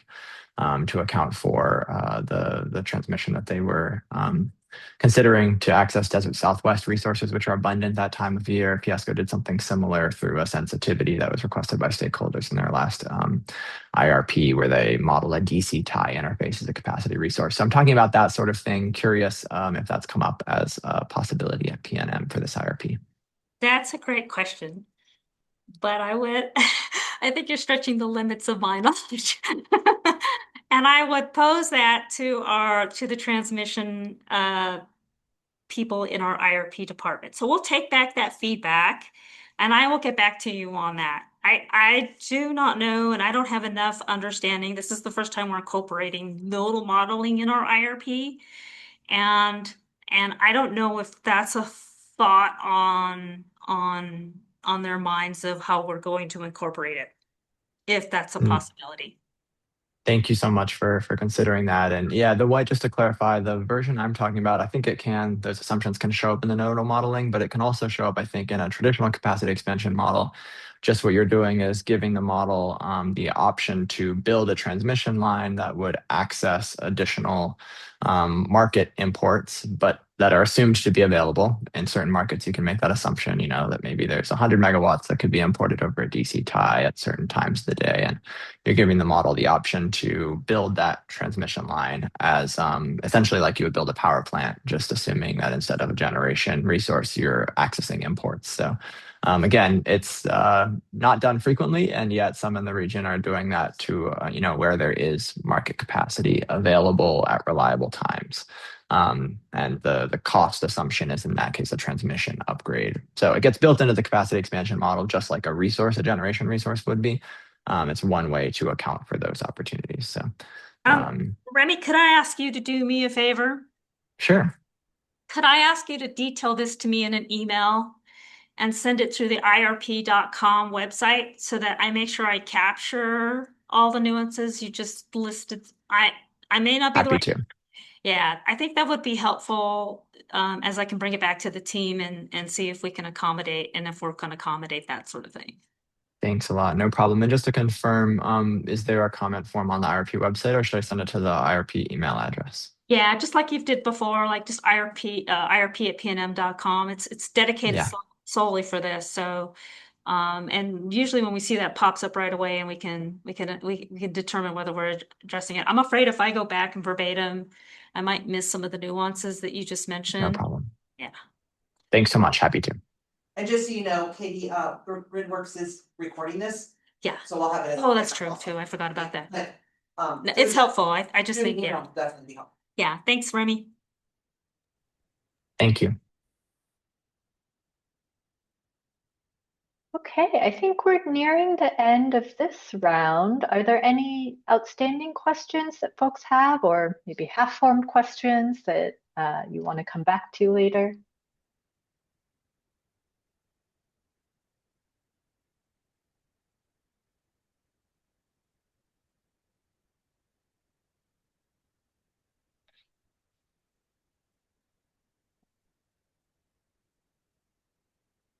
Okay, hearing none. Lisa, how are we doing on time?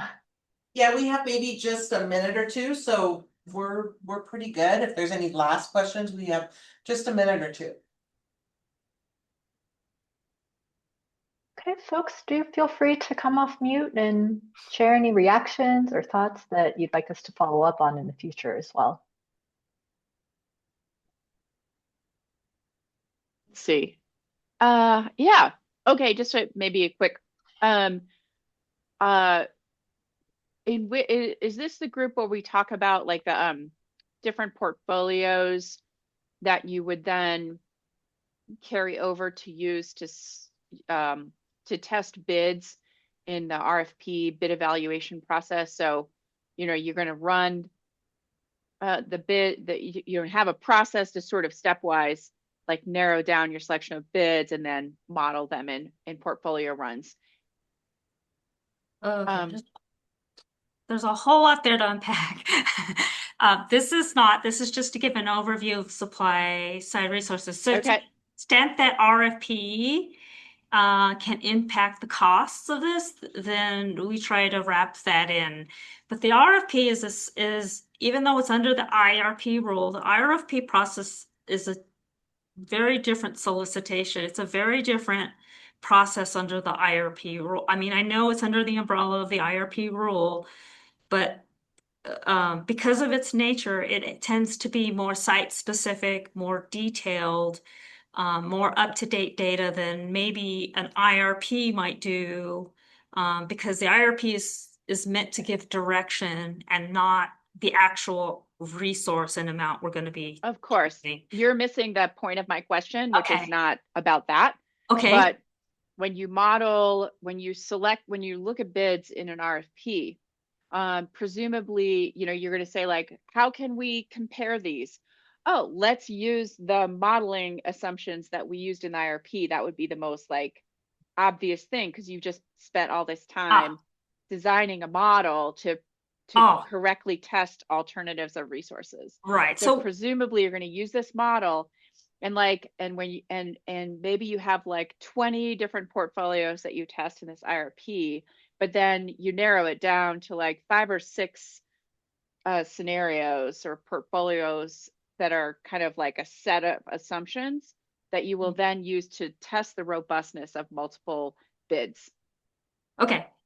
Okay, so what we usually do in an RFP solicitation is we'll start from an IRP database, which is generically done, which is what you're seeing, what we're building, and then we'll make it more specific. And so what we'll do is we'll tie in all those bids and determine whether if it's consistent with the IRP.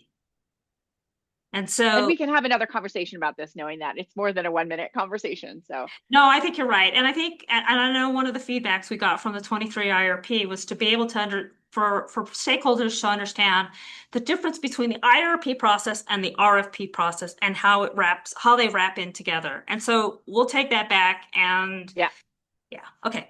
Awesome. Thank you. Thank you. Yeah, super. Thanks. Great questions. Katie, we are going to go ahead and transition. So thank you everybody for your questions and we'll turn it back to Katie. Bye everyone. Thank you. All right, folks, we have another 5-ish minute transition period. Our last topic is distribution and behind the meter resources. So I go back in there. I don't want to. Yeah.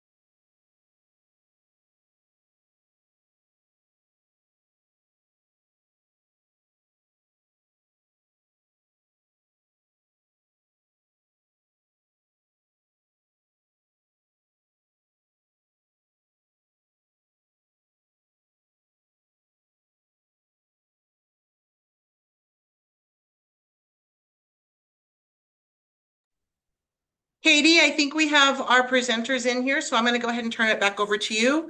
And they'll drive from over here once you switch it back. Okay, wonderful. So again, folks, this is our last small group round with the subject matter experts on distribution and behind the meter resources. I dropped the link to the discussion guide into the chat, and I'll turn this over to y'all in the room. All right, thank you so much. My name is Sharon James, and I am the manager of the PNM Energy Efficiency Department. Happy to be here today. So we'll start off. We have a wide range of energy efficiency and load management programs at PNM that are tailored to both residential and commercial customers. Some of these programs include school kits, home energy assessments, refrigerator recycling, Energy Star retail products. We have programs for our small business, large CNI, as well as multifamily. And we also have programs to serve our underserved communities, as well as our Power Saver and Peak Saver load management programs. So we designed these programs primarily to reduce energy consumption, lower bills, enhance our grid reliability, and foster the culture of energy efficiency throughout our service area. Our most recent energy efficiency annual report from 2024 is available at pnm.com/regulatory. And our programs offer rebates and incentives primarily for efficient appliances, HVAC equipment, and implementing operational improvements, as well as business rebates, weatherization, and other behavioral programs. So our demand response programs, they manage electricity demand during peak periods by remotely controlling AC and building management systems and rewarding those participants with annual incentives. Our current annual budget for 2026 is $36.5 million, and the minimum annual kWh savings target is 80 gigawatt hours.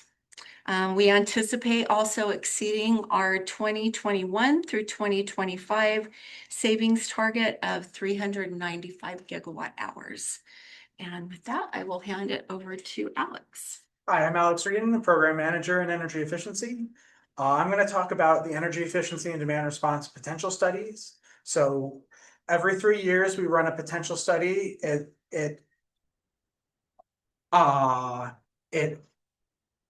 estimates how much energy efficiency and demand response we might get over the next 20 years in order to align with the IRP timeframe.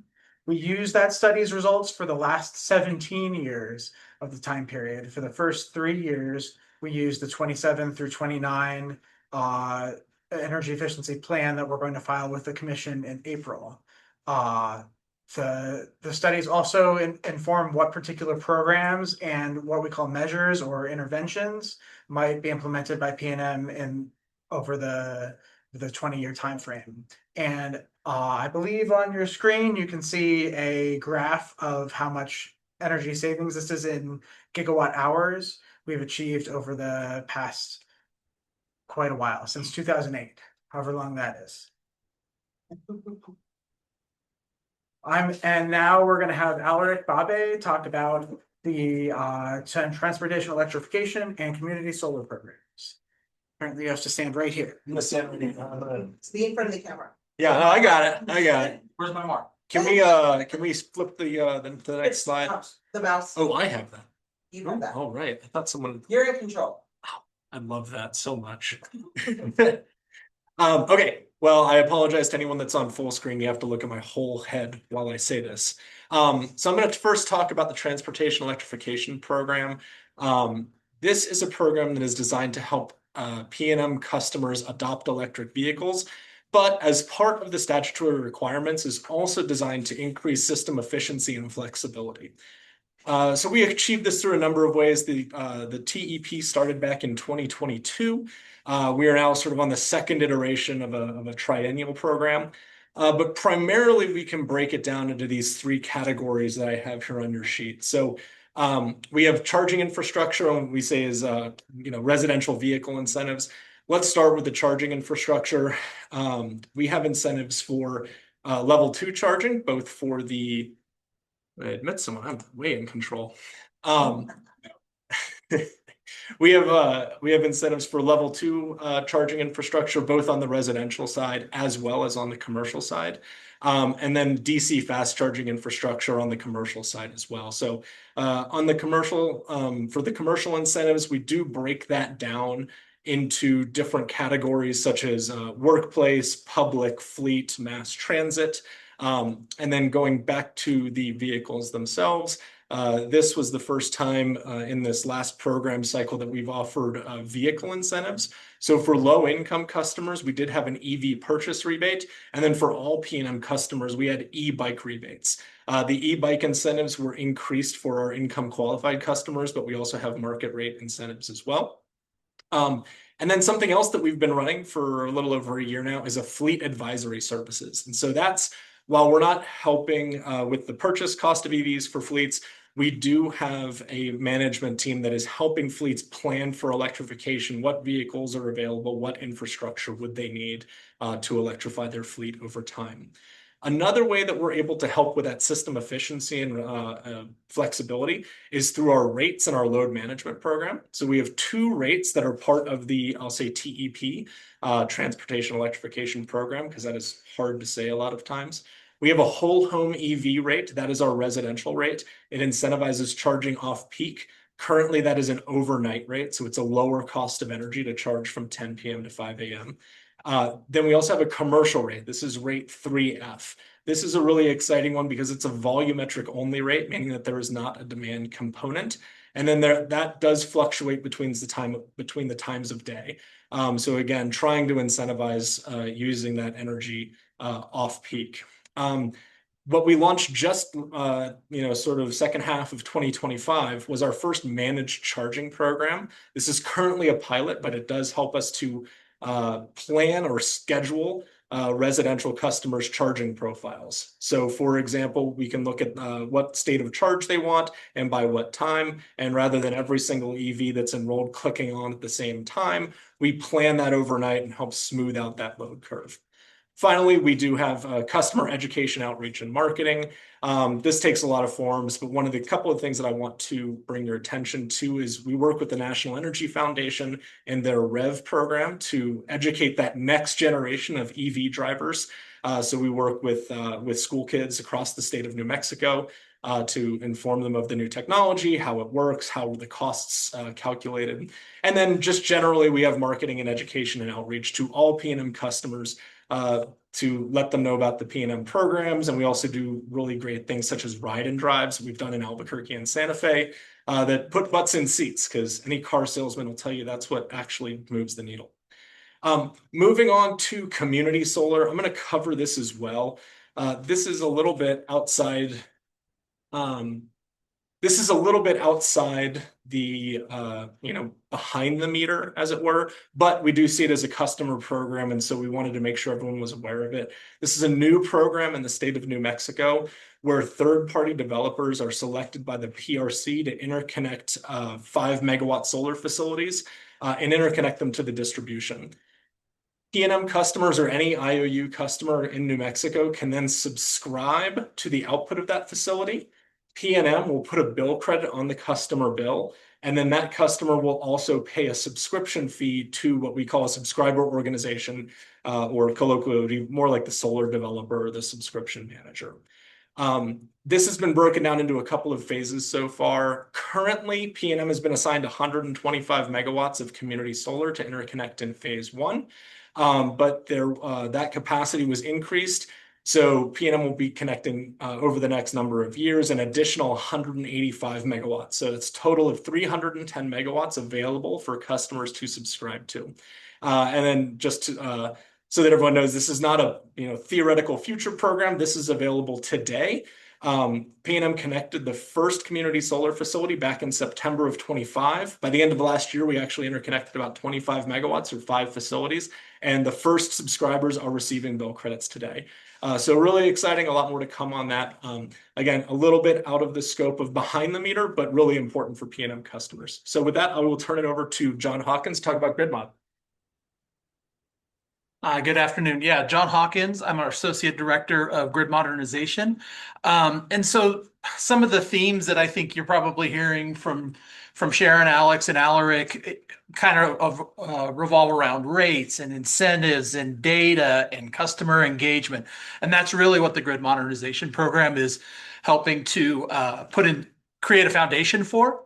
So the Grid Modernization Program is really designed to make the grid stronger and more reliable, integrate clean energy faster, and give customer better tools to manage their energy use.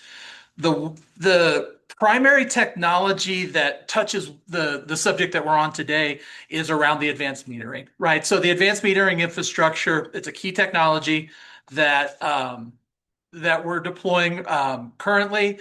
And so what it's going to be able to do is help enhance some of these programs to provide things like flexible rate options, such as our current TOD or our EV rates that we have today. And also be able to use technology such as the communications that goes to the meters, being able to communicate to every premise. Home area networking technology is part of this, as well as edge applications are all capabilities that are within this advanced metering infrastructure. And again, these are tools that will be able to enhance the programs that Alaric, Sharon, and Alex are putting together now. The AMI system is actually going to begin deployment in September of this year. It'll start full bore in about November, and the last meter will go into the socket at the end of 2028. So we'll be completely deployed by the end of 2028. So with that, I think the group will stand for questions if we're able to do that. Katie, will you go ahead and direct the questions, please? Yes, I'm happy to. I don't see any in the chat right now, but there was a question earlier in the day from Barbara about how TOU would be considered. Barbara, did you want to raise that again with this group, or do you want to wait and see when would be the right time? Yeah, I do, because it seems to me, and in this presentation, I've heard about public information, about so many aspects of informing about these changes that are coming with the changes in transmission or not transmission, but from generation, from fossil fuels to mostly solar and wind, but others. And to me, the critical issue is that somehow we need to break out into the public conversation what are the changes that are needed by public members to take advantage of the times when you want us to use more power. And it needs to be outside of PNM and outside of some groups. It really needs to be in the public conversation. I don't know how to get it there, but I really think I can't urge enough the importance of general public information about the changes that are occurring.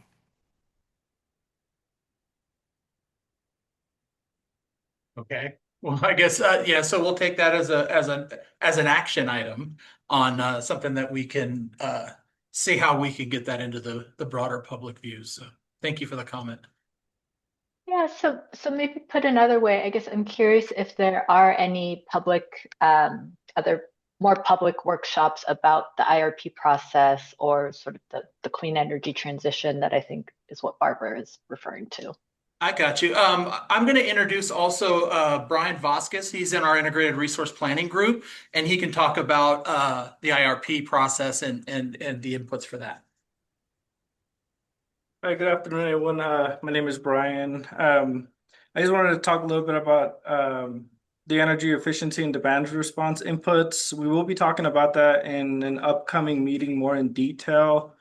I guess for now at a high level, the energy efficiency and load management department or demand response, they're doing a potential study.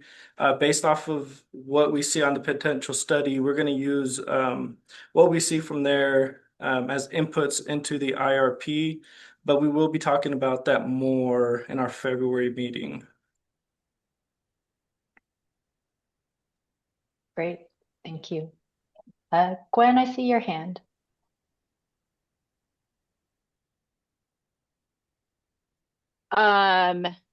Okay, thank you. Can you hear me okay? You guys Yes. switched. So my main question in terms of this type of resource is like considering that I just took a quick look at the load growth that you're looking at for this IRP. It's like mostly large loads.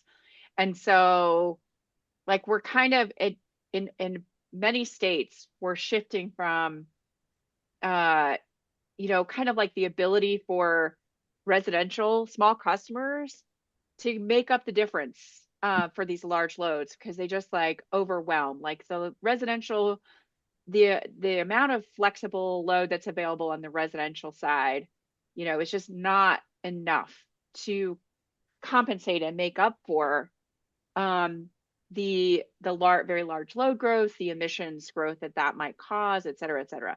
So a key element that I think of now in terms of this type of flexible load question is including in the IRP modeling for some capacity amount, let's say megawatts, of flexible capability of the large loads themselves that are interconnecting before they interconnect.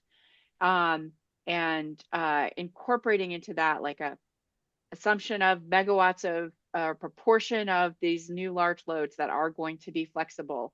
And then the capacity value of that flexible load, the performance assumptions of that flexible load, that would be really useful to layer on top of the great work you've already done with these like smaller loads of demand side management and flexible loads on the smaller scale. But now you've got these large loads, they're hungry to interconnect. Given the need for those loads to be flexible, what kind of assumptions can you incorporate into the IRP from the start to better understand the cost of those resources, the impacts on emissions, the impacts on capacity and reliability? Well, I'd say that I think to give you a more accurate response there, we're gonna go ahead and take note of that, and we'll make sure to address this comment.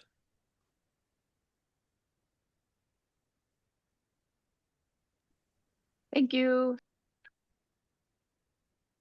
Okay, as folks are continuing to think about their questions, I wonder if I could raise one as well. You spoke to how energy efficiency and demand response will be addressed in a potential study that will be discussed in February. How do the transportation electrification program and community solar programs integrate into the IRP process? So the transportation electrification programs are included as potential inclusion programs in the potential study. I'm not sure about community solar. I think that's more of an assumption. It's included in the IRP. Oh. So the ramp for community solar is resources that will be locked into the IRP. We know they're coming. We know a ramp for them, generally speaking. So it's part of what's about it. And as those are coming in, we set the parameters to let's say by X date we'll have 125 megawatts, and then after that date, then we'll ramp it up to the 310 that we see coming in, that we'll see coming in. Great, thank you. Any other questions from folks in the in the Zoom universe.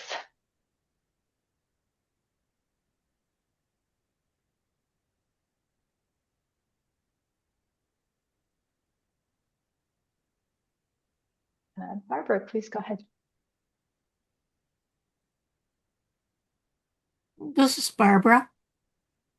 And I have a question about the AMI meters. Do customers have a choice about taking the AMI meters? Yes, but there is a provision within the what was approved late last year that says if you do not want an AMI meter, you can opt out. There are charges to do so, but you are able to opt out. And what are those charges? Oh gosh, I don't remember off the top of my head. The monthly charge, I believe, is $10 a month, and then there's an upfront cost. And I do not remember what that is. And the costs are really to continue to employ meter readers and fleets and software and upgrades and all the things that we have to do to kind of maintain a manual meter reading system in parallel with our automated meter reading system. My second question is, what are the guarantees for security of the private information that you gather through an AMI meter? Yes. So for privacy, in terms of how we use the data, we are subscribing. There's a voluntary standard that was put out by the Department of Energy called Data Guard, and we are designing that into our program and into our systems and how we implement our systems and our policies and procedures around it. In terms of cybersecurity, that has been addressed as part of how the vendor has put together their product, but it has been reviewed internally by our cybersecurity resources, and it has a defense in depth, many layers of security over the top of this. There's no private information, personal information that's transmitted from the meter back to us. It's just a meter number and what that is. We do all the marrying of that meter number up to personal information in your account once we get it back to PNM. Yes, but a meter like that does provide insight into usage, particularly when there are periods where people are not in the structure and therefore are not using it. So it creates patterns, and those patterns are inherently analyzable. So I think part of the communication then needs to be, to go back to my previous question, is how do you guarantee that this information doesn't begin to tag something like people are on vacation for 2 months and their house is empty, and those are important security issues for any customer, whether they're residential or not. So, of course, and I don't know how you can model that, but I do think it goes back to the communication issue of how you get this information to us as customers so we can understand what you're proposing. Of course. Okay. No, that makes sense. As I said, obviously any customer data that we have today, frankly, we have a lot of customer information that we have in our customer information system just by virtue that you have an account. And of course, we hold it in strict confidence. Usage information is going to be just the same. And we've designed the program such that that security is a very, very critical part to what we're doing. And it has been, we're not designing it, we're not bolting it on at the end, we're designing it in from the front. And so I believe we're putting together a pretty robust program, a very robust program. And we would hold all of that information in strict confidence, just as we do today. Okay, thank you.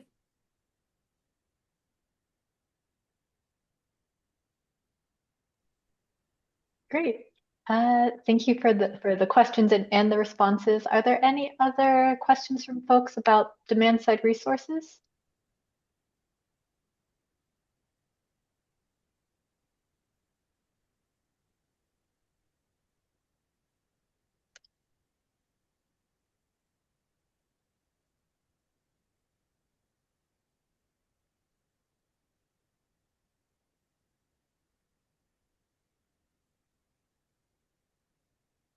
Wow, you guys answered everything.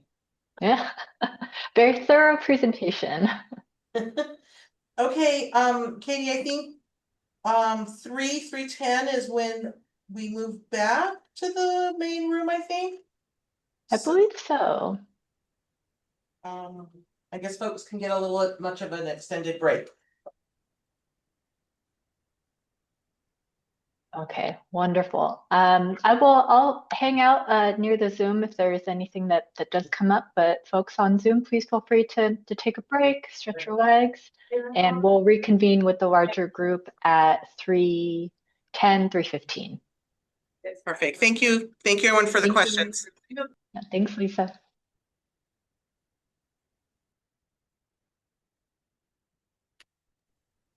Oh, Darren, you have a question?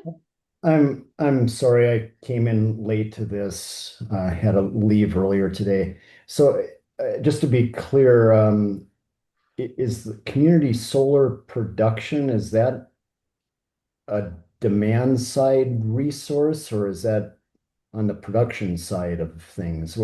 Where does that go in the accounting bucket, I guess, when they're modeling it? Is it like behind the meter solar or is it No, PNM resource?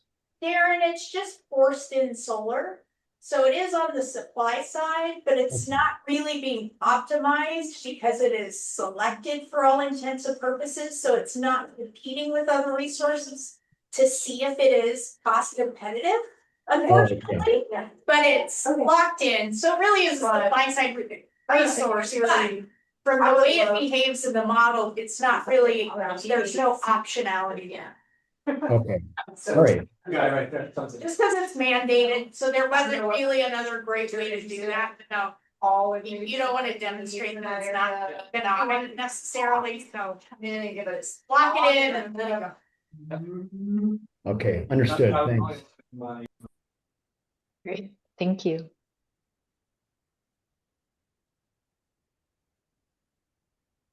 All right, we'll go ahead and take a brief Zoom break. I think they're probably still chatting in the main room. And again, we'll come back at 3:10, 3:15 or so. Thanks, everyone. Thank you, Katie. Yeah, exactly.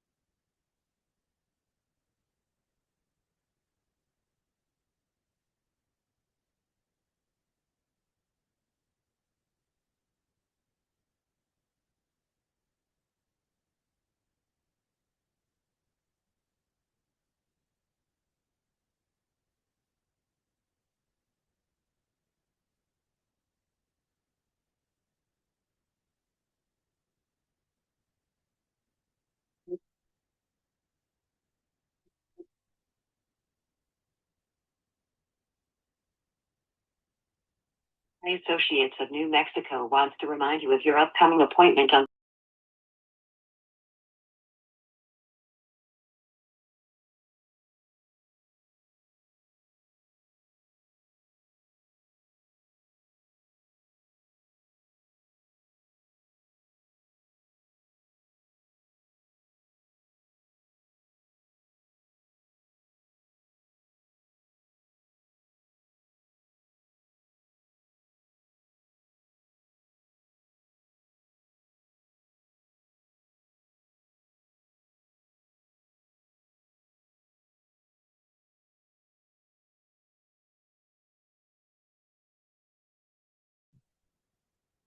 Katie, can you now hear me in the room? Oh, yes, I hear you now. Okay, sorry. We were. So what we're doing is asking everybody to just take 1 minute to reflect on these questions. What your main takeaways, what surprised you, We'll ask for just a popcorn around the rooms of responses to that. And then we'll ask again, where do you have questions? Where do you want to learn more? This is very important to our next conversations. So please take a minute and think about these questions. Great. Thanks, Margie.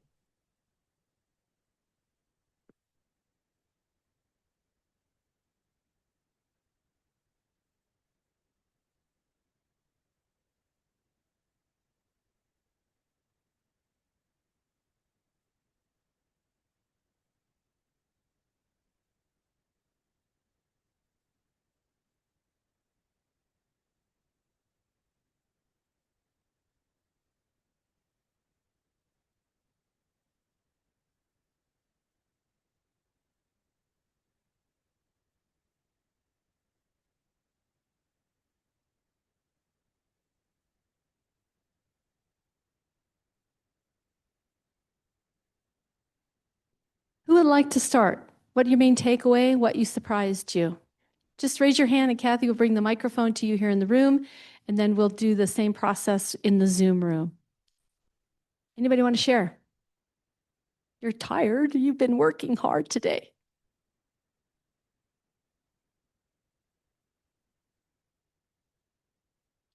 Thanks very much. I'm Eric from Rita. The main takeaway is I really appreciate face-to-face meetings. I think participation by Zoom, I can imagine I would have gotten, you would have heard much less from me, which probably would have been good, but I would have gotten, 15 or 20% of what I got just from being able to talk to people in the room. So the takeaway to me is a face-to-face meeting has real value that I hope isn't lost in future sessions. Thank you, Eric.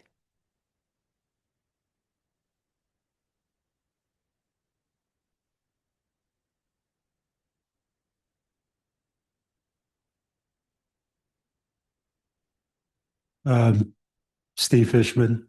I really appreciated the interactive nature of this meeting, and I guess it's the face-to-face portion as well. It does add a lot of dimension to what I take away from this meeting. All right, one area that I was surprised, as I hadn't pre-read all of the materials, but I was surprised to see that 2030 was the date we were starting to look at supply side resources. I think there's a lot that can be done between 2026 and 2029 on the demand side, and that we can get ahead of the curve on that instead of waiting and being behind the curve. So I'd really like us to work on that going forward. Thank you, Steve. Appreciate that. Other takeaways or surprises? How about those on Zoom? Anything you'd like to share with a main takeaway or a surprise for you from today's workshop?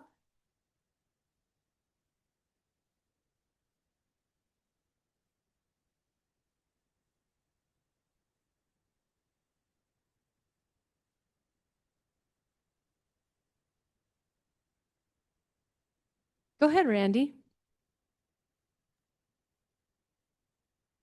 Yes. Hi, Randy Coleman from Clean Energy Coalition. I I appreciated all the information, and from my own perspective, I look forward to deeper dives in some of the areas. You know, I now have a sense of maybe the 40,000 foot level of the IRP process, and I look forward to getting involved in more detail. Great. Thank you for being here and for tolerating the Zoom participation. I know it's a little frustrating, but thank you for. I was here for every minute. I know you were. Thank you so much.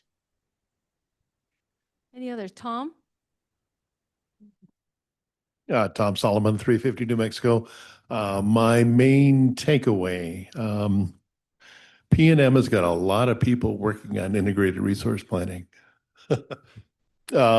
Big surprise was I knew that the data center forecast was going to be a big portion of the load growth going forward. 85% of all of the load growth was a surprise that it's that high.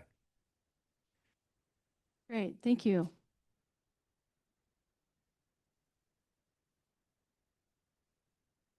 So let's switch to the second two questions then at this point. We have some cards that you turned in from earlier that we haven't completely processed, but we will look at those. But where else do you have questions? Do you want to learn more? Now is a great time. Kathy will capture these on the flip chart, so we integrate this into the next conversations. Anything about exploration of these topics or topics we didn't cover today that you'd like to be sure get addressed? Yes, please, Anne. Yeah, I'd like to make sure that we get a good understanding. We started talking in our last session about the costs of increasing the proportion of renewable energy in the portfolios. And I haven't heard a deep assessment of what the ratepayers are going to be paying if we continue to try to meet the ultimate goals of the ETA and get to, that last 30%. Great, thank you. That's a very important conversation. So thanks for voicing that. Yes. Kelly, go ahead. Just, I guess, to reiterate where I started in the morning, I don't know, through email or in some way before the next meeting, getting those modeling inputs, getting, whatever we need before the February meeting, that is still an outstanding question or where I want to learn more. So thank you. Thank you, Kelly. That's high on our priority list to start addressing in a conversation that many of you want to be part of. So thank you. What else? Anybody on Zoom or in the room, please raise your hand if you have a question that you want to be sure gets followed up on or something you want to learn more about.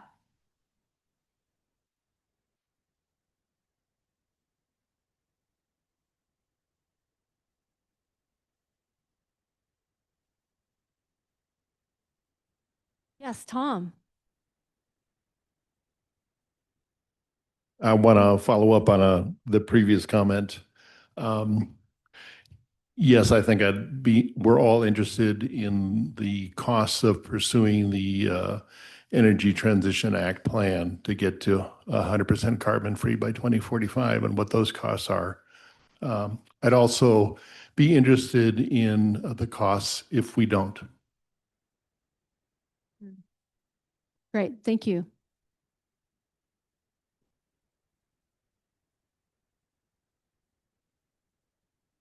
Anything else you want to learn more about? Of course, we'll take your input from today as well as the question that you responded to in the survey at the beginning of the workshop so that we make sure we are addressing your interests. All this is important input. Anything else? Yes. Tushar. Tushara from Sandia National Laboratories. This might be a little out of left field, but recognizing that the state also has a 50-year water plan, was curious about the relationship between some of the water assumptions and activities at the state level and how that could be influencing some of the model assumptions for the IRP. Great, thank you. Good comment. This came up in the southern part of the state also in the past year, the questions about water and electricity interdependencies. So thank you for raising that. I'm not sure that's got the bandwidth or the tools for assessment in the IRP, but we'll certainly talk with the team about that. Thank you. Anna Linden Weller with WRA. I think that in general, I again want to echo Kelly on the more we understand about what the assumptions are that are baked into the model and how those can be adjusted and changed, the better. And the sooner we have those, the sooner we can ask more specifically for what we want to see. And just in terms of like the large scale where I want to learn more, I am very curious about the, I guess like the overall use of like innovative tech versus is there a emphasis in PNM's modeling on technology that is newer or technology that is not yet mature? Like, is PNM attempting to be a leader in that way, or is PNM focusing on what they absolutely know will make sure to meet reliability? Like, where's that balance being struck, and what levers are being used to show that balance? Okay. Thank you. Anything else on Zoom? Questions or where you want to learn more?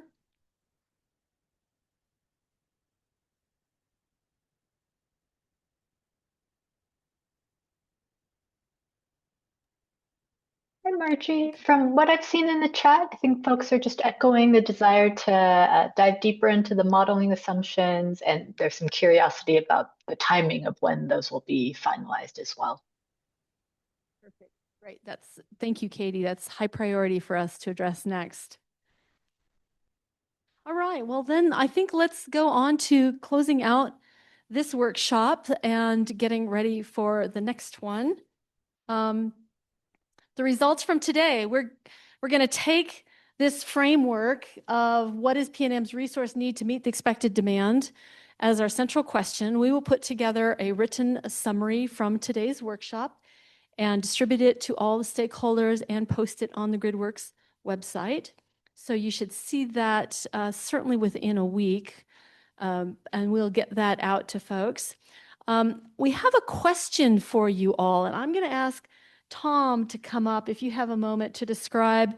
We've kicked around the idea of a site tour of a possible facility in the Albuquerque area. Tom, do you want to describe what you're thinking? What we'd like to do is a show of hands after he describes it as to how many people might be interested in a site tour. Yeah, and we haven't really explored too much there, but some of the things that we can do are have people visit some of the more recent solar facilities that were brought in. Laura's area in particular can help with visiting transmission facilities, some of the newer stations and things we've built. And then a lot of those solar facilities include battery installations, which you can see, or we do have a standalone battery that's been, will soon be up and running in Albuquerque that might be a possibility as well. So those are some of the options we would be thinking about if people feel they'd be interested in visiting some of those things, potentially a solar facility. There's some fairly large ones that were built on the west side of Albuquerque. Included with those are some battery installations, and then some of those actually include everything, including the switching stations that are new and more modern and built out there. So on Zoom, if that's something you're interested in, please raise your hand. Anybody in the room, if you're interested in that, we got a few folks that express interest in that. Okay. Great. So Tom, I think that's something we should try to get on the calendar. And so great. Thank you for checking that. Again, if you have additional questions, put them on the 3x5 card. You're sick of me saying that today. Here's our plan for going forward. And I realize that there is information here that needs more detail to help you plan your and your team's time and involvement in this process. And we have heard from several stakeholders that more granularity, more information on the schedule and the topics is required and requested, and we will honor that request to make it available. But what you can see is here we are in December through February. Today's workshop, we'll have another workshop on February 11th. This is all part of phase 1, where we've identified stakeholder priorities. You've heard some system overviews and challenges and opportunities. Just barely started talking about modeling and modeling plans that will be more in depth in February. And then in March, April, May, we're gonna dig deep into detailed modeling.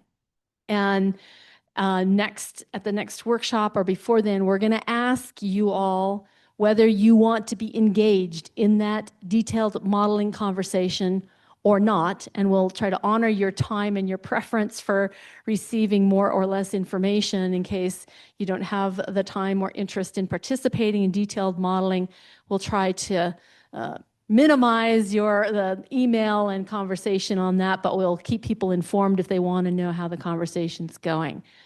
So March, April, and May, including 2 hybrid workshops, meaning in person, probably at this venue, in April and May, to really continue the deep discussion on detailed modeling. And then in June through August, the dates and times are here. We'll come back with the full group thinking big picture. We'll talk about results of modeling and what it means for the statement of need and action plan. So that's the schedule going forward. In September, we'll come back to you and ask how this process worked for you, but I don't have that date specifically on this schedule, but we want your assessment at the end of the process in terms of how it worked or didn't for you. So you can look for more information from us about each of these workshops and what our intended topics are going to be for those. Please understand that this process is an organic, people-oriented process, and we might have to shift some topics here and there, or adjust a bit, or fit some interim office hour conversations in order for this to work within the schedule that's required. So with your forbearance on being a bit flexible, we'll give you as much information as we can about the topics. And of course, we know there's many that want some more specifics on timing for the modeling conversations. So we'll get that to you, but I wanted folks to see what the big picture is. We recognize that this is a huge commitment of time, and we're greatly appreciative of all of your involvement, both in Zoom and in person. We will again strongly encourage in-person participation in the hybrid meetings. As was reinforced by some commenters today, we think the value of hearing from each other in person is just incredible, and we'd encourage that. Are there any, Kathy, let me ask, is there anything you want to clarify here? Or are there any questions about what we have in mind from now through August? And of course, PNM will be turning in their IRP in September. Questions on Zoom? Any questions?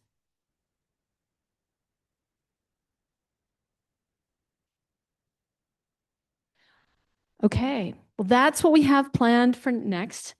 The workshop in February will be by Zoom, and it will focus on modeling inputs, assumptions, future scenarios, sensitivities, and those modeling plans that PNM will share in more detail.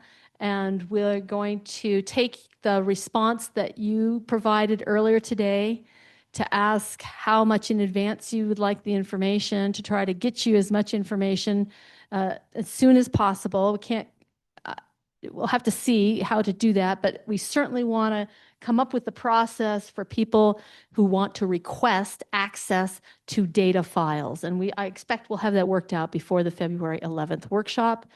And so February will be the last workshop in the phase 1 big picture part of the process. And we'll encourage anybody with modeling interests to attend that workshop in February. Okay, with that, before we offer our thank you, let me turn it over to Lori and Tom in case you wanted to add any concluding remarks. All right, thanks, Margie. And I want to thank everybody in this room and online for taking the time to be here today. I know it was a really long day. I know I feel really tired, and I didn't have all that coming at me. I already is mostly in my brain. So your patience, your good questions, your engagement with us, your openness, and your interest in learning and participating, engaging, and sharing your perspectives, I think I really want to express my appreciation. One of the things I'm really excited about and always encouraged by is how many people have the interests of New Mexicans and New Mexico in their mind. I think when I have been in the conversations today and in the recent past, I think everyone is concerned about affordability. Everyone is concerned about the climate and knows it is urgent that we take action. Everyone is concerned about affordability, reliability, and our environment. We also all want the best for New Mexico. We want to bring economic development here. I think we want to make sure that we're doing that responsibly and thinking about that responsibly.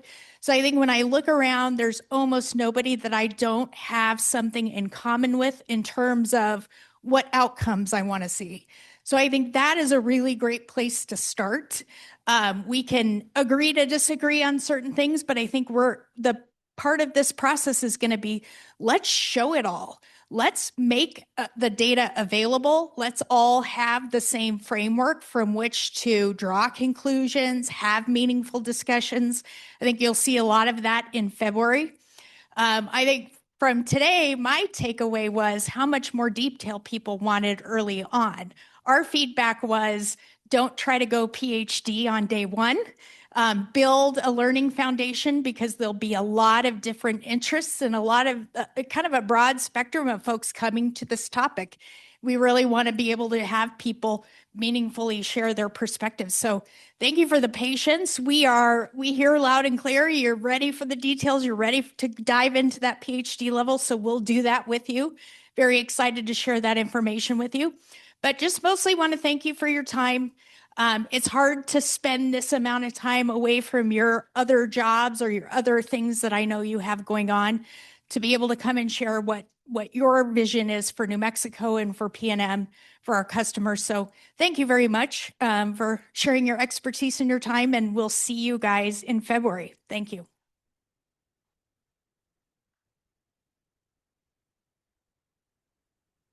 Thank you to everybody who is here and for the a